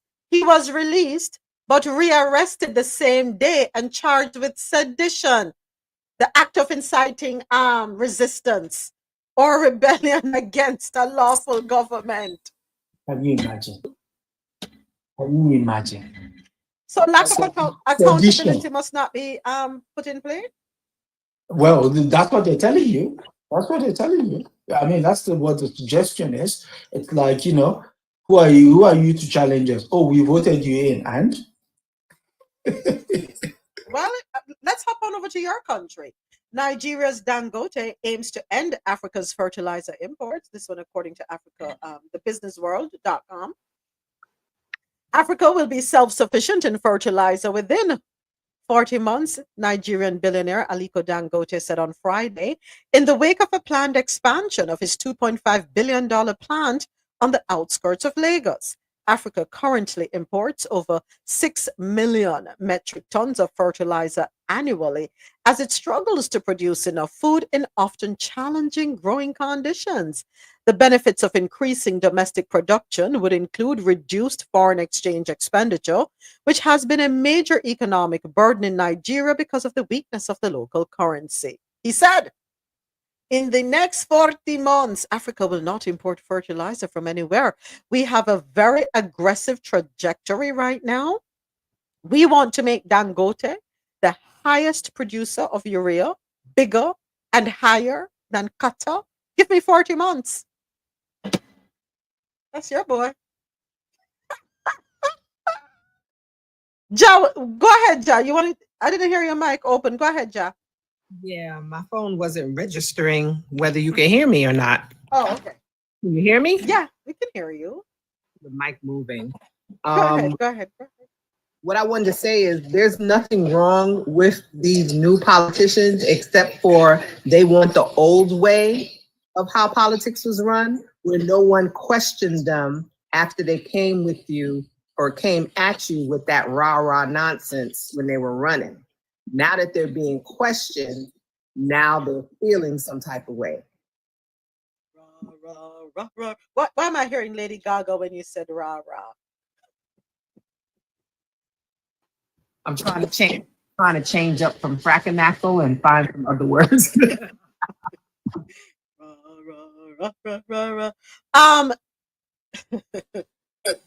I won't press you out of subject. I'll get that. Okay, there is one thing that was said in there that is quite wrong. Oh. Yeah, the one thing. The part about the food, can you read that part again? Back up.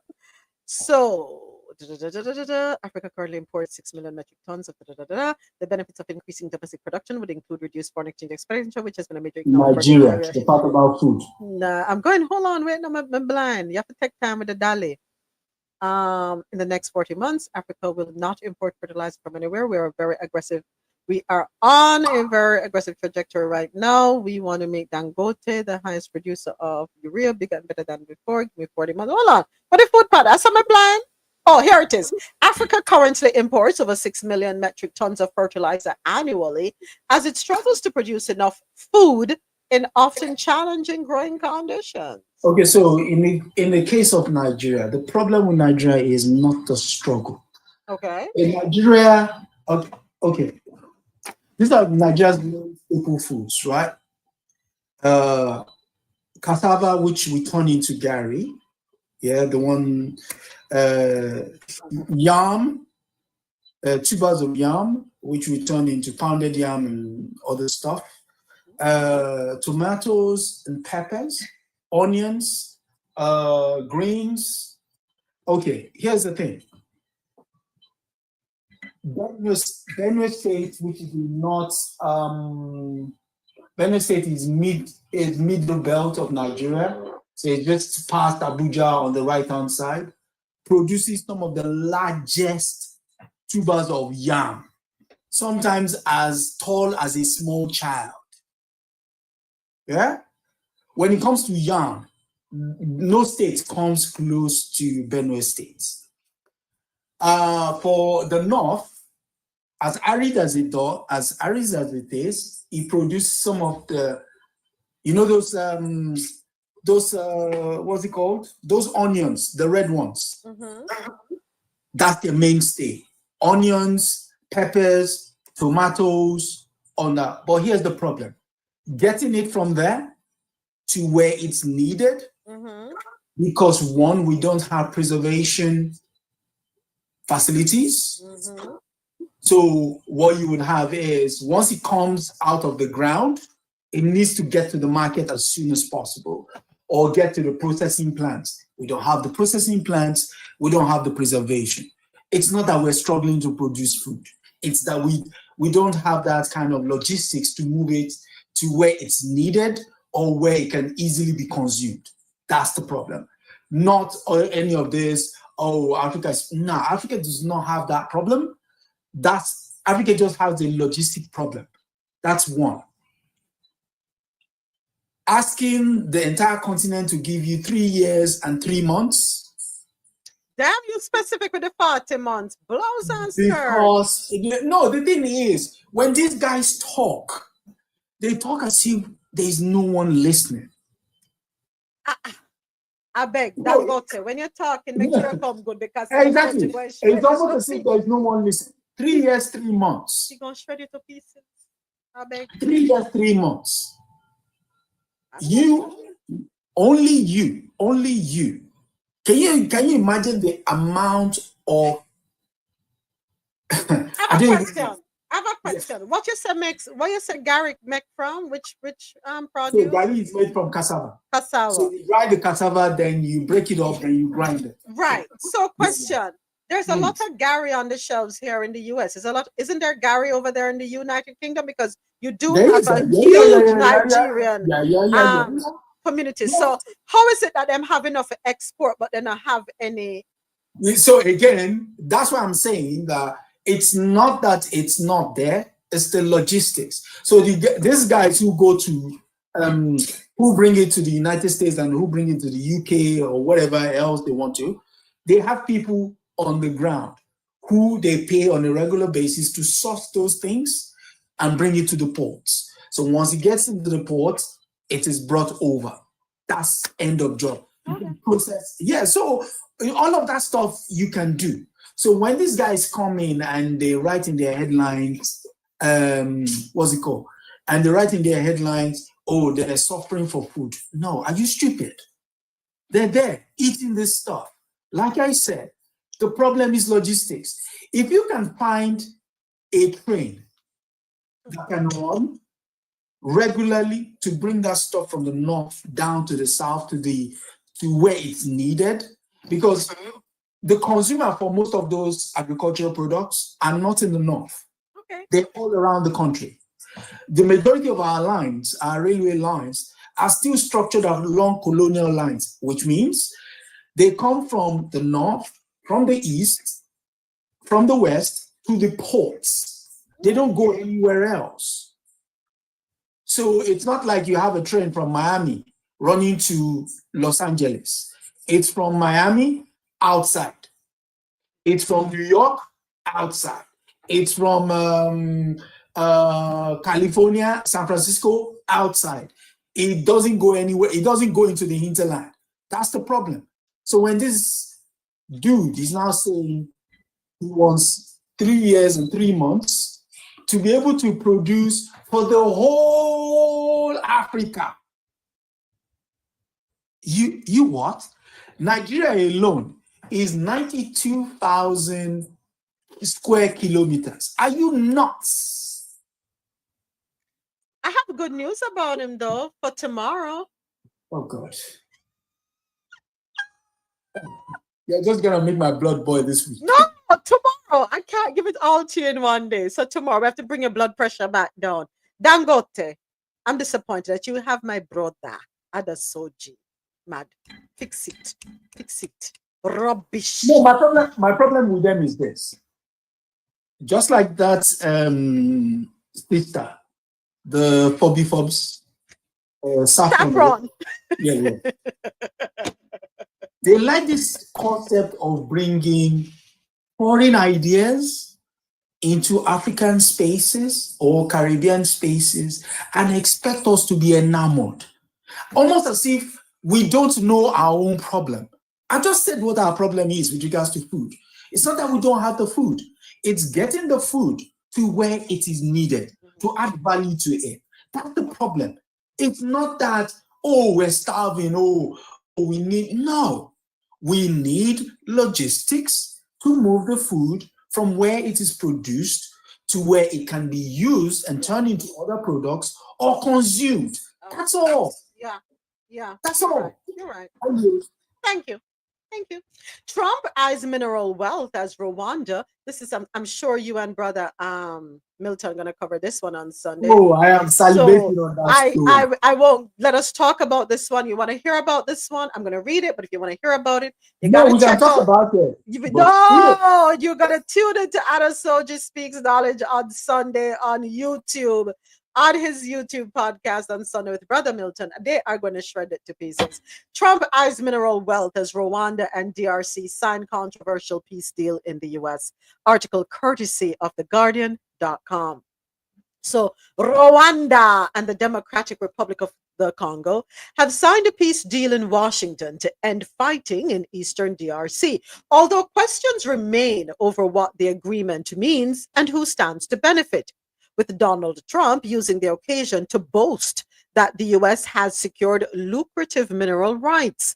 At a ceremony with U.S. Secretary of State Marco Rubio in Washington, the two African countries' foreign ministers signed the agreement, pledging to implement a 2024 deal that would see Rwandan troops withdraw from eastern Congo within 90 days. Kigali, and Kinshasa, which will also launch a regional economic integration framework within 90 days, the agreement said. Rubio acknowledged there was more work to be done, but said the deal will let people now have dreams and hopes for a better life. The agreement, mediated by Qatar and the US, aims to end a decades-old conflict that is rooted in the 1994 Rwandan genocide. Sunday, Adasoji? Okay, again, just a quick correction. No, just a quick correction. The Rwandan genocide is not what created this problem. What created this problem was the unaliving of Patrice Lumumba.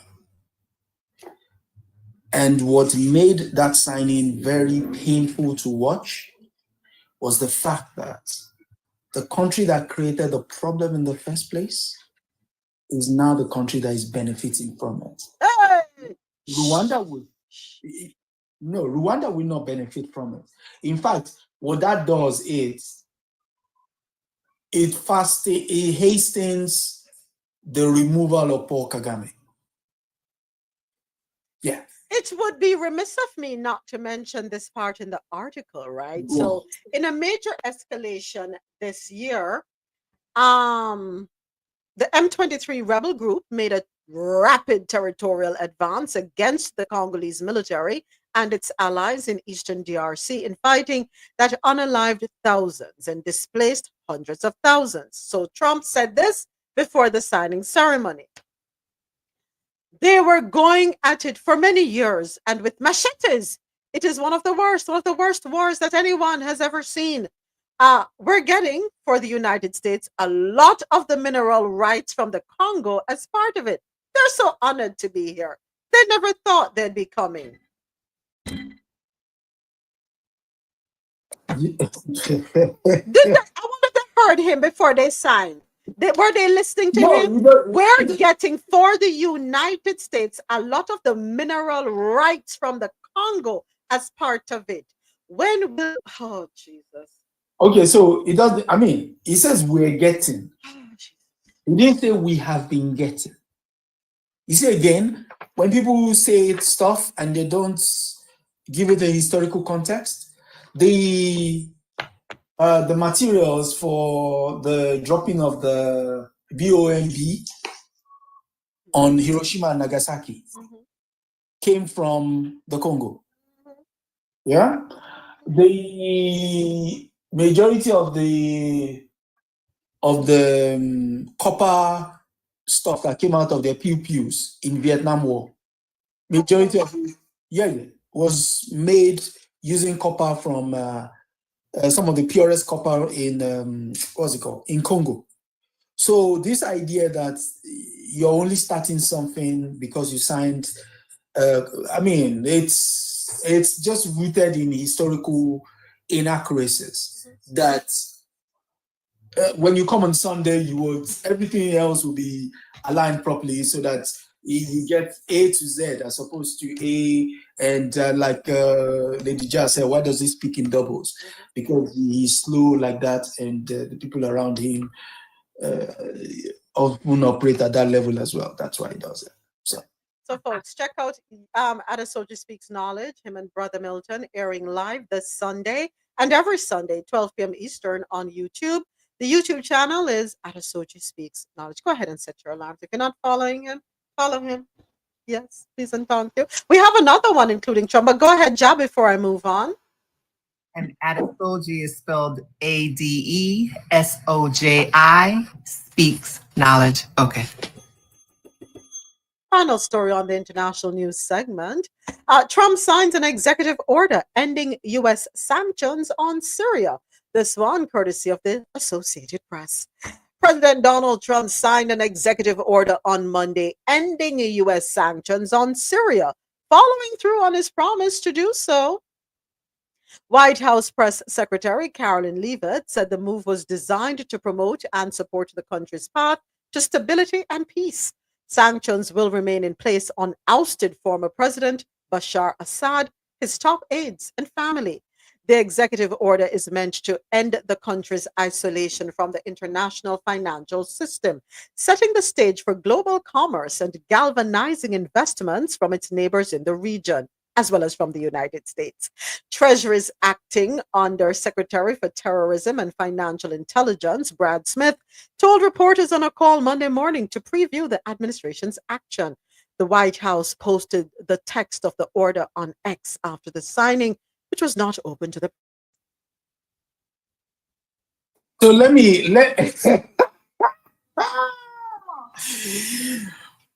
United States is a running joke.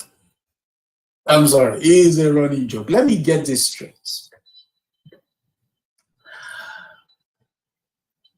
You go after ISIS for a couple of years. Yeah? Under the guise of, so you basically destroyed Syria under the guise of going after ISIS. And then an ISIS guy becomes the president of Syria, and you now lift sanctions on Syria with the ISIS guy in charge. And yet you're looking at Iran as a terrorist state. Wow. Wow. It's about to rain cats and dogs, is all I can say. The mental gymnastics you guys go through. Damn. We love it. I don't know why you don't just get on board. I don't know what your problem is. We love it over here. Next. Oh, yeah, that is it for stories on the international scene.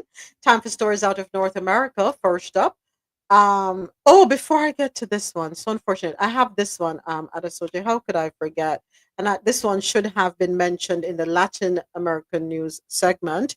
The Trump administration, according to MSN.com, quietly dropped charges against several MS-13 members earlier this year, even though the president claimed during the campaign that he would crack down on international criminal organizations, including the Salvador-born one. A recent New York Times investigation revealed that American prosecutors have amassed substantial evidence of a pact between the Salvadoran government and some high-ranking MS-13 leaders who agreed to drive down violence and bolster Bukele politically in exchange for cash and perks in jail. Shh. Hold on. Okay, I'm not supposed to allow this. He dropped charges on Abrego. Did he? You do know why they're doing it though.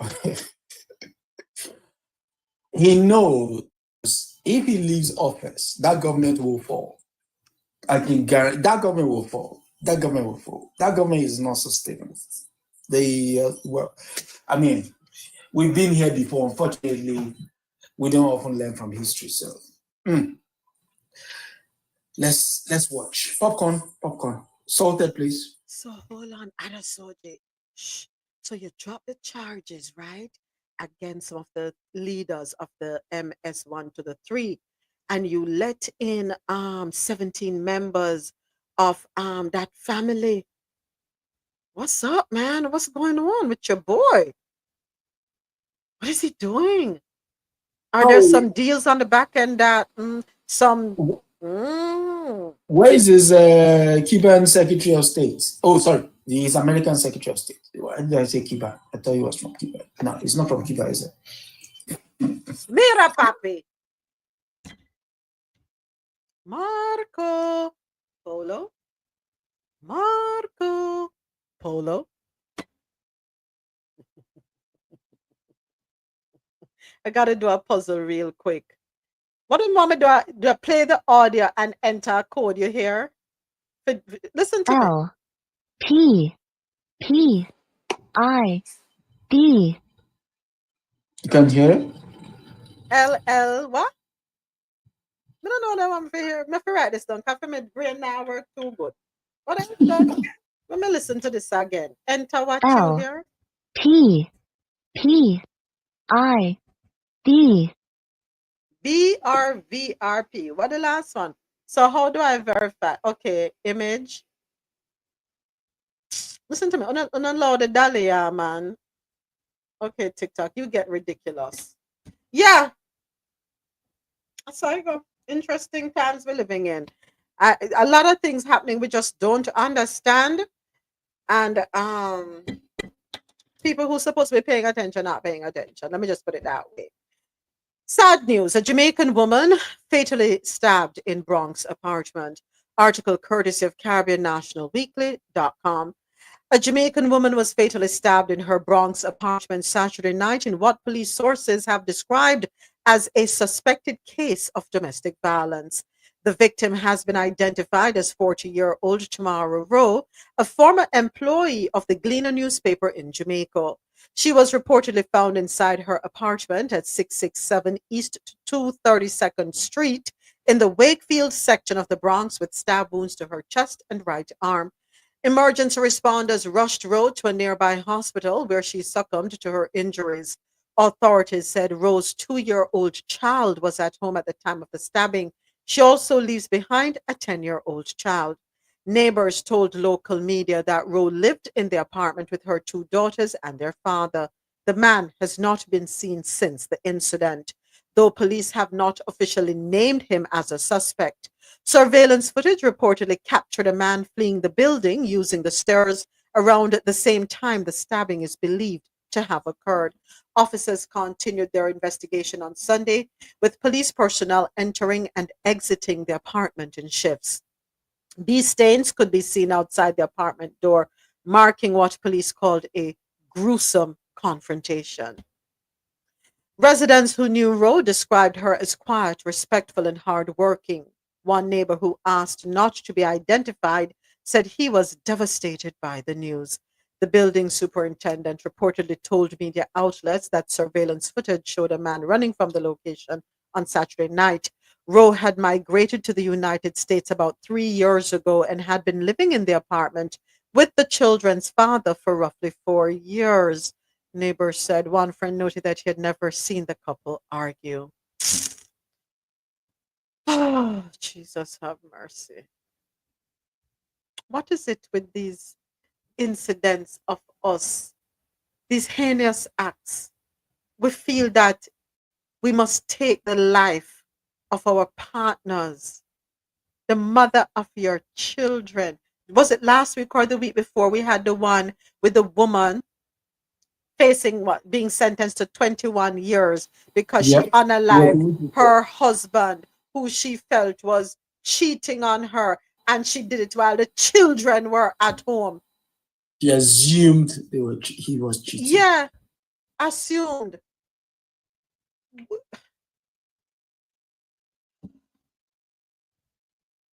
We become so enraged that you take up a weapon that is sharp and you proceed to do, at no point after you do it the first time, not until you stop. You're so enraged, mother of your children.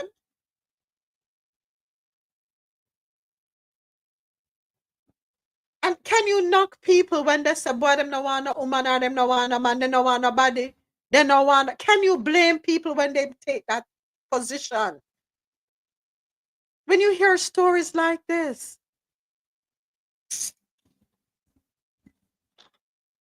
for what? What could this woman have done that brought you to that took you there, that you feel justified, that you're going to take up something and unalive her and her children home,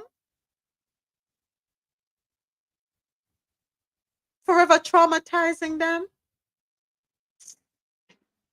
I have a few choice words, but you know what? Let me hold it together. The next thing,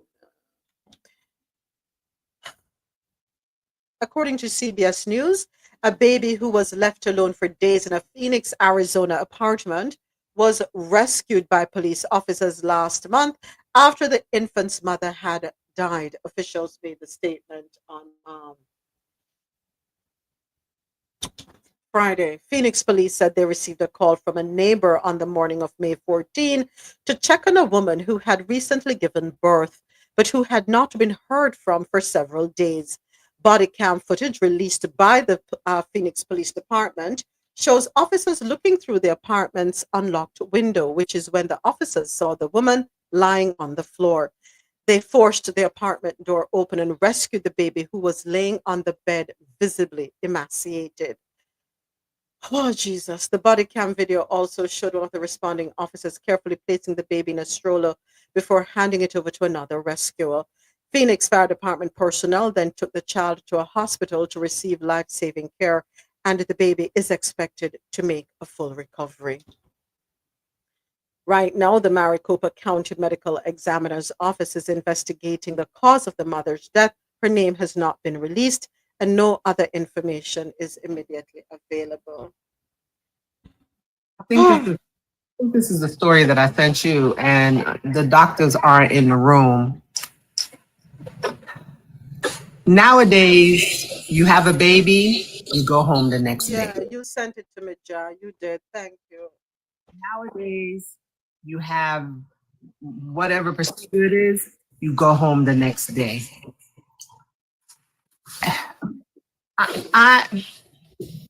I'm not understanding why.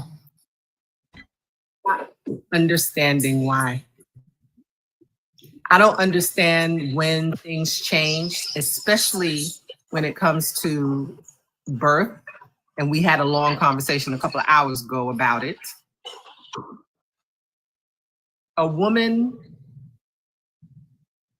can be unalive during the process, right before the process, even after the process, if she hasn't been taken care properly. Oh, Dr. Sharon came back.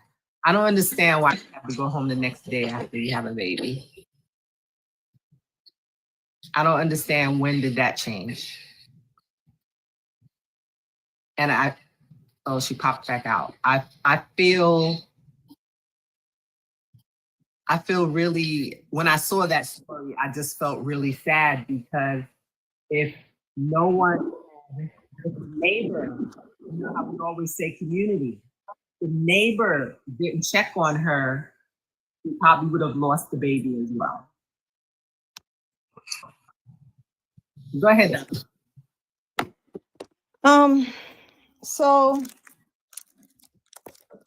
this is where a lot of the length of stay is determined by insurance. What's crackling? I'm just We're not hearing you. We're here to crackle. So length of stay is determined a lot by insurance. It's not us physicians per se, right? A lot of times a mom who has a normal vaginal delivery, everything is clinically stable, is able to go home the next day, right? Just think about it. People birth at home and stay home, right? Now, that's not necessarily the correct thing to do, but if I'm discharging someone the next day, they clinically have met all milestones to do so. And believe it or not, the majority of my patients want to go home. They don't want to be there. Yeah, they do. They're like, what else are you doing for me here besides giving me pain medicines? I can do that at home. Right? So a lot of that, the length of stay is determined by the hospital. Even sometimes if I'm keeping a patient beyond a certain amount of time, I have to have clinical reason. My charting, my documentation have to reflect that. Discharging the patient. They look at that stuff all the time. You have case managers who are always hawking that stuff. Hey, Dr. Smith, do you want to convert this patient to admission because she's been OBS now for 23 hours. So after 23 hours, you got to admit the patient, or she's been in the OBS status. What are her status? Did you round yet? Have you seen the patient? So we can determine if she can go home. And I'm like, can you not rush me? I'm gonna see my patient to determine whether she is able to go or not. So a lot of it is out of the hands of us, the physician. It's really, truly driven by insurance, legislation, like where you vote, who you vote for. That's all driven by that. Wow. That's madness. I wasn't blaming doctors. No. I understand you. I was just explaining. Legislation changed somewhere along the line, and I don't even understand. Listen, this is, let me tell you, we are, this is, it's a lot. So between legislation, Dr. Sharon, and so between politicians and insurance providers, they determine what happens ultimately. Yeah. So like, even if I was going to do a major surgery, let's say I was going to do a hysterectomy on someone and I'm going to admit them after their thing, I got to get pre-admission certification, right? If I don't do that, then they don't pay for the admissions, right? And the patient end up with a bill. So it's not like I said, just admit the patient, and no, you have to get the prior authorization for that admission. I wish I was making this stuff up, you know, or if I have a patient on arms, I'm like, well, she came in with this, and this. I cannot rule out this until I observe her for a certain amount of time. And then at the 23-hour, best believe they're calling me, hey, are you going to convert this patient to an admission? Are you discharging her? What are you doing?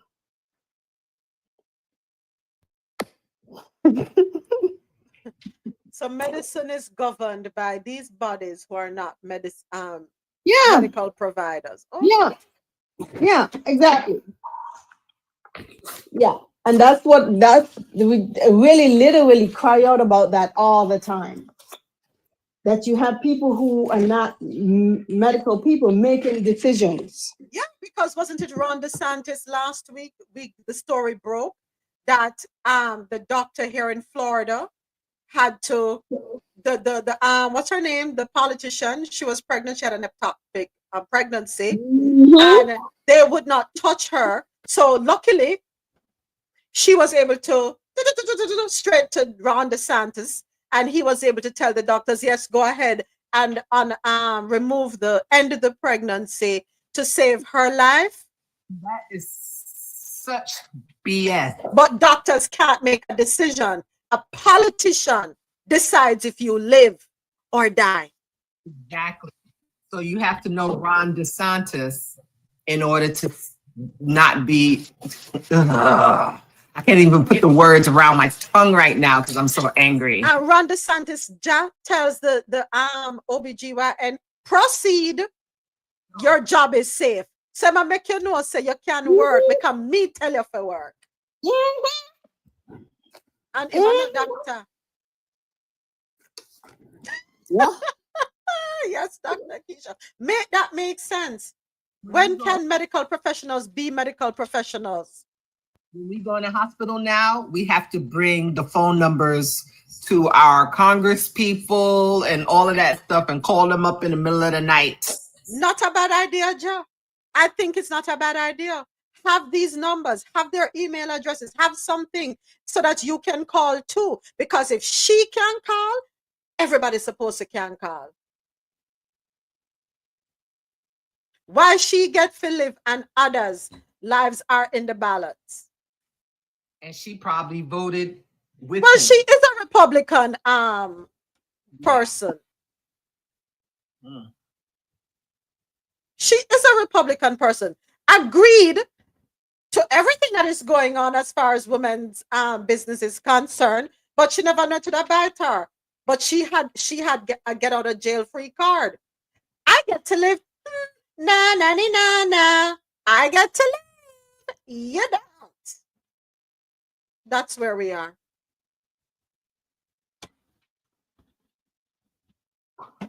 Yes, people, get the phone numbers to your congressmen.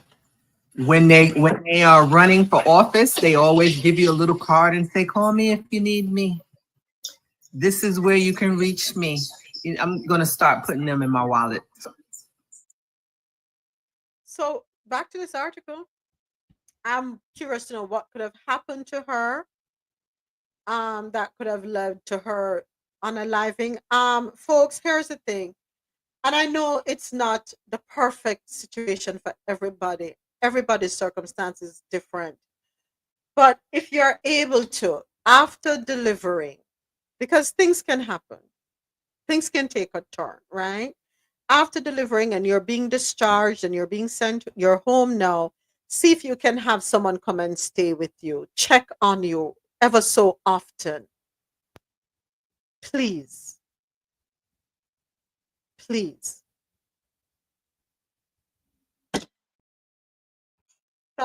As you said, thank God the neighbor realized something was wrong, hadn't seen her, hadn't heard from her, and decided to, have a wellness check done. Because the baby could have been a statistic as well. Next up, according to AP News, California closes $12 billion deficit by cutting back immigrants' access to health care. California Governor Gavin Newsom signed on Friday a budget that pares back a number of aggressive priorities, including a landmark healthcare expansion for low-income adult immigrants without legal status to close a $12 billion deficit.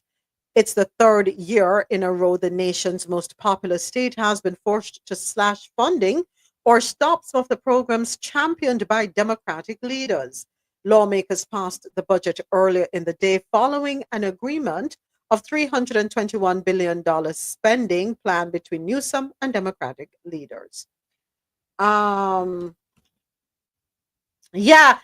article said nothing about father, family, nothing, Geely, nothing. So we don't know if the child has a father that we don't know. We don't know. No family member, nothing. We don't know. We don't know.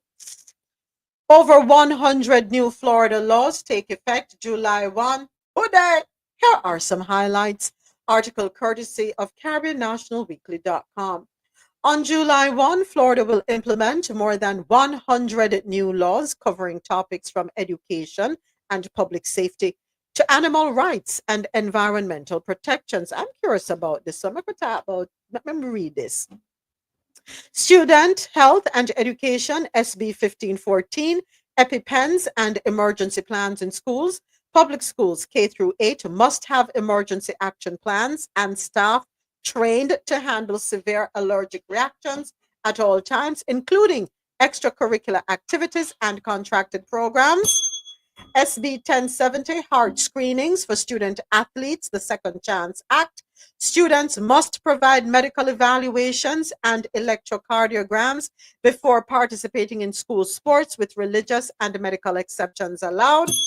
HB 597, diabetes management in schools. Students with diabetes can carry and manage their supplies during school and related activities. Schools may also keep glucagon on hand for emergencies. I see a win-win-win right there. Leave us alone, Adasoji. No, I'll give DeSantis a win for these because, it's necessary. You got to have trained staff on hand. Yes, we've had issues of students passing out on fields, in particular football. Important. All right, diabetes management. Yep, let them have their. You know what, Dr. Keisha? No, I'm not hear about that one day yet. Animal protection, HB 593, dangerous dogs, the Pam Rock Act. Owners of dangerous dogs must microchip pets. I thought microchipping was standard already in the state of Florida. Anyway, secure them and carry a $100,000 liability insurance. Authorities can take dangerous dogs for investigation and may humanely euthanize if necessary. I thought they were already doing that. Okay. HB 255, aggravated animal cruelty, Dexter's Law. Names of convicted animal abusers will be published online. Penalties for severe cruelty are increased. Public safety and transportation, HB 351, dangerous excessive speeding. Going 50 plus miles over the speed limit can lead to jail time up to 30 days and fines. Repeat offenders face harsher penalties. Yes, we have had too many accidents down here where people are going 155 mile per hour zones, some going well over that, and people are being unalived. And plus my insurance rate's going up too, but people are being unalived. SB 1388, Boat of Freedom Act, law enforcement cannot stop boats without probable cause. Gas-powered boat usage and sales cannot be banned by local governments. That's a win. Why me should on my boat and you just come harass me? What probable cause you have why you want to pull up alongside me? No. Let me enjoy my time on the water.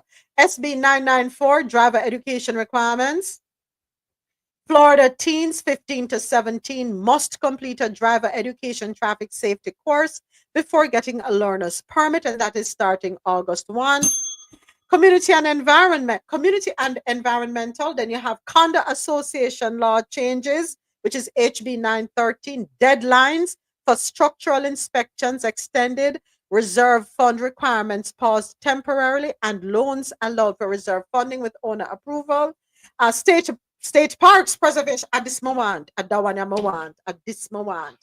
HB 209, State Parks Preservation Act, protects state parks from developments like golf courses and hotels.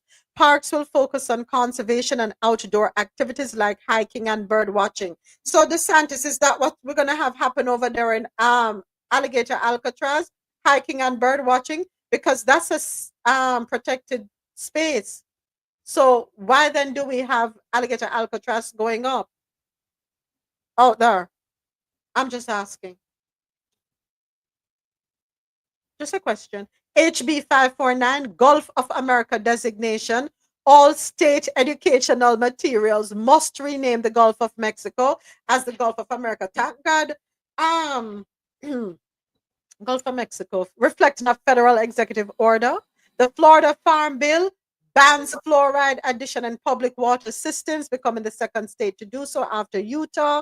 Then there are other notable laws, two of them, such as false reporting, called swatting, increased penalties for making fake emergency calls, including felony charges if such calls cause injury or death, which is HB 279, and HB 259, fentanyl Awareness Day, August 21, is designated as a day for education and awareness on the dangers of fentanyl. So that being said, can we put back everything Black American history, African American history? Thank you. Go right ahead. Went too fast past renaming Gulf of Mexico to Gulf America. I know it. I was educated in Jamaica. Thank you, Dr. Keisha. Go ahead, John. Adesoji, I saw you come off your mic. Were you going to just joke or were you going to just say something serious? No, I was going to, at this point, there's nothing serious on your side of the world, so we might as well joke about it. Since we're going to be telling our kids that it's called the Gulf of, what did you say? Gulf of what? America. Americas. Oh, okay. I want to know what the history books are going to say. You know, are they, because you have to teach the history, what it was before and what it is now. You cannot eliminate that because it was not Gulf of America from way back when, before Jesus was a little boy. Google it. Let's hear what Google calls it. All right, let's see. Let's see. What? Wait, in Florida, right? What is the body of water near what is the between Florida and Texas? Let's see. The body of water per Google between Florida and Texas is Gulf of Mexico. It is a large semi-enclosed sea that is part of the Atlantic Ocean. It borders the coastlines of the United States, Florida, Alabama, Mississippi, Louisiana, and Texas, and Mexico, as well as the island of Cuba. That's Google. So when you enter, say you are on a boat and you enter it into your GPS. Oh my God. Can I ask I'm sorry. Go ahead, Jam. I'm so sorry. Does that now mean that the smugglers aren't really smuggling because they're in America?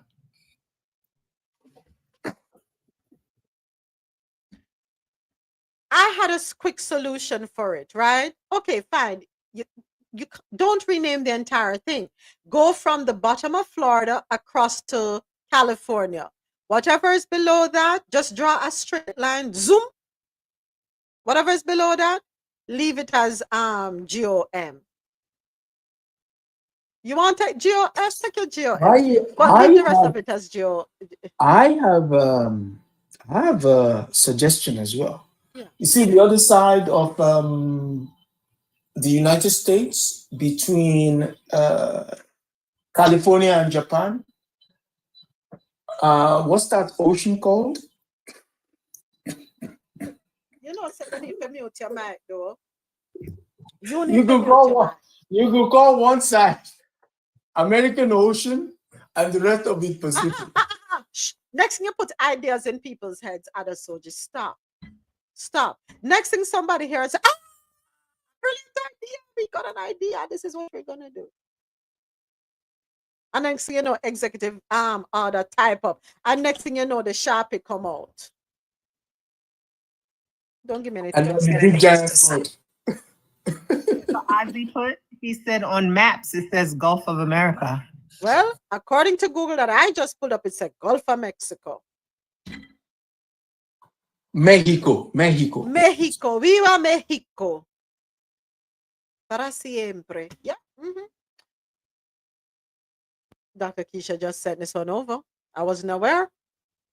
Since we're there, we might as well talk about it before we get into the other stories. Trump tells states he's holding back $6.8 billion for schools. The funding is earmarked for English learners, migrant students, professional development, and more. According to edweek.org, the Trump administration is holding back nearly $6.8 billion in federal funding for K through 12 schools. It was scheduled to dole out today, July 1.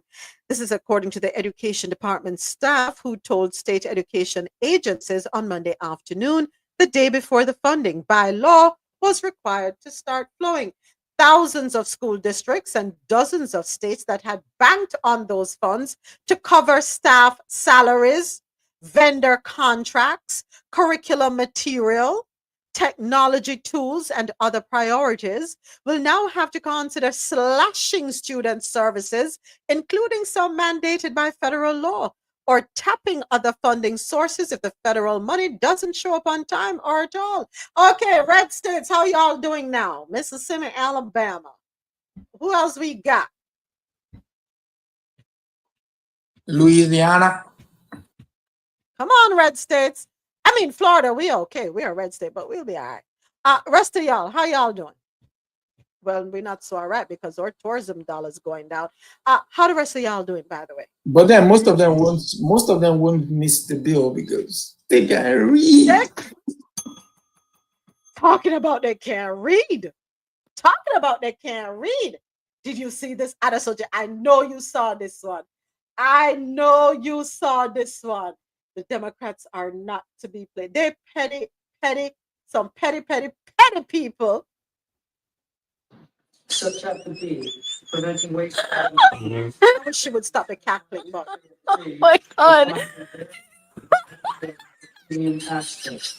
Section 71304,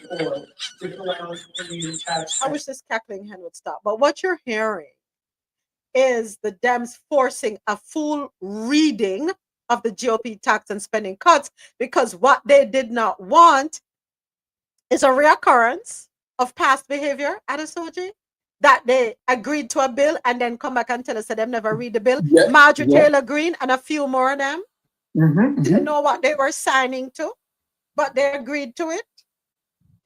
Oh yeah. And then somebody in the background was saying, hold on, let's bear treat 1 second. Hold on. In case of certain coverage enrolled, Oh my God. We're going to be here all weekend long. And the Dems didn't care. Y'all gonna read it. We're gonna be here all weekend long. Yeah, of course. We're reading. Sit your behind. You wanna read? Sit down. But yes, so back to this article. You're cutting funding earmarked for English learners. English learners. So hold on a second, Anasoji. So when English is not your first language, they do have a program in the schools, right? Elementary, middle, high. ESOL, English as a second language, right? That you have to take. You know what you're doing to these children? But you know what? They will beat all odds. You're trying to set them back. Migrant students, professional development. You are withholding money that is mandated, that is slated to pay staff salaries.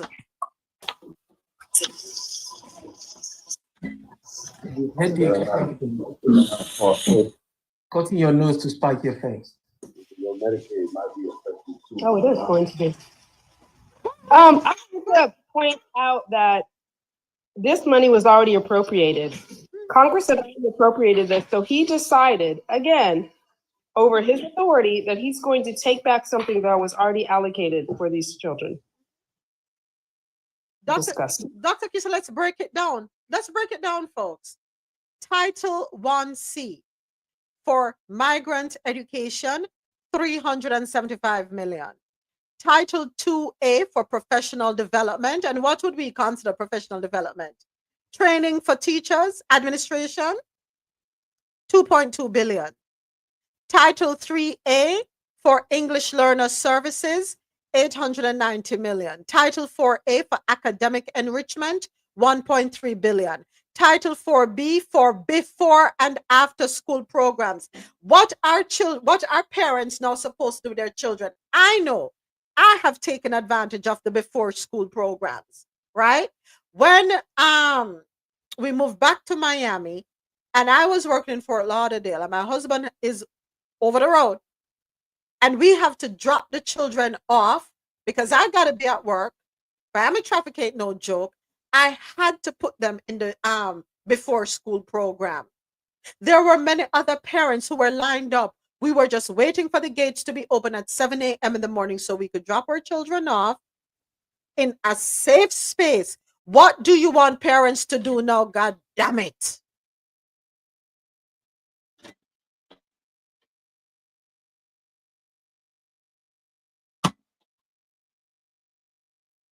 And this is how we make America great.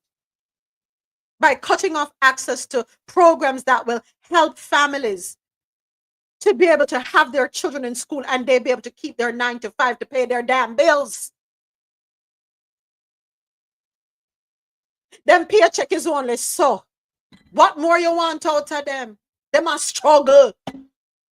And not because somebody is living below a certain income bracket means they don't work hard. You have people out there busting their asses and still can't make them hand clap. Is this how we're richer? Is this prosperity for everybody? Is this how we make America great again? By spiting our children? Children, some of the backside we bring them coming out of the world far. Why are we telling people to have children if this is how we're going to look after them? Parents cannot leave them work at the time when school let out. So they rely on after school programs because they have peace of mind knowing that their children are safe. And not everybody work next door to our school. Some people drive an hour, hour and a half, 2 hours because of a job. So what you telling them now for doing them pitney? What do you want us to do with our children?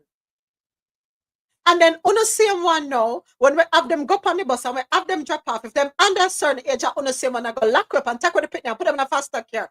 Oh, it's a plan.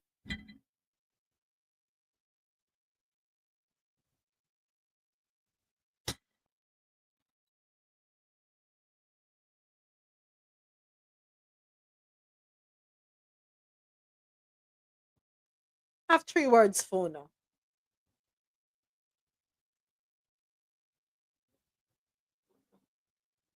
On Capitol Hill, Republicans Republicans don't have the votes yet to pass their budget bill. This vote was supposed to happen overnight at midnight and at 3 a.m.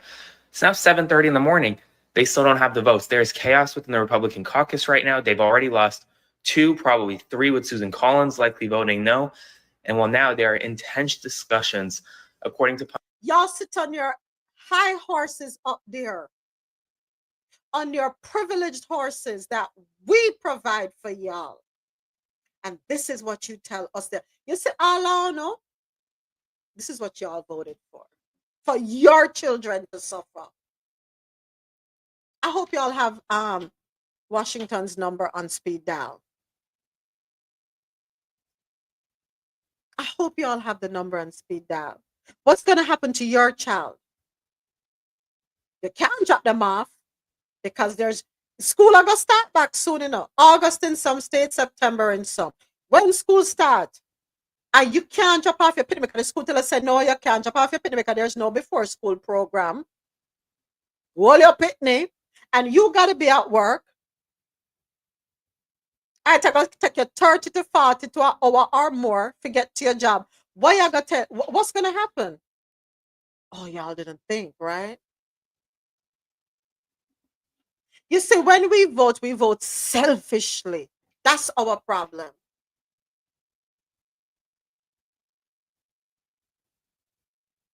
We don't think general. We don't think how it's going to affect our neighbor. You all were hung up on the wrong things. Well, for all of you who voted for this, I don't know what to tell you. Don't come crying on the shoulders of people who did not vote for this, because we're going to have to figure it out too. Not me per se, because all my children are past that stage, but I feel it for parents who rely on that. I feel it for them. Right here in Miami alone, the rent is astronomical. So if you go put another burden on parents again, no, you're putting their jobs on the line. Come on, man. Come on.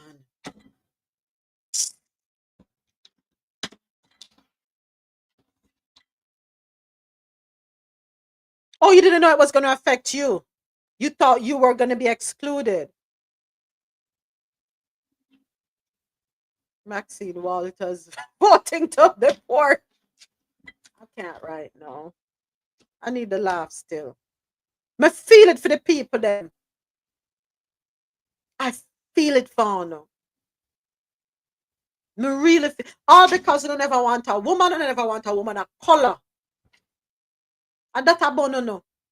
And that I don't know. A qualified person, I never want that. I don't know what to tell y'all. I really don't. Should I empathize, sympathize?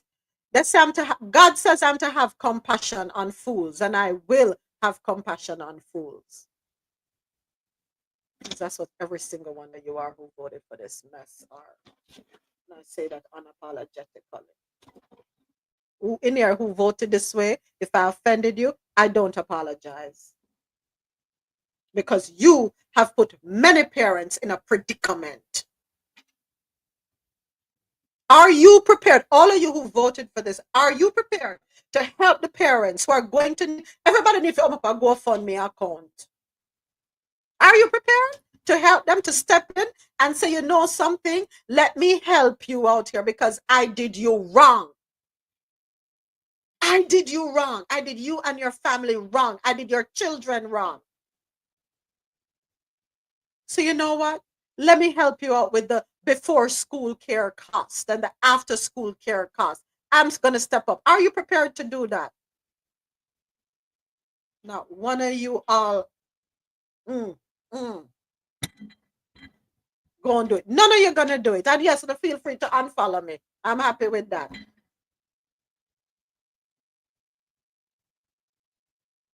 Feel free. Go ahead. Who else? Drop it down. I really don't care because y'all don't pay my bills. I'm speaking the truth.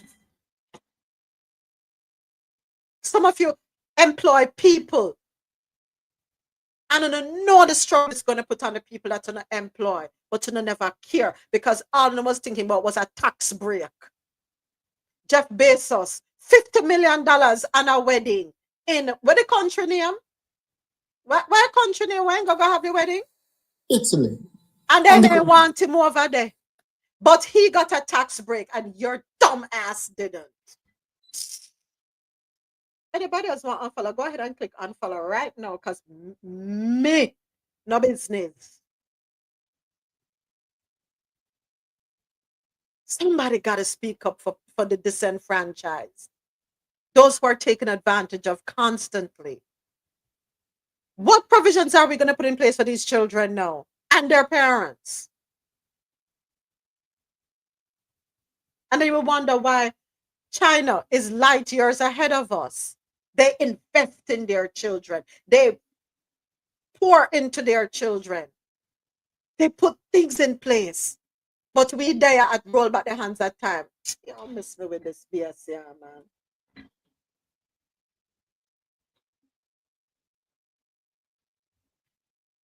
Anybody else want to unfollow her up and go so? Because the number's dropping. So please do me a favor and keep it going. I really don't care.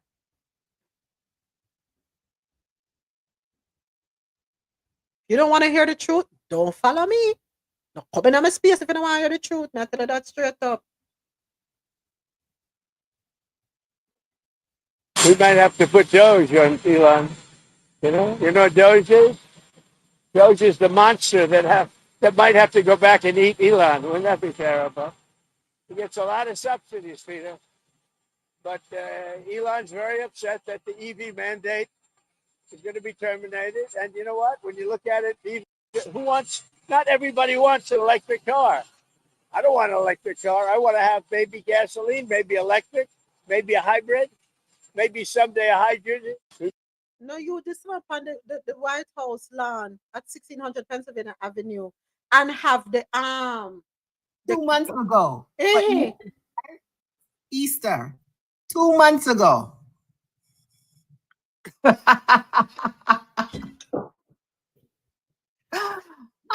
Oh.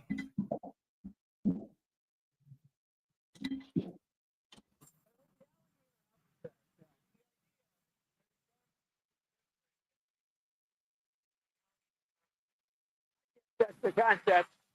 This is not a nice business. I guess that's the concept. If snakes are fast, but alligators we're going to teach them how to run away from an alligator, okay? If they escape prison, how to run away. Don't run in a straight line. Run like this. And you know what? Your chances go up about 1%. Okay? Not a good thing. I say it. Didn't I say it? It's a way to disappear people. Didn't I say that? It's going to be an easy way to disappear people. Ah. And he's laughing. And people in the background laughing. God ain't sleeping. The God I serve, not sleeping.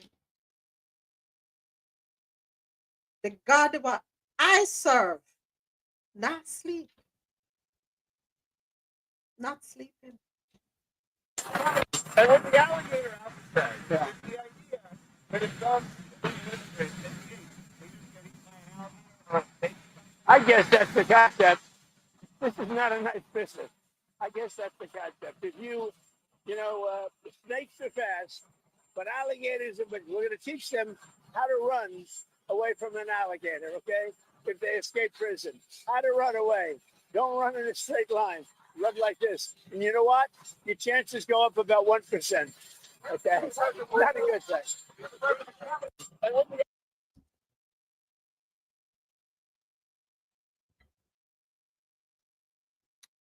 Everybody who voted the way they voted, you happy?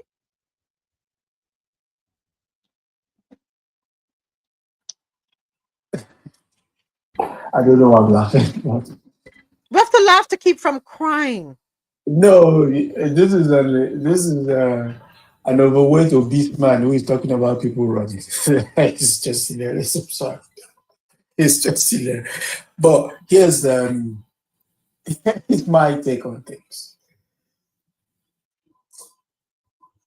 The country had the chance to, to reject what they're being sold at the moment, what they bought at the moment, but they decided, you know what, this is what we wanted. And unfortunately now, we can have buyer's remorse. But the worst part is it impacts everybody else.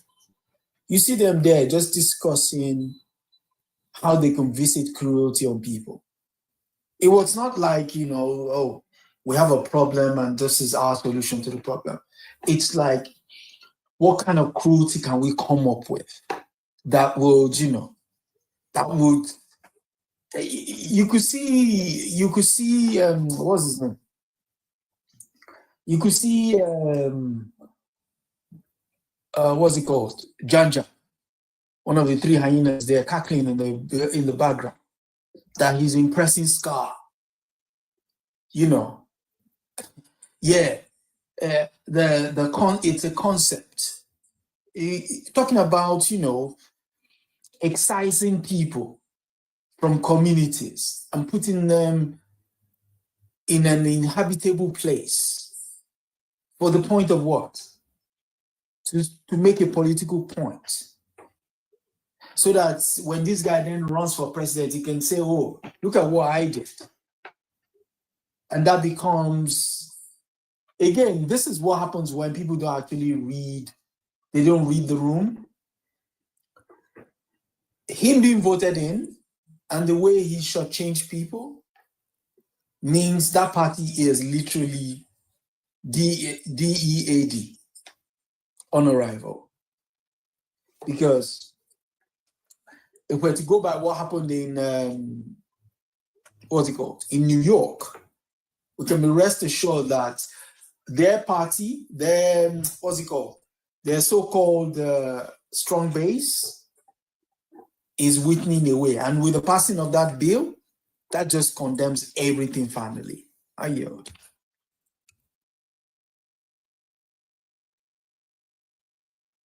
And the people think this was, they thought this was funny, Adasoji. They thought this was funny. No matter how you feel, no matter how I feel about people that voted against their best interest, I would never wish this on anyone. Never in a million years would I wish this on anyone, regardless of how. I don't hate anybody. I may not like the choices and the decisions you make. I won't wish evil upon you. Unless, of course, you're messing with one of mine. But anyway, no matter how I feel about the choices that you make in life, I would never want that for anybody. No one deserves that. And to be laughing.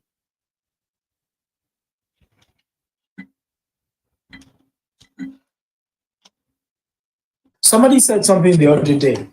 It was on one of your news channels. He's a journalist that previously worked over here. And he was asked a question. He said, what's the difference between journalism in the United States and journalism in Europe? He said, if it's one thing, it's the fact that your journalist, the journalists in the United States, cannot hold positions to account. They actually defer to them, which is funny in the sense that you said you don't want a king. The only people defer to are people they can't reproach. If you elected this person, surely the least you can do is hold them to account.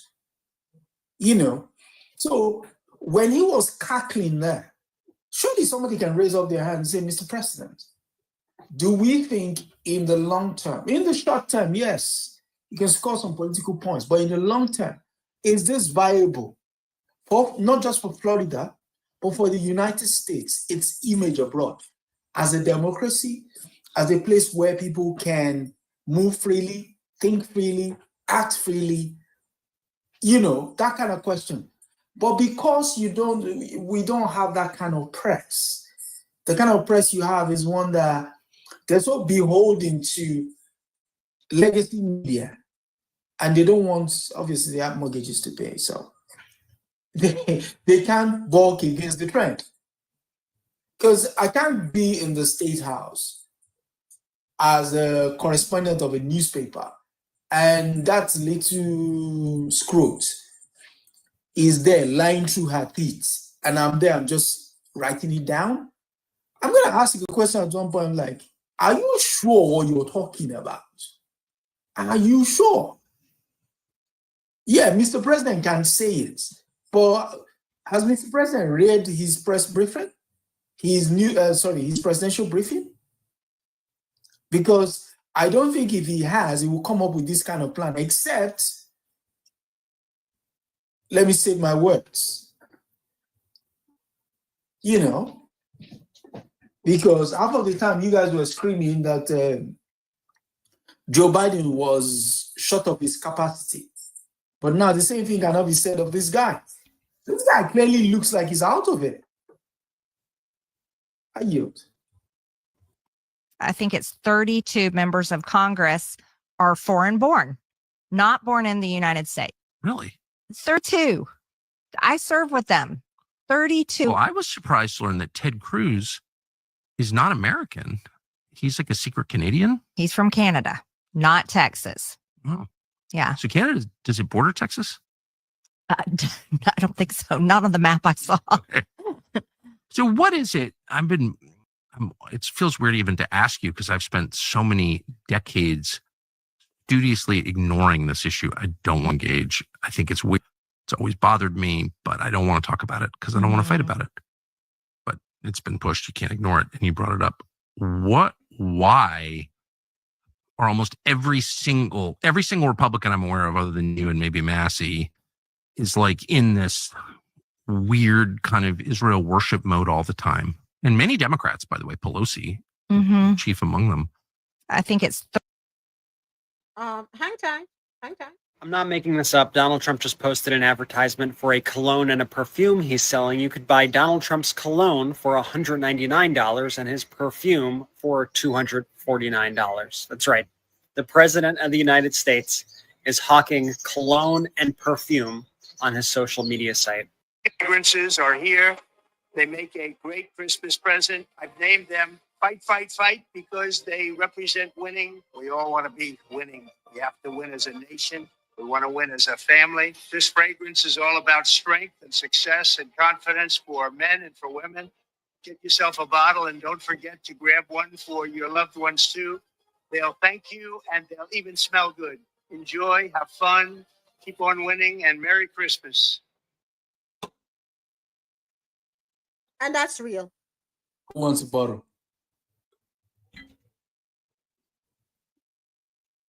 Who wants a bottle?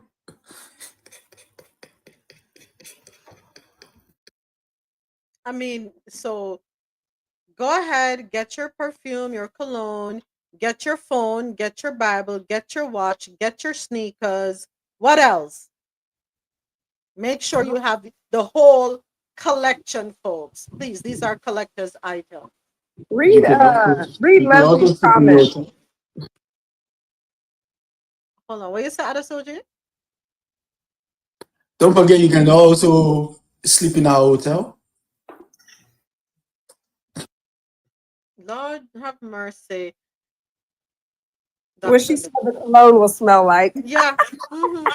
That's it. And then transit said nothing new about that.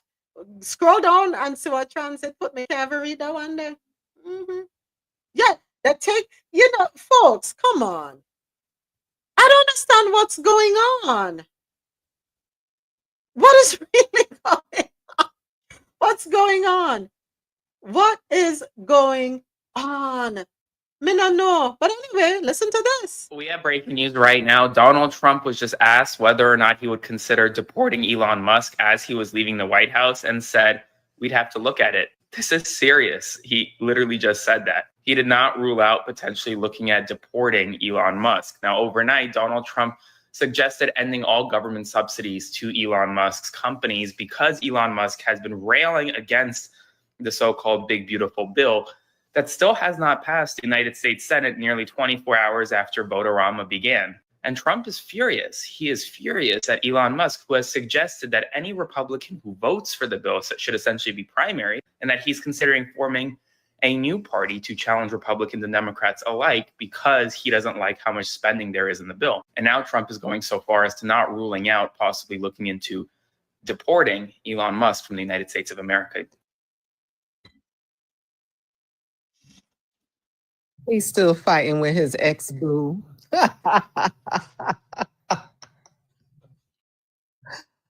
Oh, man.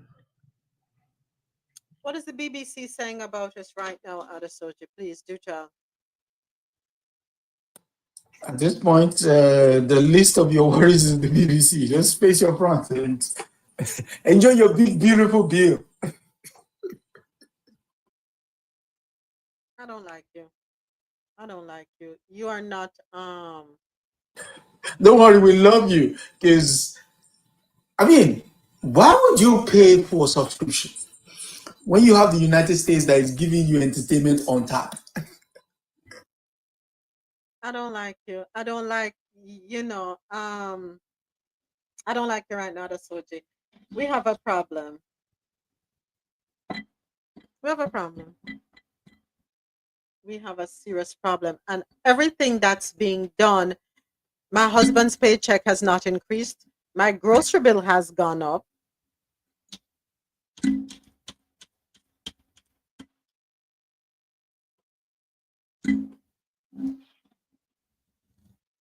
They still play yo-yo with oil prices. Every day you drive past the gas pump, not me, but him, and he will tell you, oh, gas was this today. It's this today. Now it was this yesterday. Now it's this today. I hear IT is paying some very good money. So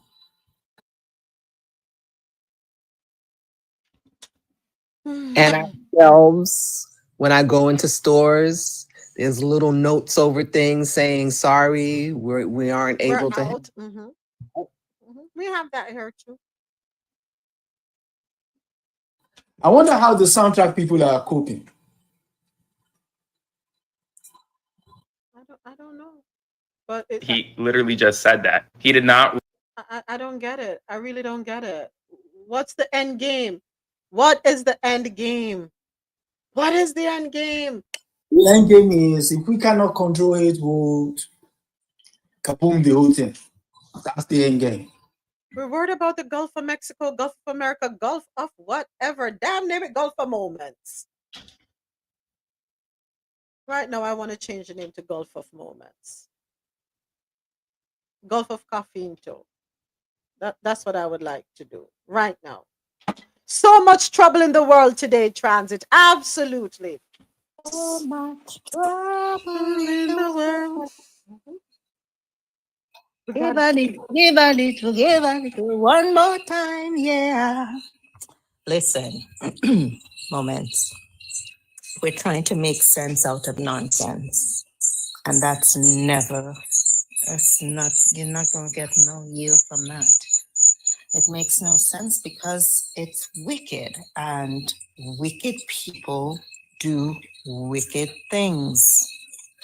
Facts. Do you know how many hospitals are going to close? How 17 million people are going to be without health care?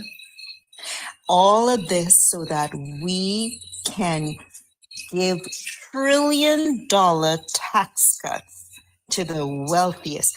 Like, how much more money do you really need? You know what it reminds me of? It reminds me of when the Israelites were leaving Egypt and they started complaining, oh, we left all this good food. We had jerk chicken. We had all of this. God. Rice and peas and oxtail and fried plantain. And oh gosh, we come out here and we get manna. Manna in the morning, manna in the evening, manna in the day. And you have to eat it off, because if you don't eat it off, it'll go spoil. It turned into worms. So you know what God did? He gave them so much, it made them sick. I don't want to say this prayer, but the very thing that they are so eager to have more of, and look at what they do with that money. Look at what they do with that money.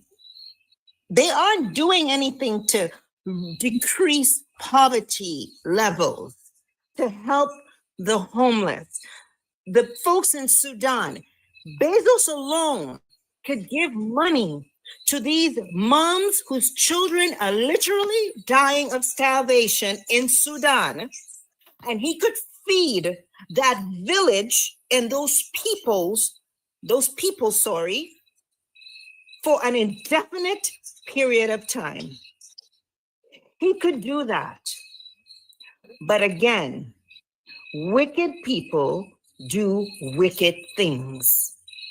I can't understand it because my mind is not wicked. And I would never come to understand this. You know, I was reading Psalm 82 this morning, and I was like, where's God, you ain't easy? Because he's like, I see what you're doing. I see how you're defending the unjust and you're showing partiality to the wicked, and how you're hurting the poor and the oppressed. You know, I see all that you're doing. And Asaph wrote the psalm and he said, you know, rise up, oh God, judge the earth, for all the nations are your inheritance. God will judge. This is the thing some people fail to understand. And if you don't believe like I believe, that's you. I'm not here to convince you, but here's what I have seen in my life. When I lay things down before the Lord, he picks it up. And when God pick it up, it's on. It's on. Selah.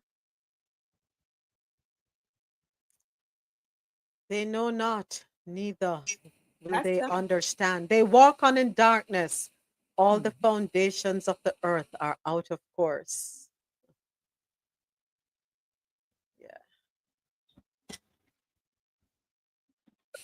That stuff just make me want to cry, you know?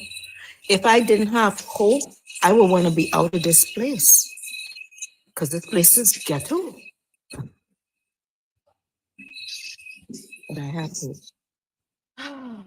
Listen, there's so much going on. Yeah, so much going on. Can't get distracted. Cannot get distracted. You can't. TikTok talk. Did some of the videos this morning, but I only have a few left on the TikTok talk segment. What am I saying?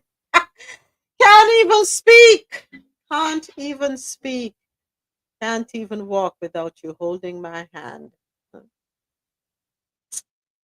Should we be worried? Let's see if we can break the ice and laugh a little. I'm wondering if Trump and DeSantis are just a little bit nervous right now. Just a little bit scared. See, come September 2nd, they removed the temporary protective order on 521,000 Haitians. I'm from South Florida, and if you know, you know. Baby, if there's one group of people I'm not getting crossed up with, is some Haitians, okay? I have seen some stuff growing up. I would be scared. That prison they're building out in the Everglades, I know y'all think y'all gonna house them folks there, but let me tell you something. Them folks ain't nothing to be messed up with. When I was about 18 years old, I had a friend who started messing with a Haitian woman's husband. It wasn't a month later, both her legs started rotting on either side, just out of nowhere, blew up. We call it lymphedema in the medical world, and started oozing pus and maggots. She had to go somebody in Miami and eat half a snake to get that spell reversed. That's when I first learned about Haitians. And I'm not saying it's all of them. I'm just saying Trump and DeSantis, stay prayed up. Stay prayed up, baby. Because if y'all think y'all see chaos now, Just watch.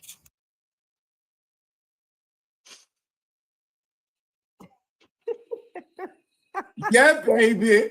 Moment, stop it, stop it. Stop it. And I said this will be great for, for us to be able to laugh. Yeah, baby. And it's you all the way across the pond. It started in his continent. If you know, you know. Ah, on your monola rotino.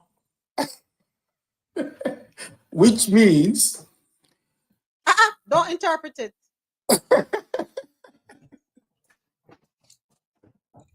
yeah, baby, yeah. Ah. Let the ancestors speak in their original tongue. Let it Okay now. You gotta be in sync to understand. You know, I think people in general live their lives like there is nothing, no one to be accountable for. And they think that they can spread seed and not expect a harvest. How can you spread seed and not expect a harvest? This is why you always have to, number one, check your seed.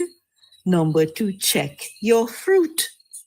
Because if you say you have an apple tree and chenet growing on your apple tree, something wrong.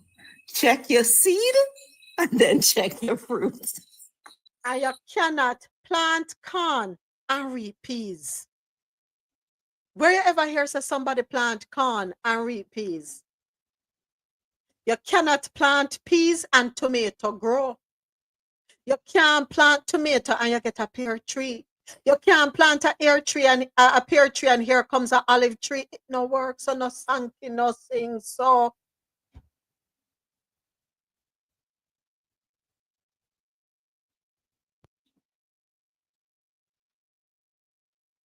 The United Methodist Church in St. Petersburg, Florida, sent their sheriff's office a $10,000 invoice for unauthorized use of their parking lot at 6 a.m. The sheriff's office was reportedly working with ICE on an investigation. The pastor, who is known to be anti-ICE, said the sheriff's office and ICE had 13 vehicles occupying 17 parking spots on the church's property. The pastor said it disrupted community access and operations and congregational access to the property. He also said continued use of the church's property by the sheriff or ICE without consent will lead to further legal action. He said the payment of the $10,000 invoice will go to legal aid for immigrants. This might be one of the only Christian pastors in the United States who has read the Bible and is doing what Jesus would do. I'll put the link to the church's website in the bio of this video. has PW read the same Bible? Just want to know. And I'm not going to call out her name. Has PW, who was telling you to send in $1,000 and you get your own angel dispatched upon you, who works up there near to you, Dr. Leslie, has she read the same Bible? You want to call the African angels? I am not going to have the African angels come for me. Just kidding. You know what is going to happen, though? They're going to start preferentially revoking not-for-profit status of some churches. I've been saying this for a while now. These churches who are coddling and stroking and massaging the administration will soon find out that these folks aren't Christians. They don't have a care in the world. This is all manipulation and control, which is essentially what witchcraft is, right? So you have a bunch of witches in the pulpit and a bunch of witches in the White House. Now, what do you expect from that? Yeah, so that not-for-profit status that churches have enjoyed and some have absolutely abused is going to go away shortly. So how the plane them and the mansion them are go? All these They're gonna have to use angels' wings. I think we can start an airline with that name, Angel's Wings. Welcome aboard, ladies and gentlemen. This angel's wings flight will be flying nonstop. You go where we fly. Period. Mm-hmm. There are some who feel that you were convicted by a jury of your peers, that the appeal was not granted, and that you didn't serve your time. Convicted by a jury of our peers, were we? I didn't see multimillionaires in that jury box. I didn't see people that were in the film industry in that jury box. I saw people in a heavily Democratic county. There are some who feel that you. So a jury of your peers in the context of a criminal trial refers to a jury selected from a fair cross-section of the community where the trial is held. It does not necessarily mean jurors must share the defendant's specific characteristics, like race or gender, but rather that the jury pool reflects the diversity of the local population. This right is guaranteed by the Sixth Amendment of the U.S. Constitution, Todd. Furthermore, it was their attorneys who approved of the jurors. So he can just touch his what do you call it, his Botoxified face and go sit down somewhere. Maybe need to go back to prison. Todd, I like you. I like your show. But come on now, Todd. Let's be real. Let's be real, Todd. A jury of your peers. Did you speak to your attorney? I don't think you did, Todd. Who is this chappie? Todd Chrisley. Hold tight. Oh, okay. I just watched the Chrisley's interview that they did with Lord Trump, and I gotta say, it's exactly what I expected. There was a lot of praise to God and to Donald Trump. The Chrisleys have maintained their innocence this entire time, so I was curious to see what they plan on doing with what they have gone through. What I found most compelling about this interview is what Todd said about that. I look at that we stepped out of prison, we walked into a home, started filming immediately, and new cars were ordered, and we're looking for houses, and we're doing all the things that we need to be doing, but all of these men and women don't get to do that. When they come out, they don't have a home to go to. They don't have money to go buy food. They don't have support. They have no support. And we incarcerate more individuals in our country than anywhere else in the world, yet we have the highest recidivism rate. That should tell you that what we're doing is not working. There's no accountability for the $8.2 billion that's dumped into the Bureau of Prisons every year. Accountability is coming. So for all of my brothers that I left behind, I didn't leave you behind. I'm coming for you.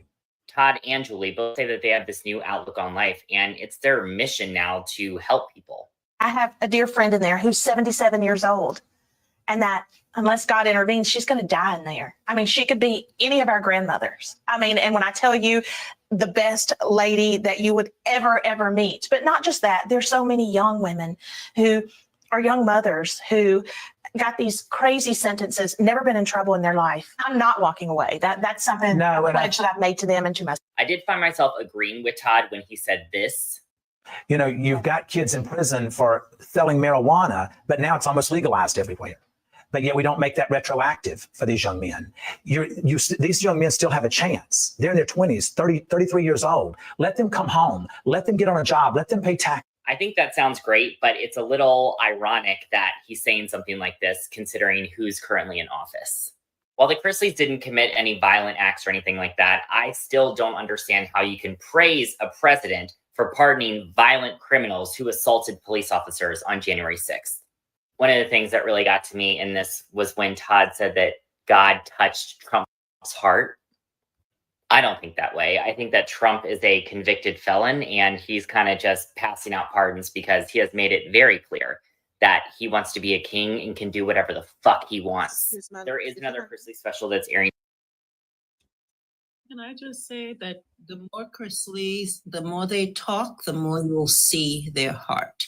Because out of the mouth, the heart speaks. They came out and they were, they were shocked, when they went in. They had to spend some time. But once the inside wear off on them, they'll get back to saying what's really in their heart. And that's what he said in that very first clip you played, that he wasn't convicted by a peer. There was absolutely no remorse.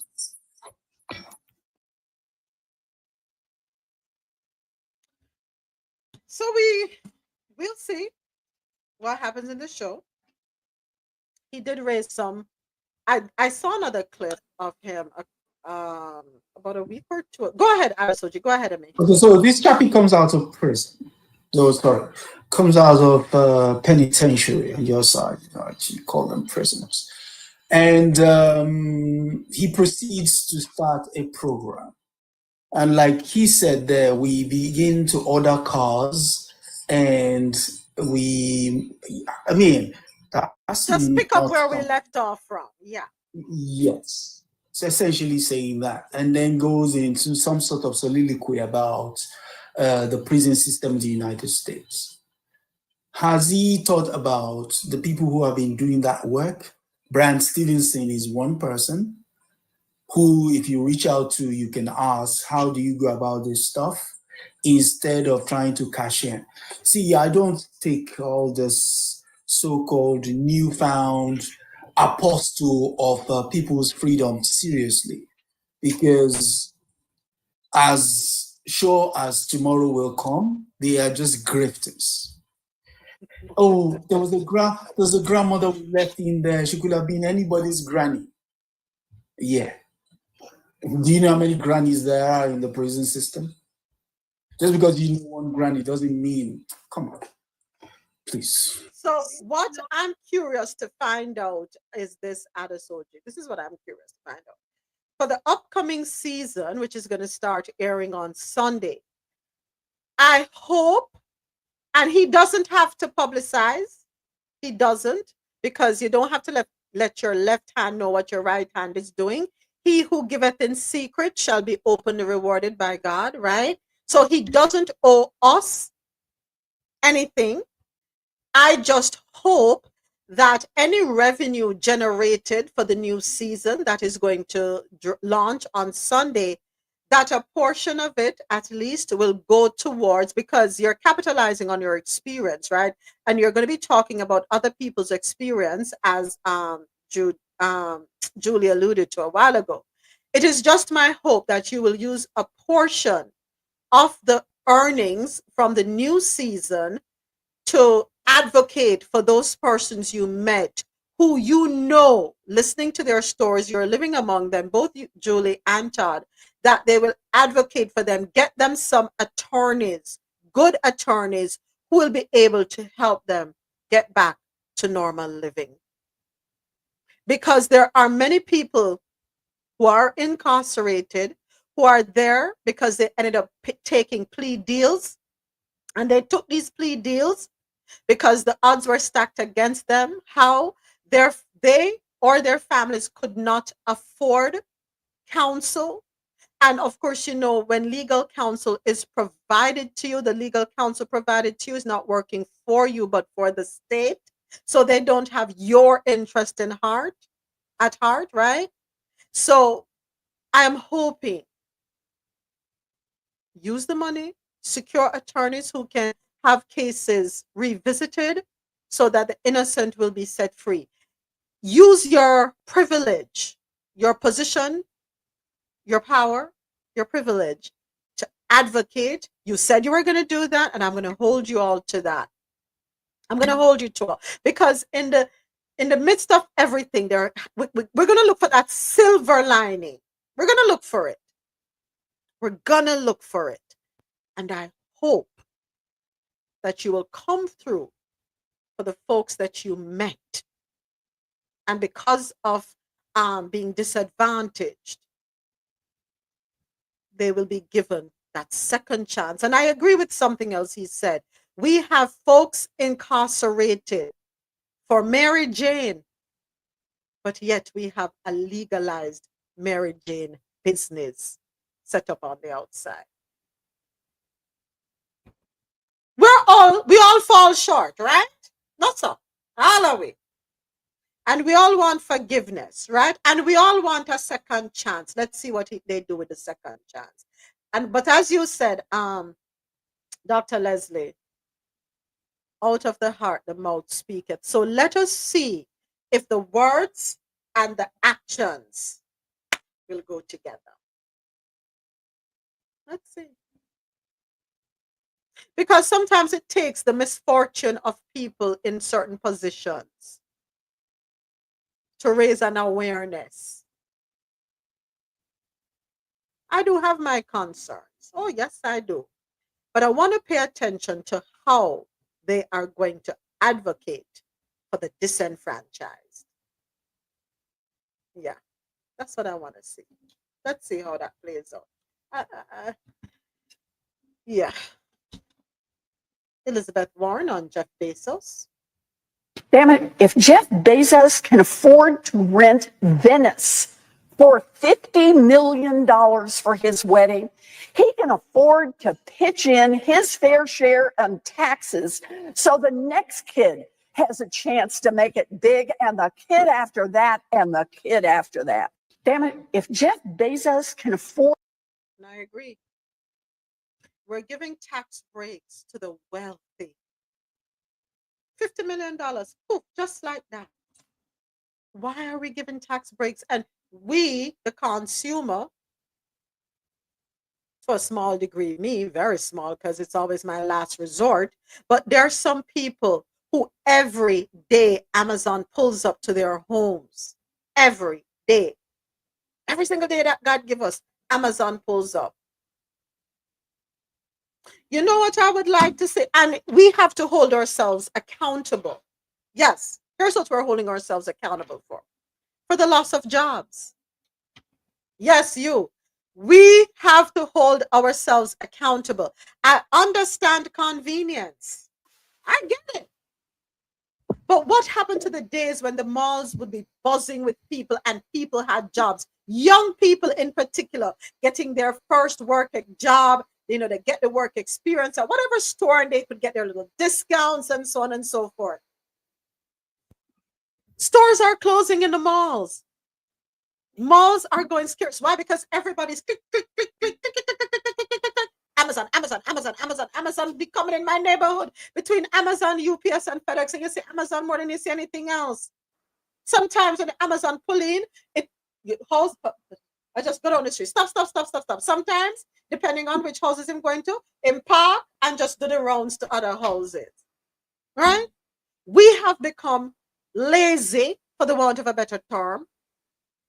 And our laziness has cost people their jobs. Let's be honest. Let's hold ourselves accountable. We have a hand in it. We have a hand in him being able to throw $50 million on a wedding. Wasn't it him who had the Wasn't it him who had the bridge dismantled over there in the Netherlands, so his yacht, mega yacht could come through?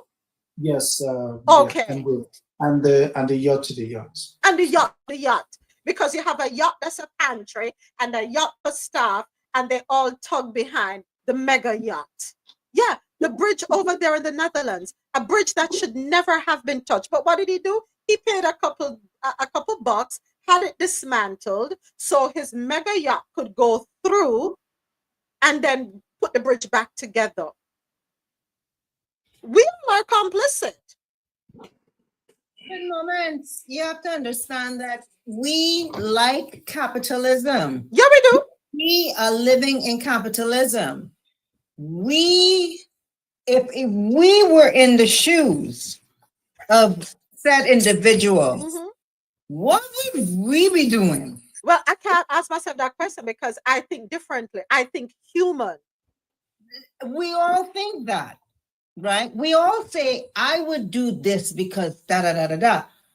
But I will tell you, if you skip the tests that come before that blessing, when you get there, you will be just like the person that you criticize, right? Because there are certain tests that happen in your life. Yes. To David.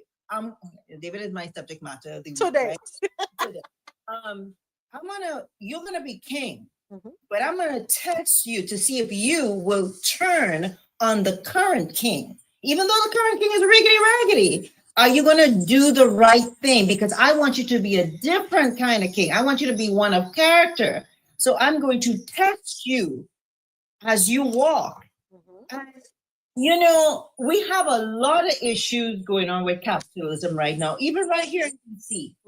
almost every day we have young people going and doing these snatch and grabs. Every day, just in Georgetown, yesterday, they went down to ALO and running down the streets with goods in their hands that don't belong to them. What is, I mean, people don't want to work. But where is the work, Dr. Leslie? If you have the, listen. The work is where, right now, there should be a lot of openings because we are deporting the people who are willing to do the work that we don't want to do. We don't want pick no apples. We don't want scrub no toilet. Who's scrubbing a toilet? Listen, I clean a toilet in my lifetime. You understand? I clean somebody but behind as a home health aide in my lifetime. People don't want to do that. They want the soft life. They want the soft life. They want their VCA chains, you know, their Louis Vuitton, the Hermes. They want all of that. Why I gotta work and sweat? I've come too far. My ancestors did all that hard, heavy lifting. But it was those opportunities were taken up, not the picking and the stuff. I get what you're saying, right? But let's go back to Bezos and how he became filthy, stinking rich. He did that because we greedy. Because we lazy too. Well, but okay, so this is the thing, right? I mean, he came up with a concept, an idea that filled something or a need that we didn't know we needed, or a need that we didn't know that we. Okay, Jay-Z, come on now. Right? Which is true, right? Because before Amazon, and granted, Amazon has put a lot of small businesses out of business. I mean, that is true. But a lot of entrepreneurs, to Dr. Sharon, remember a lot of their business is through affiliate marketing. So there are small businesses on Amazon. Just want to there's tons of small businesses on Amazon. That is true. So that is a way to, I mean, you can get an Amazon store, right? You can actually, I have a friend who has an Amazon truck route. He does extremely well, and it's a long process to even get them to, right? So it is good. So in that sense, you're still able to, you know, do something, or, you know, if you have that entrepreneurial spirit, you can make Amazon work for you. I mean, it's just convenient for me, even the way I work and the way my schedule is, to order stuff and have it delivered.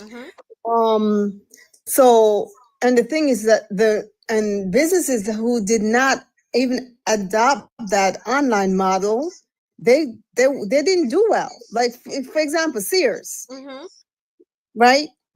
They went out of business. Other stores, the same thing. Like, so if you don't adapt and, you know, and just come up and pivot and meet the demands of society and meet the need and anticipate what the need is, then you're really gonna be left behind. But can't we strike a balance, Dr. Sharon? I get convenience, but you know, yeah, your situation kind of, you know, different because you travel a lot, you work a lot. We get that, but there has to be a balance.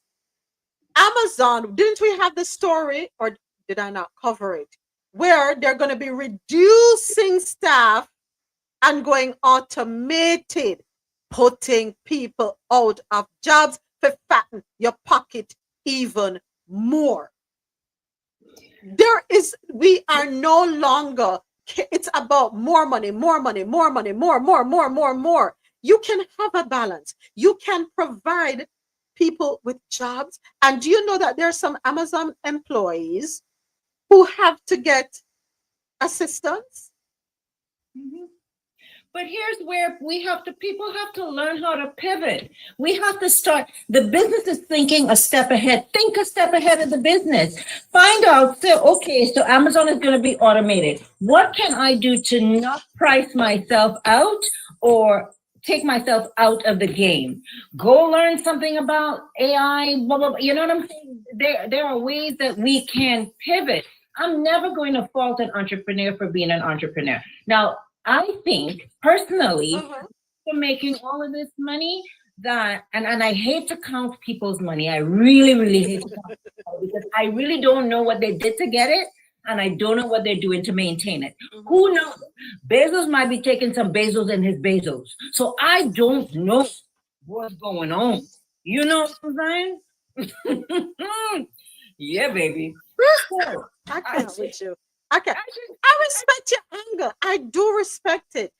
The problem with me, quite possibly, is I'm too humane. I have no problem with people doing online shopping, don't get me wrong. Convenience counts. But you said it. Amazon has put a lot of brick and mortar stores out of business. And yes, I agree, pivot. Learn the art of pivoting. Know how to get 2 steps ahead of the game. Also, the other one I have issue with is Walmart. You know how many businesses in small towns Walmart shut down? Yep, they did. And then majority of, not majority, let me not say majority, but I want to say a good 70% of Walmart employees are minimum wage earners. Many of them are not made full-time because they don't want to provide health insurance for them. So they end up on Medicaid. Come on now, man. We have to strike a balance. We can make our money and be fair. We can make our money and be reasonable. We can make our money and do it from a point of compassion. But what I see is greed. Moments, that does not go hand in hand with capitalism, though. We have a capitalistic society. Slavery was not about the slaves. It was about capitalism. And what happened during that time? They could care less about slaves, right? So we have to look at a different model, and we have to redo this thing. I'm not disagreeing with you at all. I'm just saying we have to pivot. We have to learn to pivot, and we have to learn to resist. Our resistance sometimes is futile because it's ineffective. How do you resist effectively? We wait too long to resist, and by the time we resist, we're behind the 8 ball. We're trying to I'm trying to catch up with Bezos. I'm resisting, sir. Stop. Let me resist. It's ridiculous. So again, there are people who have a business model that says, when I eat, you eat. And I only need so much. I mean, and there are successful businesses like that. If I eat, you eat, and I'm gonna make sure the community eats.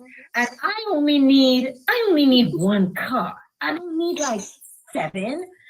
A 20,000 square foot house is a lot. I'm good for 2 people because, listen, 5,000 square foot. I was running up and down just to say I've been there. I went down to the basement. Hi.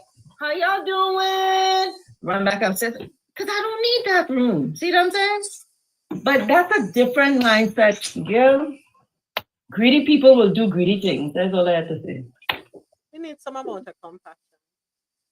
And I did see an article that say that summer jobs for the high schooler are disappearing, and And that's where the malls used to come in.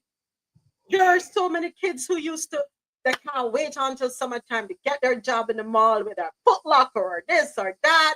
And then some of them were able to hold on to these jobs and work weekends. Where's that opportunity for them now? Where is it? Well, work in the post office. I don't even know if the post office still has. No, the post office, every time I go to the damn post office, there are 2 people at work. And sometimes when the line longer out the door, and then the other person, it's my break time. Window closed, they're out. They don't give two craps how long you standing there. You could pass out and EMT come. But I used to work the graveyard shift and go and sort the mail and so forth. And then in the morning, I would head to my other job and class. Listen, I used to walk, you know. I was almost a Jamaican, 10 job mom. Me born at work. Me born at work. No, when I think about it, I was underpaid. I was never paid in some instances. But anyway, I mean, I think we can have a heart, and we have given them so much power, and we don't hold them accountable. They forget who made them who they are. They go, so remember, honey, like I tell you, life is circular. What goes around comes around every time.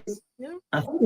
So eventually people would find out, and you hope that given grace, they will change.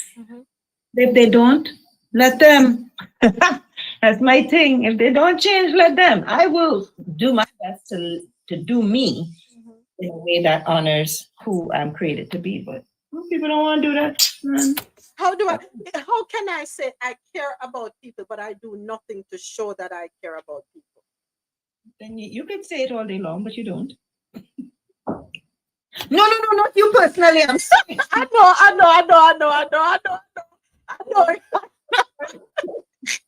I don't want to mess with you. Yeah. I could say I love my husband. Oh, I love my husband. But man, every time I see him, my face set up like 10 thunderstorms. No, never talk about that. I don't want to a tip on one. Lord of mercy. Don't want to spend time with him. Every time he come, I go. I mean, how can I love him? You know? So this is an advertisement for my husband. When I love you, I'll spend time with you. When you come, I stay. Listen, folks, we need balance in this thing called life. There is enough for all of us. And yes, we can be at different levels. However, I don't think we should be stepping on people and pushing them down just to be able to make it. I have an issue with that. You can't, let your actions and your words meet somewhere. Yes, your trips in, as we said in Jamaica, trips all over the world for your wedding. A wedding that the people didn't even want in Venice. You had all these private jets flying in. The people were upset over there. The people of Venice were very upset about the whole thing. And yet you have employees who are, I don't know. Consider this. The city of Venice made a windfall of money. Okay? That money would hopefully, I don't know how everything happens in that city, but would hopefully trickle down to the community and, facilitate programs, et cetera, et cetera. The people who worked the event were employed and paid. So, he's spending his whatever money, but that money is not seen in his pocket. It's going to the different folks who are employed, right? He ain't paying himself.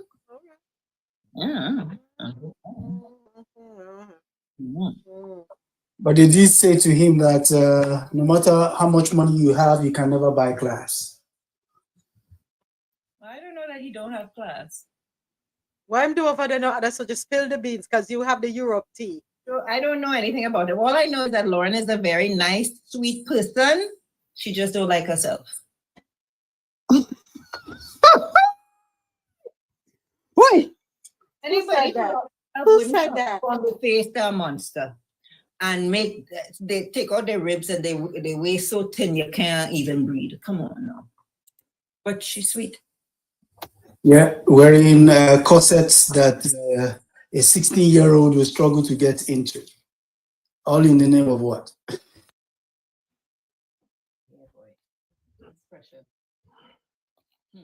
Pressure bus pipe or pressure bus waste. I don't know. Mm-hmm. Pressure bus pipe. The things we do. Acting up for a 60 plus year old man who. How old is she? No, for the man. No, how old is she? 50 something. Oh, okay. He's 50 something and he's 61, I believe. Yeah. And then, you know, putting artificial abs in, trying to look like.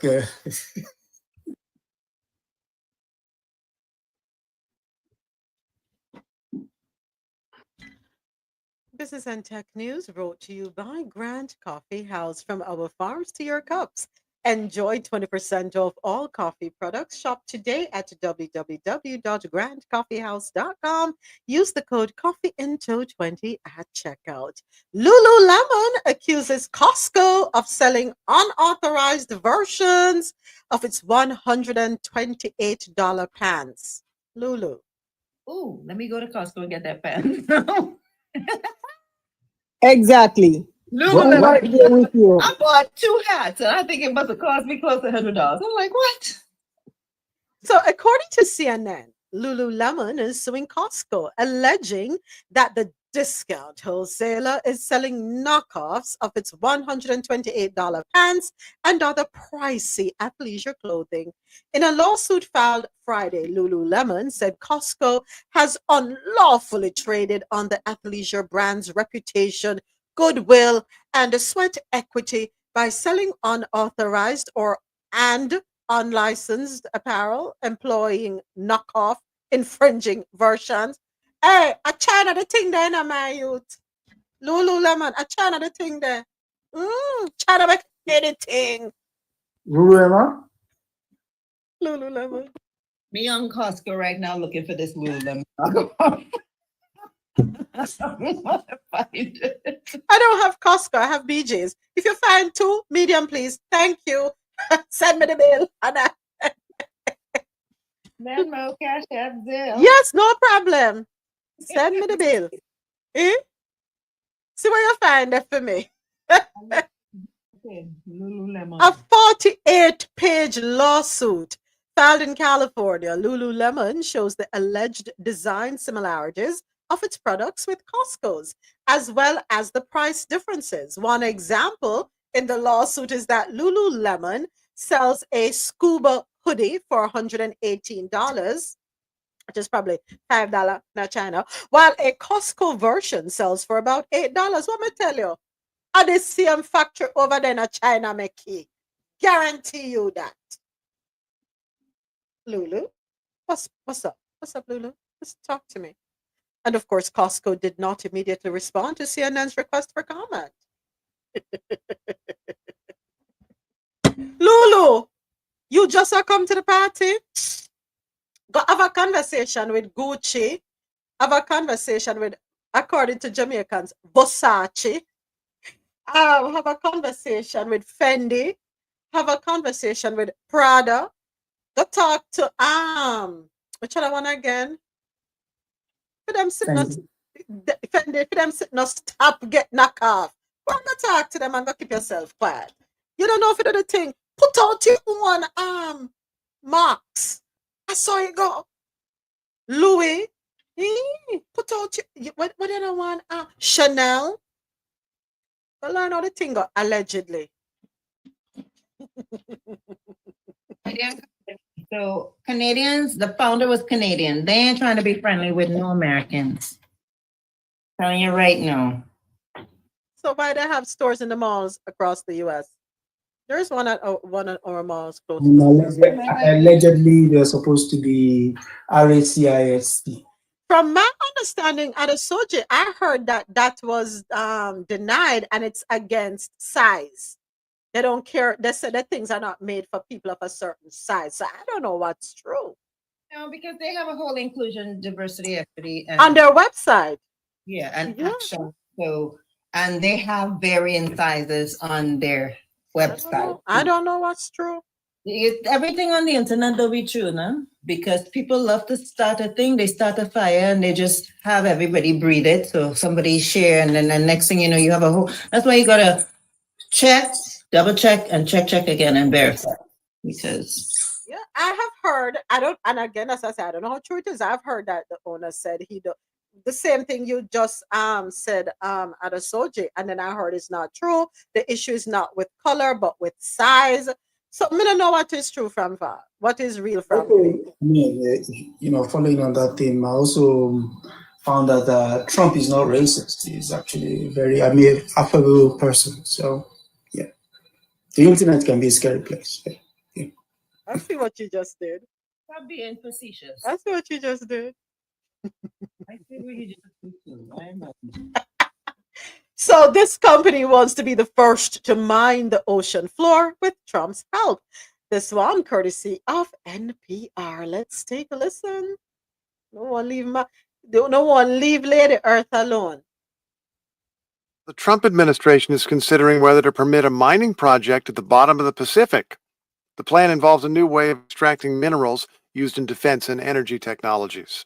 Daniel Ackerman reports on the company behind it and the questions the project is raising. The idea for deep sea mining has been around for a while. Take it from this very 1980s documentary. The sea, a new reserve of global resources. That's an educational film by Allegro Productions. The ocean floor holds a lot of metal. That includes nickel and cobalt used in technology like electric cars. And those metals are bound up in these strange-looking rocks called polymetallic nodules. Potato-sized objects covering thousands of square miles of sea bottom. But those potato-sized nodules have never been mined. Now, a startup called The Metals Company wants to be the first. CEO Jared Barron says those nodules are just waiting. They literally sit there like golf balls on a driving range. We can pick those nodules up and turn them into metals at a fraction of the environmental and human impacts compared to land-based mining. Barron is a serial entrepreneur from Australia. He's done everything from software to manufacturing to finance, but since he became head of the Metals Company in 2017, Barron has been laser-focused on deep-sea mining. His firm has developed technology, something like a giant remote-controlled vacuum cleaner, to suck up nodules off the seabed. It wants to use that vacuum in a remote patch of the Pacific Ocean. He says mining there means you don't have to clear-cut a rainforest or displace communities like you might on land. This is the perfect place. There's no alternative for this part of the seafloor. You can't grow crops there. People can't live there. It's perfect. But not everyone agrees. Cheryl Murdoch is an oceanographer at Arizona State University. She says mining beneath miles of seawater would just hide the impacts. On land, we all see how destructive mining is, but on the seafloor, no one's going to see it. So I don't think it's going to be less destructive. It's that people are going to be less aware of it. Some analysts have also questioned the business case for deep sea mining. Many EV car makers have shifted away from using nickel and cobalt. And right now, there's a global oversupply of those metals. Even some terrestrial mines are going idle. But Dan Ives, a tech analyst at Wedbush Securities, says the outlook for deep sea mining improved this past April with a stroke of Donald Trump's pen. I'd say the industry got a lifeline with the Trump executive order. That's what changed everything. The order called on the U.S. government to fast-track deep-sea mining in both federal and international waters. And that puts the U.S. at odds with nearly every other country on Earth. The area is an international possession. Leticia Carvalho is Secretary General of the International Seabed Authority. That's the body recognized by more than 160 countries that regulates the deep sea beyond national control, including the part of the Pacific where the Metals Company wants to mine.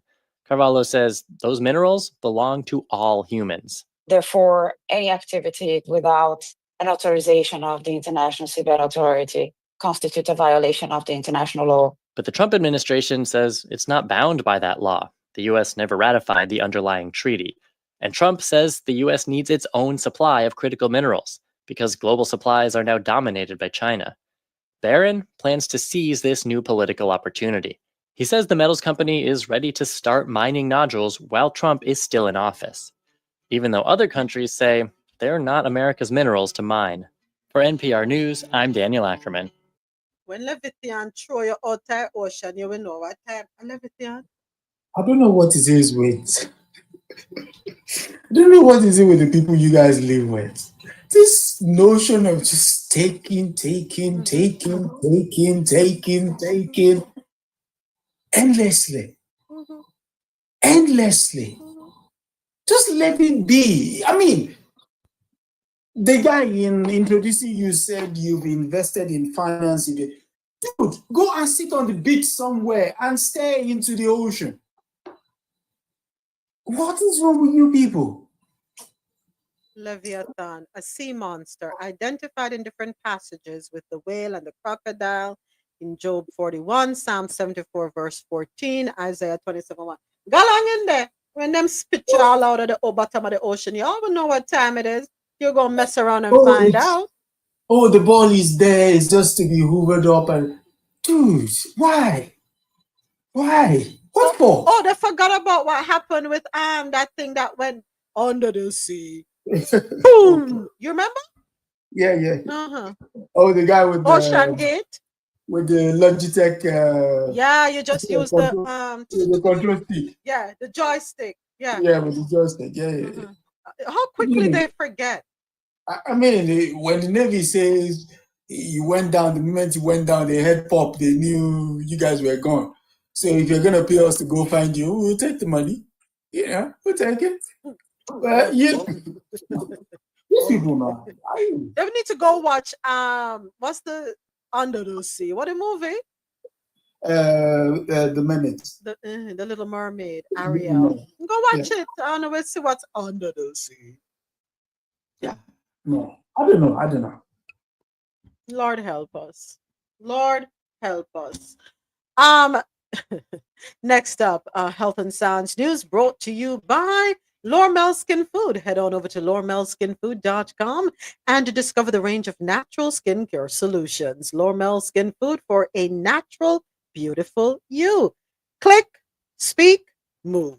These brain implants are poised to help people with disabilities. Let's go ahead and take a listen to this one, courtesy of NPR. People who have lost the ability to move or speak may soon have a new option, a surgically implanted device that links their brain to a computer. Imagine the joy of connecting with your loved ones, browsing the web, or even playing games using only your thoughts. That clip comes from Elon Musk's company Neuralink. It's the most visible player in the field of brain-computer interfaces, but NPR's John Hamilton reports that groups with less fame and more experience appear closer to actually marketing a device. Neuralink went viral in early 2024 thanks to a man named Nolan Arbaugh. A diving accident had paralyzed him from the shoulders down. At 29, Arbaugh became the first person to get a Neuralink device. A robot threaded more than 1,000 electrodes into his brain's motor cortex. Then, human surgeons installed a wireless interface about the size of a quarter in his skull. A few weeks later, Arbaugh was on stage, talking about moving a computer cursor. It's freaking wild.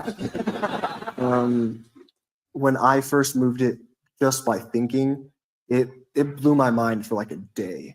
Like I just could not wrap my head around it. A video of Arbaugh has attracted more than 25 million views on Musk's social media platform X.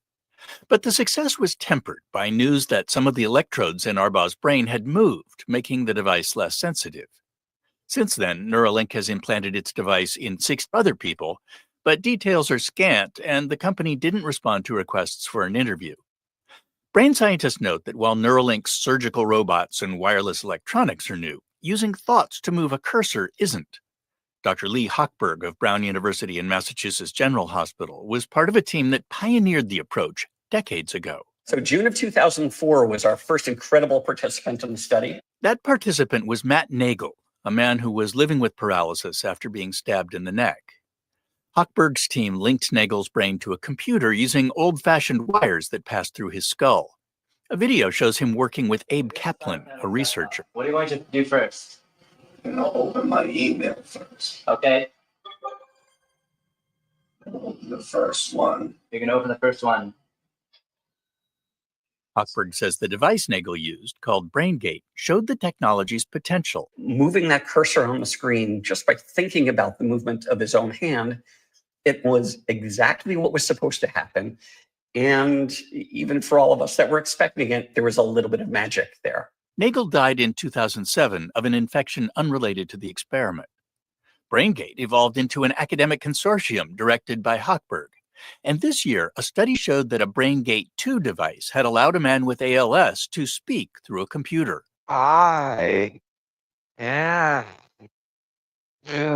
Hochberg says experiments like that one show how computer interfaces have improved.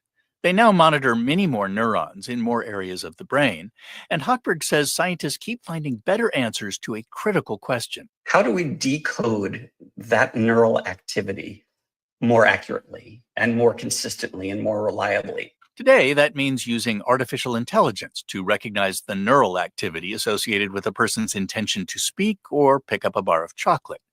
Hochberg says the field has also become specialized. There are groups that are focused on decoding speech. There are groups that are focused on control of a computer cursor, control of a tablet computer for that type of communication. There are groups that are focused on putting some information back into the brain. One of the groups making information flow both ways is at the University of Pittsburgh. Jen Collinger, a professor there, says it isn't enough to just give people control of a prosthetic arm. They also need to feel what the limb is doing or touching. You can't have sort of fine and dexterous motor control with visual feedback alone. You need that sense of touch in order to actually be able to respond in a natural way. So Collinger and her colleagues have been working with BlackRock Neurotech, whose brain interface technology has been used in dozens of people. One of them is Nathan Copeland, who was paralyzed in a car accident. In 2016, Copeland famously used a robotic arm to bump fists with President Barack Obama.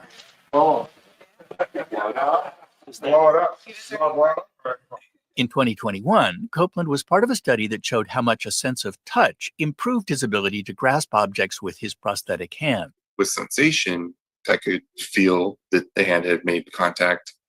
I could also tell if I had a firm grip on it or not. But Collinger says advanced features like sensory feedback aren't going to appear in the first implanted devices on the market.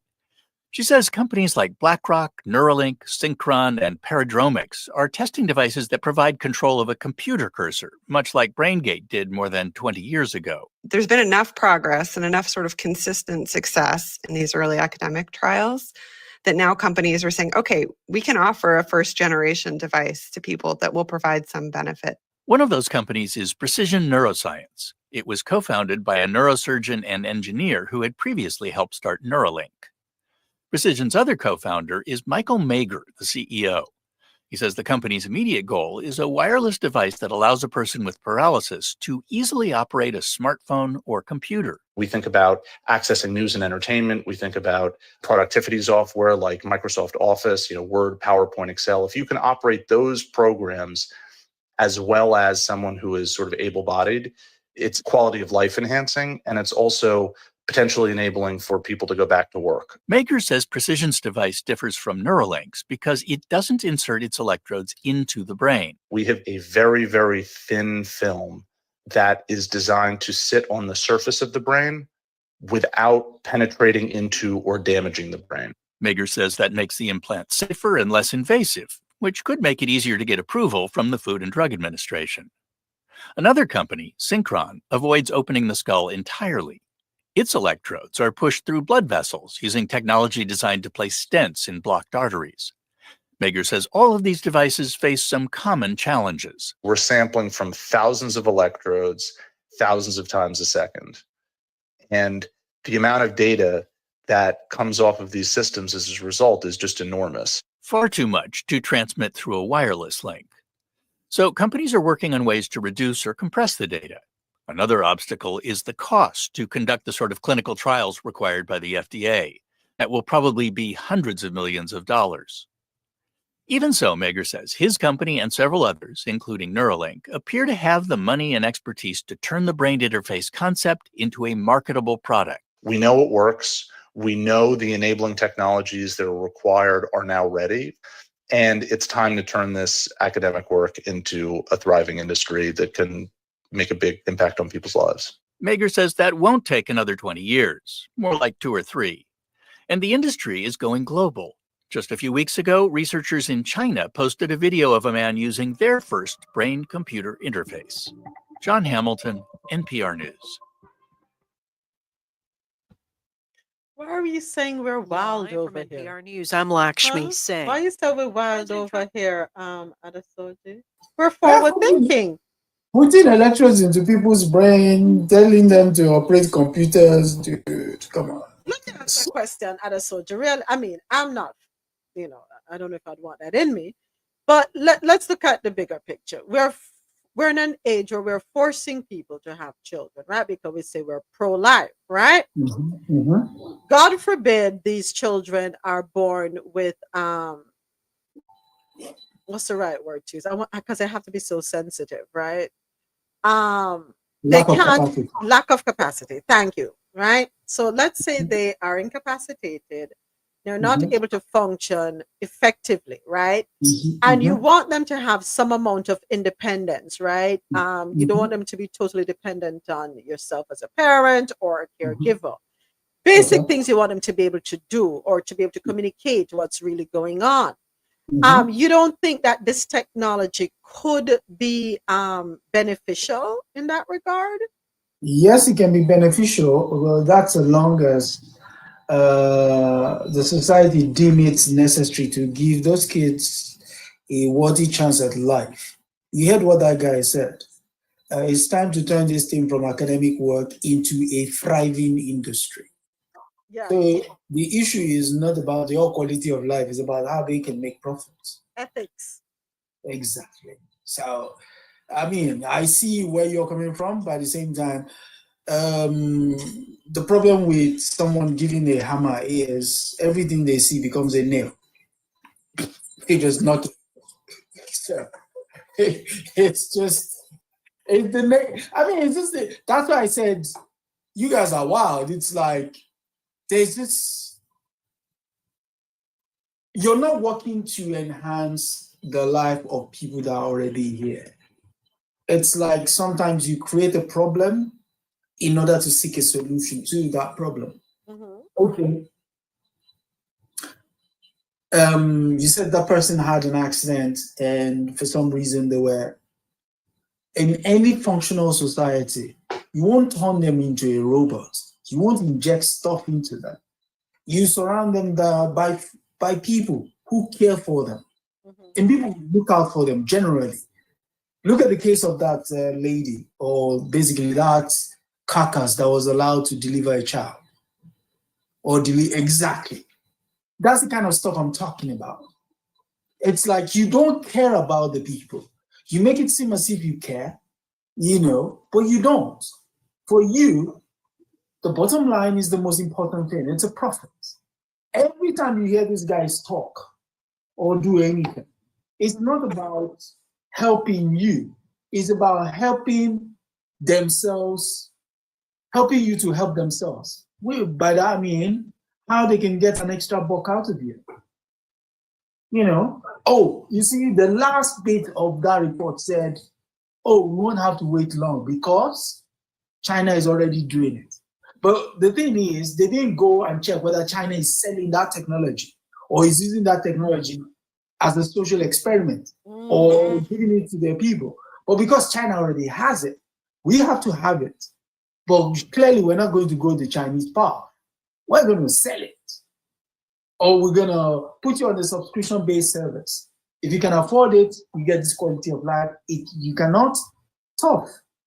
And look at the people who are backing it. Neuralink, owned by Elon Musk, BlackRock. These are two of the most valuable companies in the world. I think they need extra coins, but they're already there. So that's where my skeptics comes from. It's not that I don't want progress, but to me that's not progress. That's just mining humanity for profit. That's it. And I can see where you're coming from, because when I heard Musk, I was like, oh my gosh, could it be somebody else unbeknownst to us, please? No, it won't be, because this thing is a racket. It won't be. When his former boo was talking about the fact that he enjoys several subsidies. That's the point of those subsidies, is to give them an edge up. The real welfare. Exactly. So what they're now doing is they're playing Russian roulette with your money. Because it's your money. Technically, it's your money. Normally capitalists will put money into a business. If it doesn't succeed, tough. If it succeeds, they get profit. Yeah. But these guys have embedded themselves in politics that the politicians now invest your money in their business. And guess what happens? When it turns profit, that profit is distributed to them. How? They will say they do a public offer on a LPO. Yeah. So essentially, who gets to buy all those shares? The same politicians that facilitated your money getting to them. See, for me, it's like, what's going on? And then we're supposed to, this guy is so brilliant. Hey, excuse me with that BS, I'm sorry. Damn, you unleashed the ethics manual, didn't you? No, you have to. Because sooner or later now, we'll get another 22-year-old that will come in Vogue magazine and tell us, you can tell how the people of Jamaica should harvest coconuts. Oh, sorry, that story has already been made. Go ahead, Dr. Keisha. Thank you, Adasoji. Mm-hmm. Well, first of all, the people that are great are actually behind the scenes. It's not Elon Musk by any means. My problem is that when we have governmental research, which they are purposely getting rid of so they can privatize everything, then we're really losing the pure focus of what this is, because this research is saving lives of people and not of the future. Literally people that are paraplegic, quadriplegic, people that have strokes or defects and want to be able to speak for their daily living, not just to make us better, but to make their quality of life better. And some of it has been life-changing. So I think that the research is needed, and companies that are backed by scientists are needed, not by Elon Musk. We see what happened with the rocket. I mean, it crashed, but this is why. You guys remember that the whatchamacallit that went down to the ocean? Mm-hmm. People told them that it would not work. Mm-hmm. You have stuff backed by people that are led with greed. That's why it doesn't work. Because even the scientists that left said it was not ready to go. It would not withstand the pressure of the sea. They didn't want to listen. So Musk is just like that. He truly is not listening. He's trying to cut corners, which is why we're having issues with his cars and with whatever goes into space, and forbid somebody gets on one of those things. And so I would not trust him putting anything in the brain, because a scientist could tell him that he's so egotistical, he would oversee and overlook what someone's telling him and make his own standard. So that's my problem, is that the science is there, but it needs to be led by scientists. Yeah. I totally get that. Thank you, Dr. Keisha. All right, and believe it or not, news: a plane passenger in India caught with 16 live snakes in luggage, including a rhino rat snake. I don't know where Dr. Sharon found this one from, but it's on CBS. It was on CBS News. Hold on, let me listen to this. I hope this is the right. There are over 1,300 endangered or threatened species in the U.S. today, but many, though, teetering on the edge of extinction, safely live on millions of acres held in trust by the federal government. And some of that land isn't as remote as you might think. In fact, if you're an air traveler, you may have driven or flown right by it.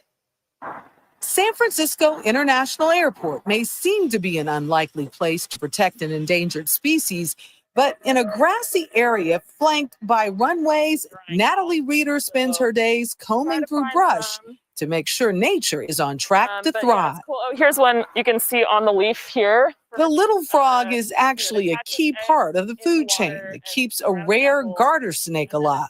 The snakes are just a native species.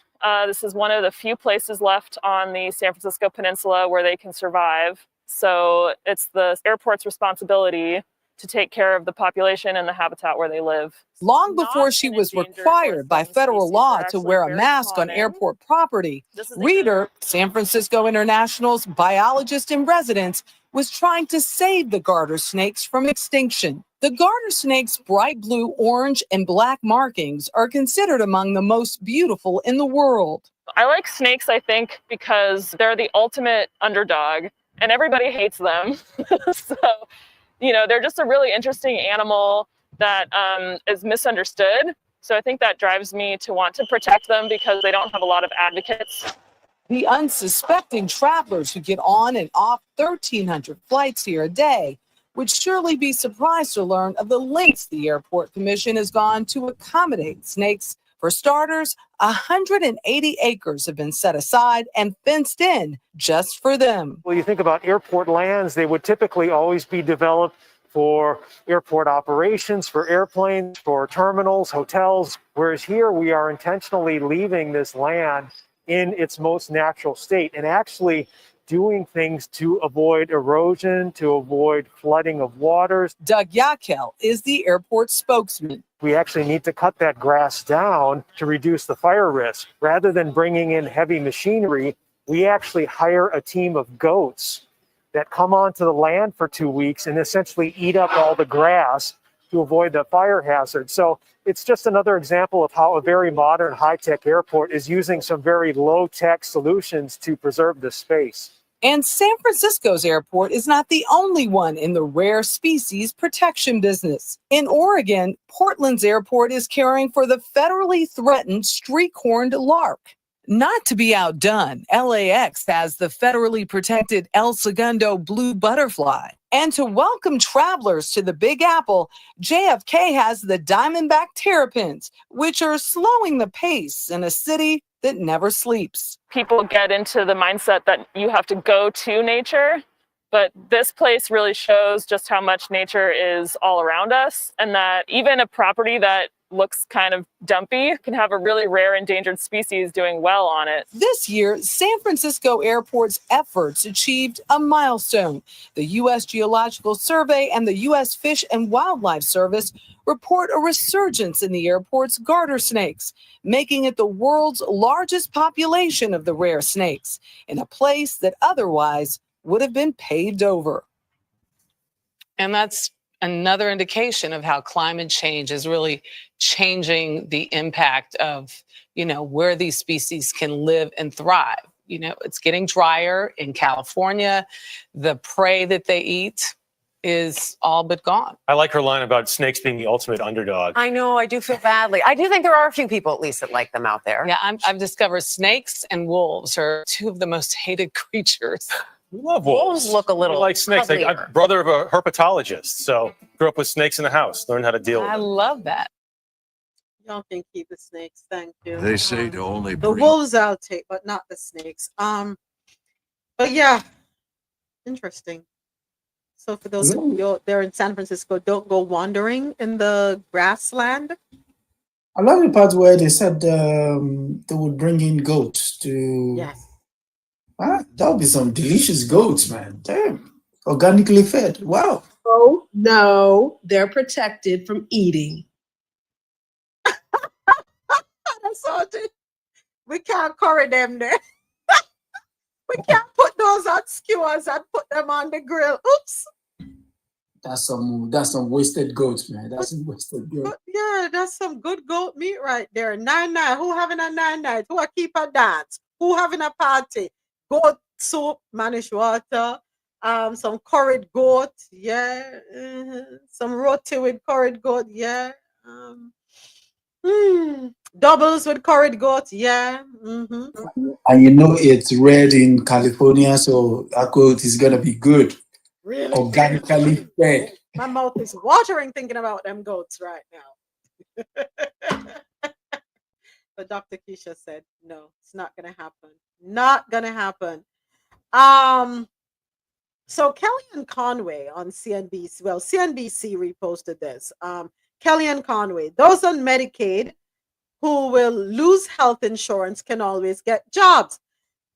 Is Kellyanne Conway, yeah, believe it or not, she did say that. Is she aware that there are companies who do not hire persons after a certain age?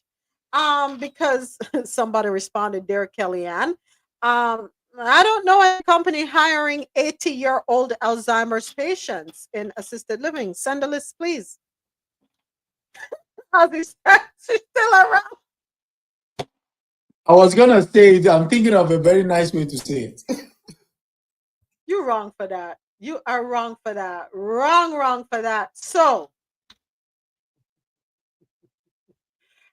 anybody buying the cologne, the perfume, the set, the cologne, the perfume, the watch, the shoes, the Bible? Anybody? Send me a kit, please. I'd like a set. I don't mind the perfume. But yeah, perfume will be nice. You know, give me the largest bottle. Yeah, I mean, you know. So there's a person who took a Lyft ride, right? And she said her Lyft ride was $80. So she asked the driver, how much is Lyft paying you?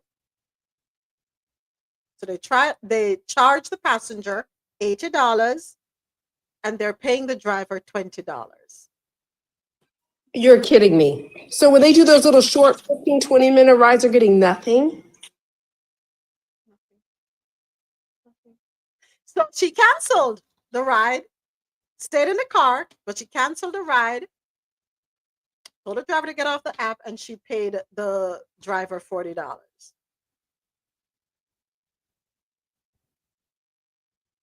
Yeah, that's what they're doing. That is what they are doing. Running you into the ground and capitalizing off of it. It never used to be like that back in the day. They were a little more fair. Now, greed. Capitalism. Do they know that do you know that they want to monitor your health in real time? They want to monitor your what? Health in real time. Your health. Yeah, here we go. Take a listen.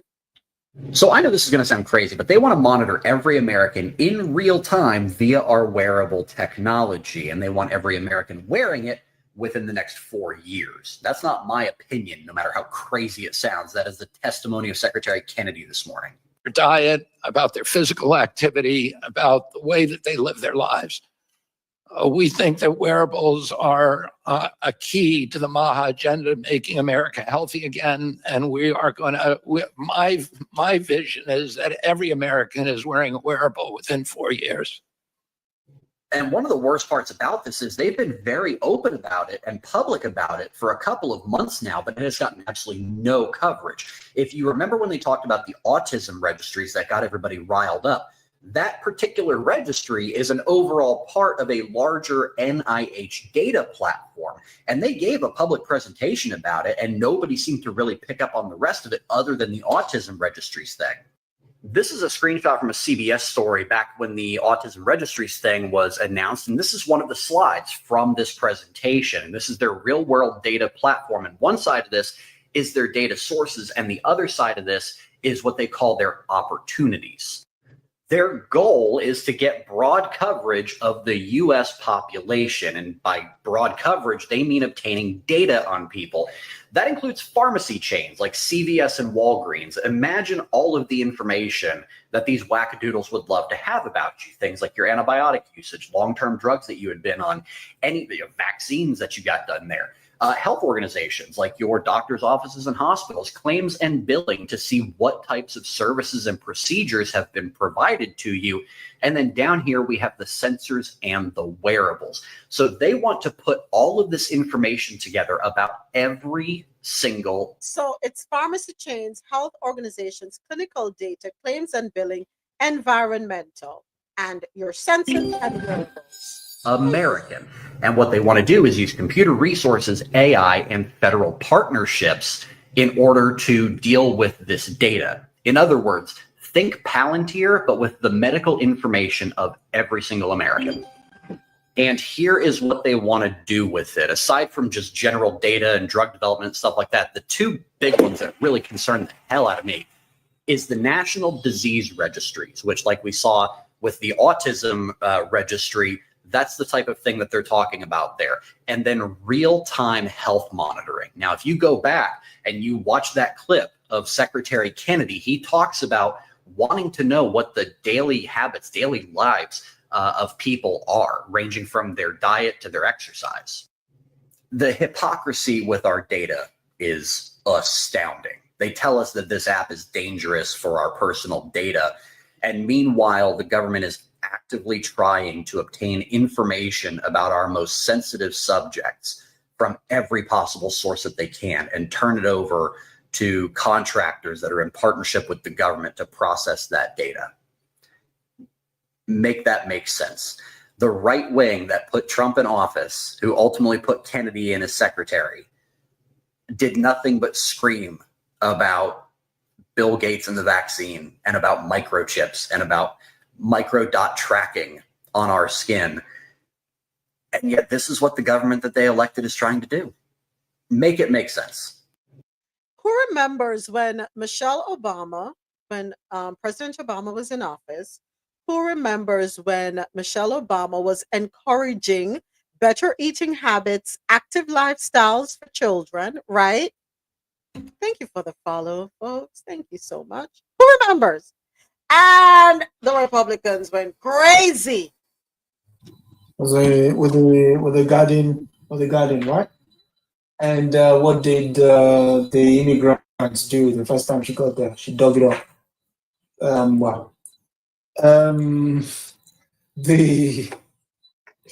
When he said when he said true, I don't know whether he was using one of those new technologies to speak, but speak he did.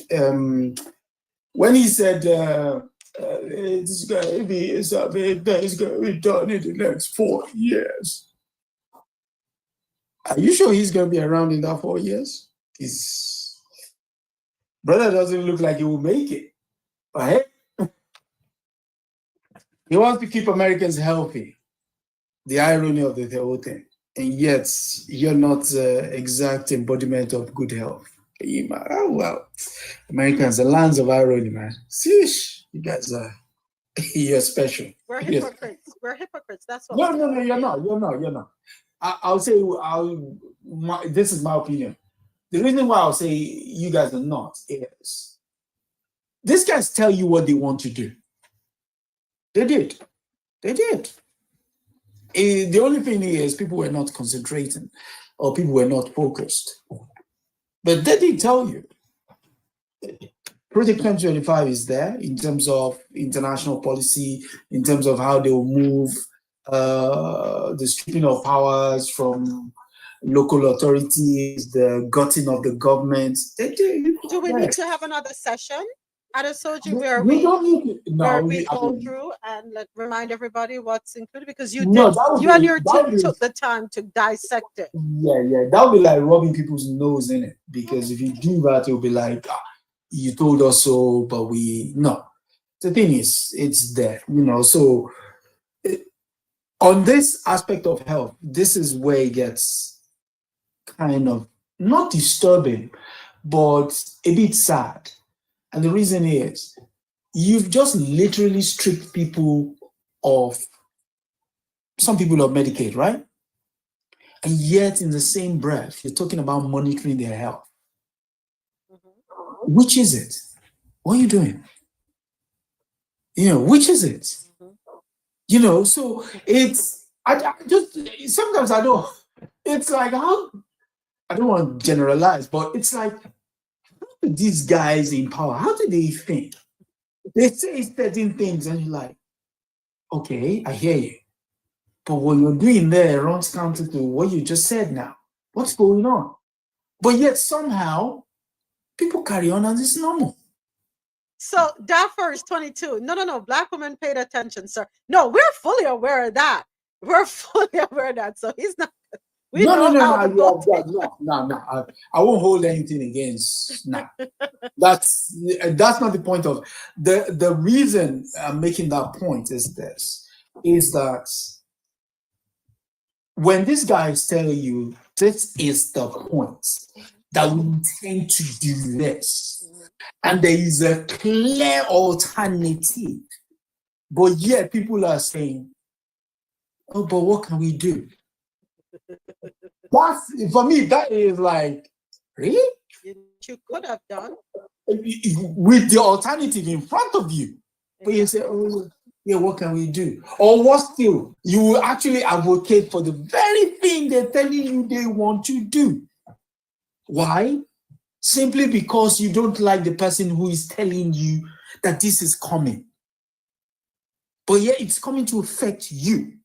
Well, we talk about, we have one article a day minimum. Yeah. So this one just came in. I think Dr. Leslie was the one that put the comment in the chat. I'm just seeing this breaking. Representative Maxine Waters just asked the government to investigate and potentially deport the First Lady back to Slovenia. That ain't gonna happen. You know that's not gonna happen. Yeah, but apparently she came in on an I-10 visa. She dropped out of school. So I-10 visa was supposed to be for clearly very, very brilliant students. I want brilliant and her name should not be in the same sentence, so I won't even mention it. But that was the way she came in. And so when I was reading, I was like, oops. But what does that have to do with anything though, Jack? Seriously. No, she came in on the line. Thank you. She came in on the line. So whether you're married to an American or not, no, the basis of you getting the visa in the first place was a fraud. Surely you can't cover a crime just by saying you've gone straight. Nah, that's not how it works. Okay, Slovenia, please. You're awful. You're really awful. Yeah, and of course there are people commenting very upset about the joke that he made, the video I played earlier. And it could take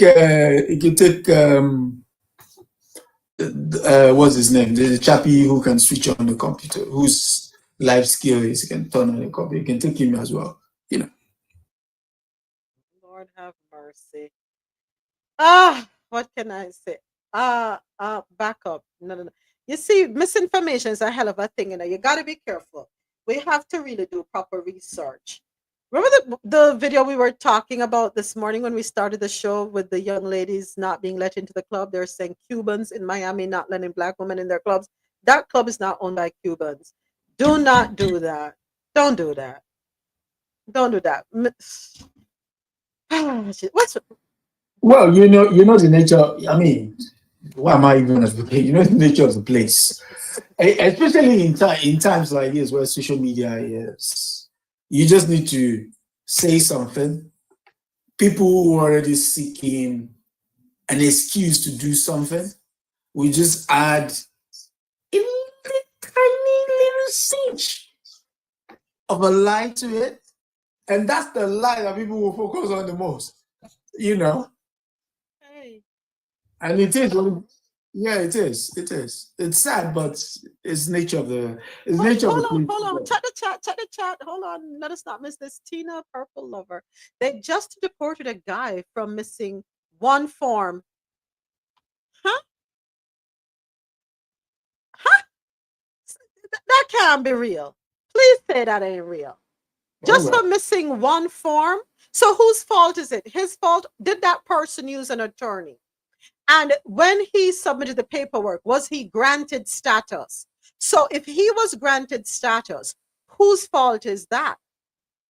He went to complete his citizenship and they deported him because he missed one. So he's already a resident going to the next step, and they deported him then. Hold on. He went to complete his citizenship and they deported him because he missed one form 10 years ago. One form 10 years ago, sorry. Huh? So that means he is already a legal resident going for citizenship. How about the mama? Then that makes sense? Moments, why are you surprised? People have been going in for their interview. And I've not been coming out. You haven't been coming out. Even with But whether lawyers. that's true or not, their actions alone can say, yeah, I can believe it.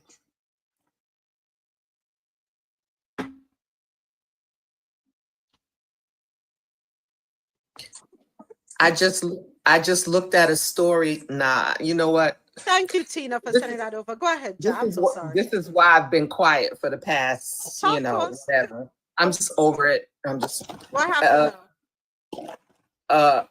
mother and her children, they went in for the interview, and one of the children have cancer, and they just detained everybody. Yeah.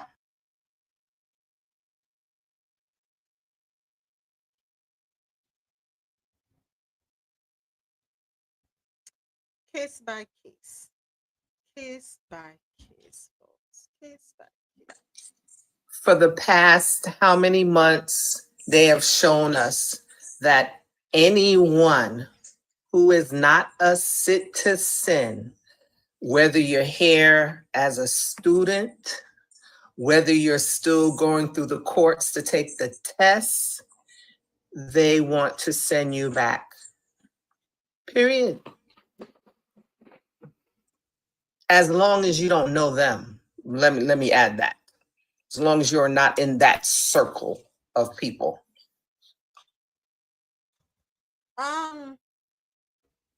They've sent back teachers. They've sent back people who speak out against them or who have spoken out against them. Yeah. They've imported people that look like them who are supposed to be farmers. They've imported some cartel people, right? Didn't they allow them in? Come on. Tina, which meanwhile we imported Afrikaners, as he said. Have you heard about the planes? Yeah, which planes, Tina? Which planes? Which ones? Which ones? Because we cover so many stories here. I want to say thank you to everyone listening online, QMC Radio News and Talk, everyone watching on YouTube, and everyone here with us on TikTok. If you're not following us on TikTok, go ahead and follow. Thank you. What haven't we heard about? The planes. Which ones? The ones, the cargo planes? The cargo planes? I think we spoke about the cargo planes yesterday. If those are the ones you're referring to, where the back can drop. Let me ask a question. Who does a U.S. Senator represent? No, that's fine, Tina. That's fine. No. Welcome, Tina. Welcome. Follow. Welcome. We're here weekdays, 9:15 a.m. until the ancestors say shut up and go home. They represent the state of Israel. Who does a U.S. Senator represent? Can we have right answers, please? The right answer. You walked into that one. Why did I pick that question? We're doing the citizenship test. Who does a U.S. Senator represent? As it says, they represent their bank account. The state of Israel. How often do we elect a president? Thank you, Daffers. As many times as APAC says we should elect them.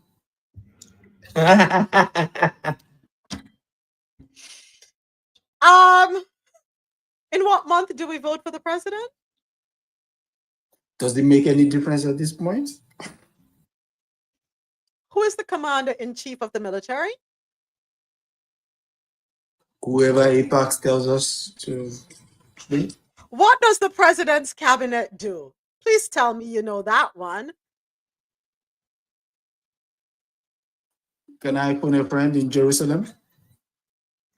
I like Daffers. Daffers is paying attention. Daffers is the only serious one here. The rest of y'all have no behavior. Time out, detention, study hall.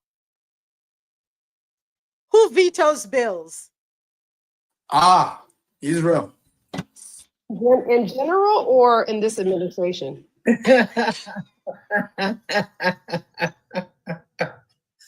Me cry. Y'all have me cry. No, seriously, folks. These are citizenship questions. Tasha, these are citizenship questions, right? Who vetoes bills? If you guys have a citizen questionnaire now test, y'all would all win. Every answer is Trump. Who signs bills to become laws? He's going to be in Washington tomorrow, Benjamin Netanyahu.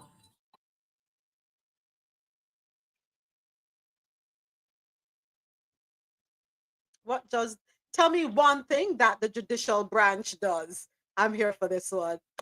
Rubber stamp all the atrocities by Trump. Yes, Trump. Yes, Trump.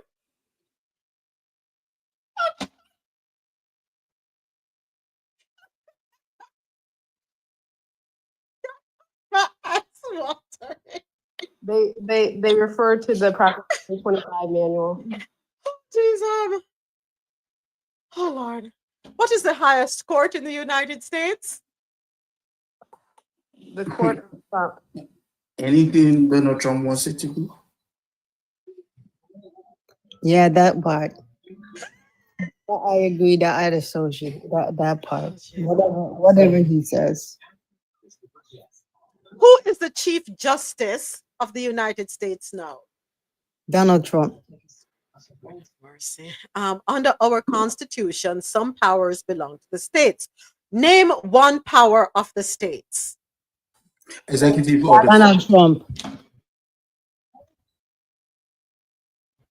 Citizenship denied for all of you. All of you have failed the citizenship test. Oh, it's going to be denied anyway. I mean, they already got the stamp ready for us. They ain't even giving citizenship out anymore. Right? I did see a report somewhere. I need to send it to you. I gotta find it though again, where they're apparently now trying to move to denaturalizing people. Where were you yesterday? Yeah. Okay. Yeah. Yeah. I saw that yesterday. Yeah. That's where we are. So those of us who are naturalized citizens, we ain't safe either. Nope. We ain't safe. We are not safe. They can investigate me all they want. I came here legally and got everything legally. Doesn't matter. I know, but apparently they're looking for something. They're saying for now, dictatorship, and if you say anything against them, they will find a way to send you back. Yeah. So everything is yes.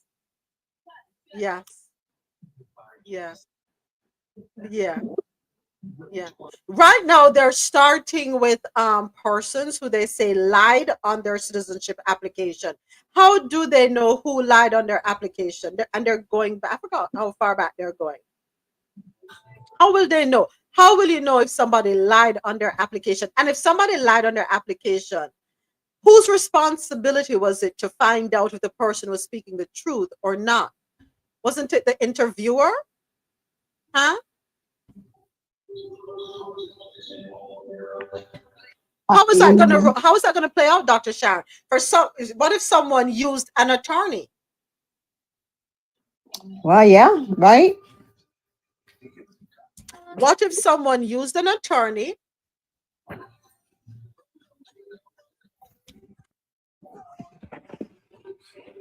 So this is one bag of craziness. Yeah. May common sense prevail. May common sense prevail. That's where it's at. Folks, it's Reggae Month. Yes. International Reggae Day. Reggae Day. Let me say that properly. Thank you. Thank you, Ozzy, for the gentle reminder, because I remembered last week we had the article last week. And I totally forgot today. So thank you. Thank you so much for that, for the reminder. Y'all failed miserably. Y'all need to go study your 100 questions for your citizenship test. Right? They weren't going to give us anyway. Not with Stevie Miller. God. No, we're no better than ya. Hey. There's a reason. There's a reason why your governor is creating that resort. Do me a favor, be super careful what you put in my chat. I have been banned before. I've been properly banned off this app. One time already, I was put out a commission for a week. We love him, Tina. We love him have here. to speak in code. Graphic code of the thing. We love him loads. To put in code. The AI is busy. The AI is busy. All right. Hang tight, TikTok. Hang tight, Jano Radio. Everyone on AT and everyone else here on YouTube Live. Want to say thank you so much for watching us and hanging out with us. Totally enjoyed your company. Have yourselves a wonderful rest of the day. We'll be back with you tomorrow morning, 9:35 a.m. Eastern, for another episode of Coffee in Tow, World News on the Go. Be safe. Take care. Coffee in Tow is an interactive world news podcast, a dynamic and engaging live show that streams across multiple internet radio stations worldwide. This podcast brings you real-time news updates, in-depth analysis, and interactive discussions on global events, making you a part of the conversation no matter where you are.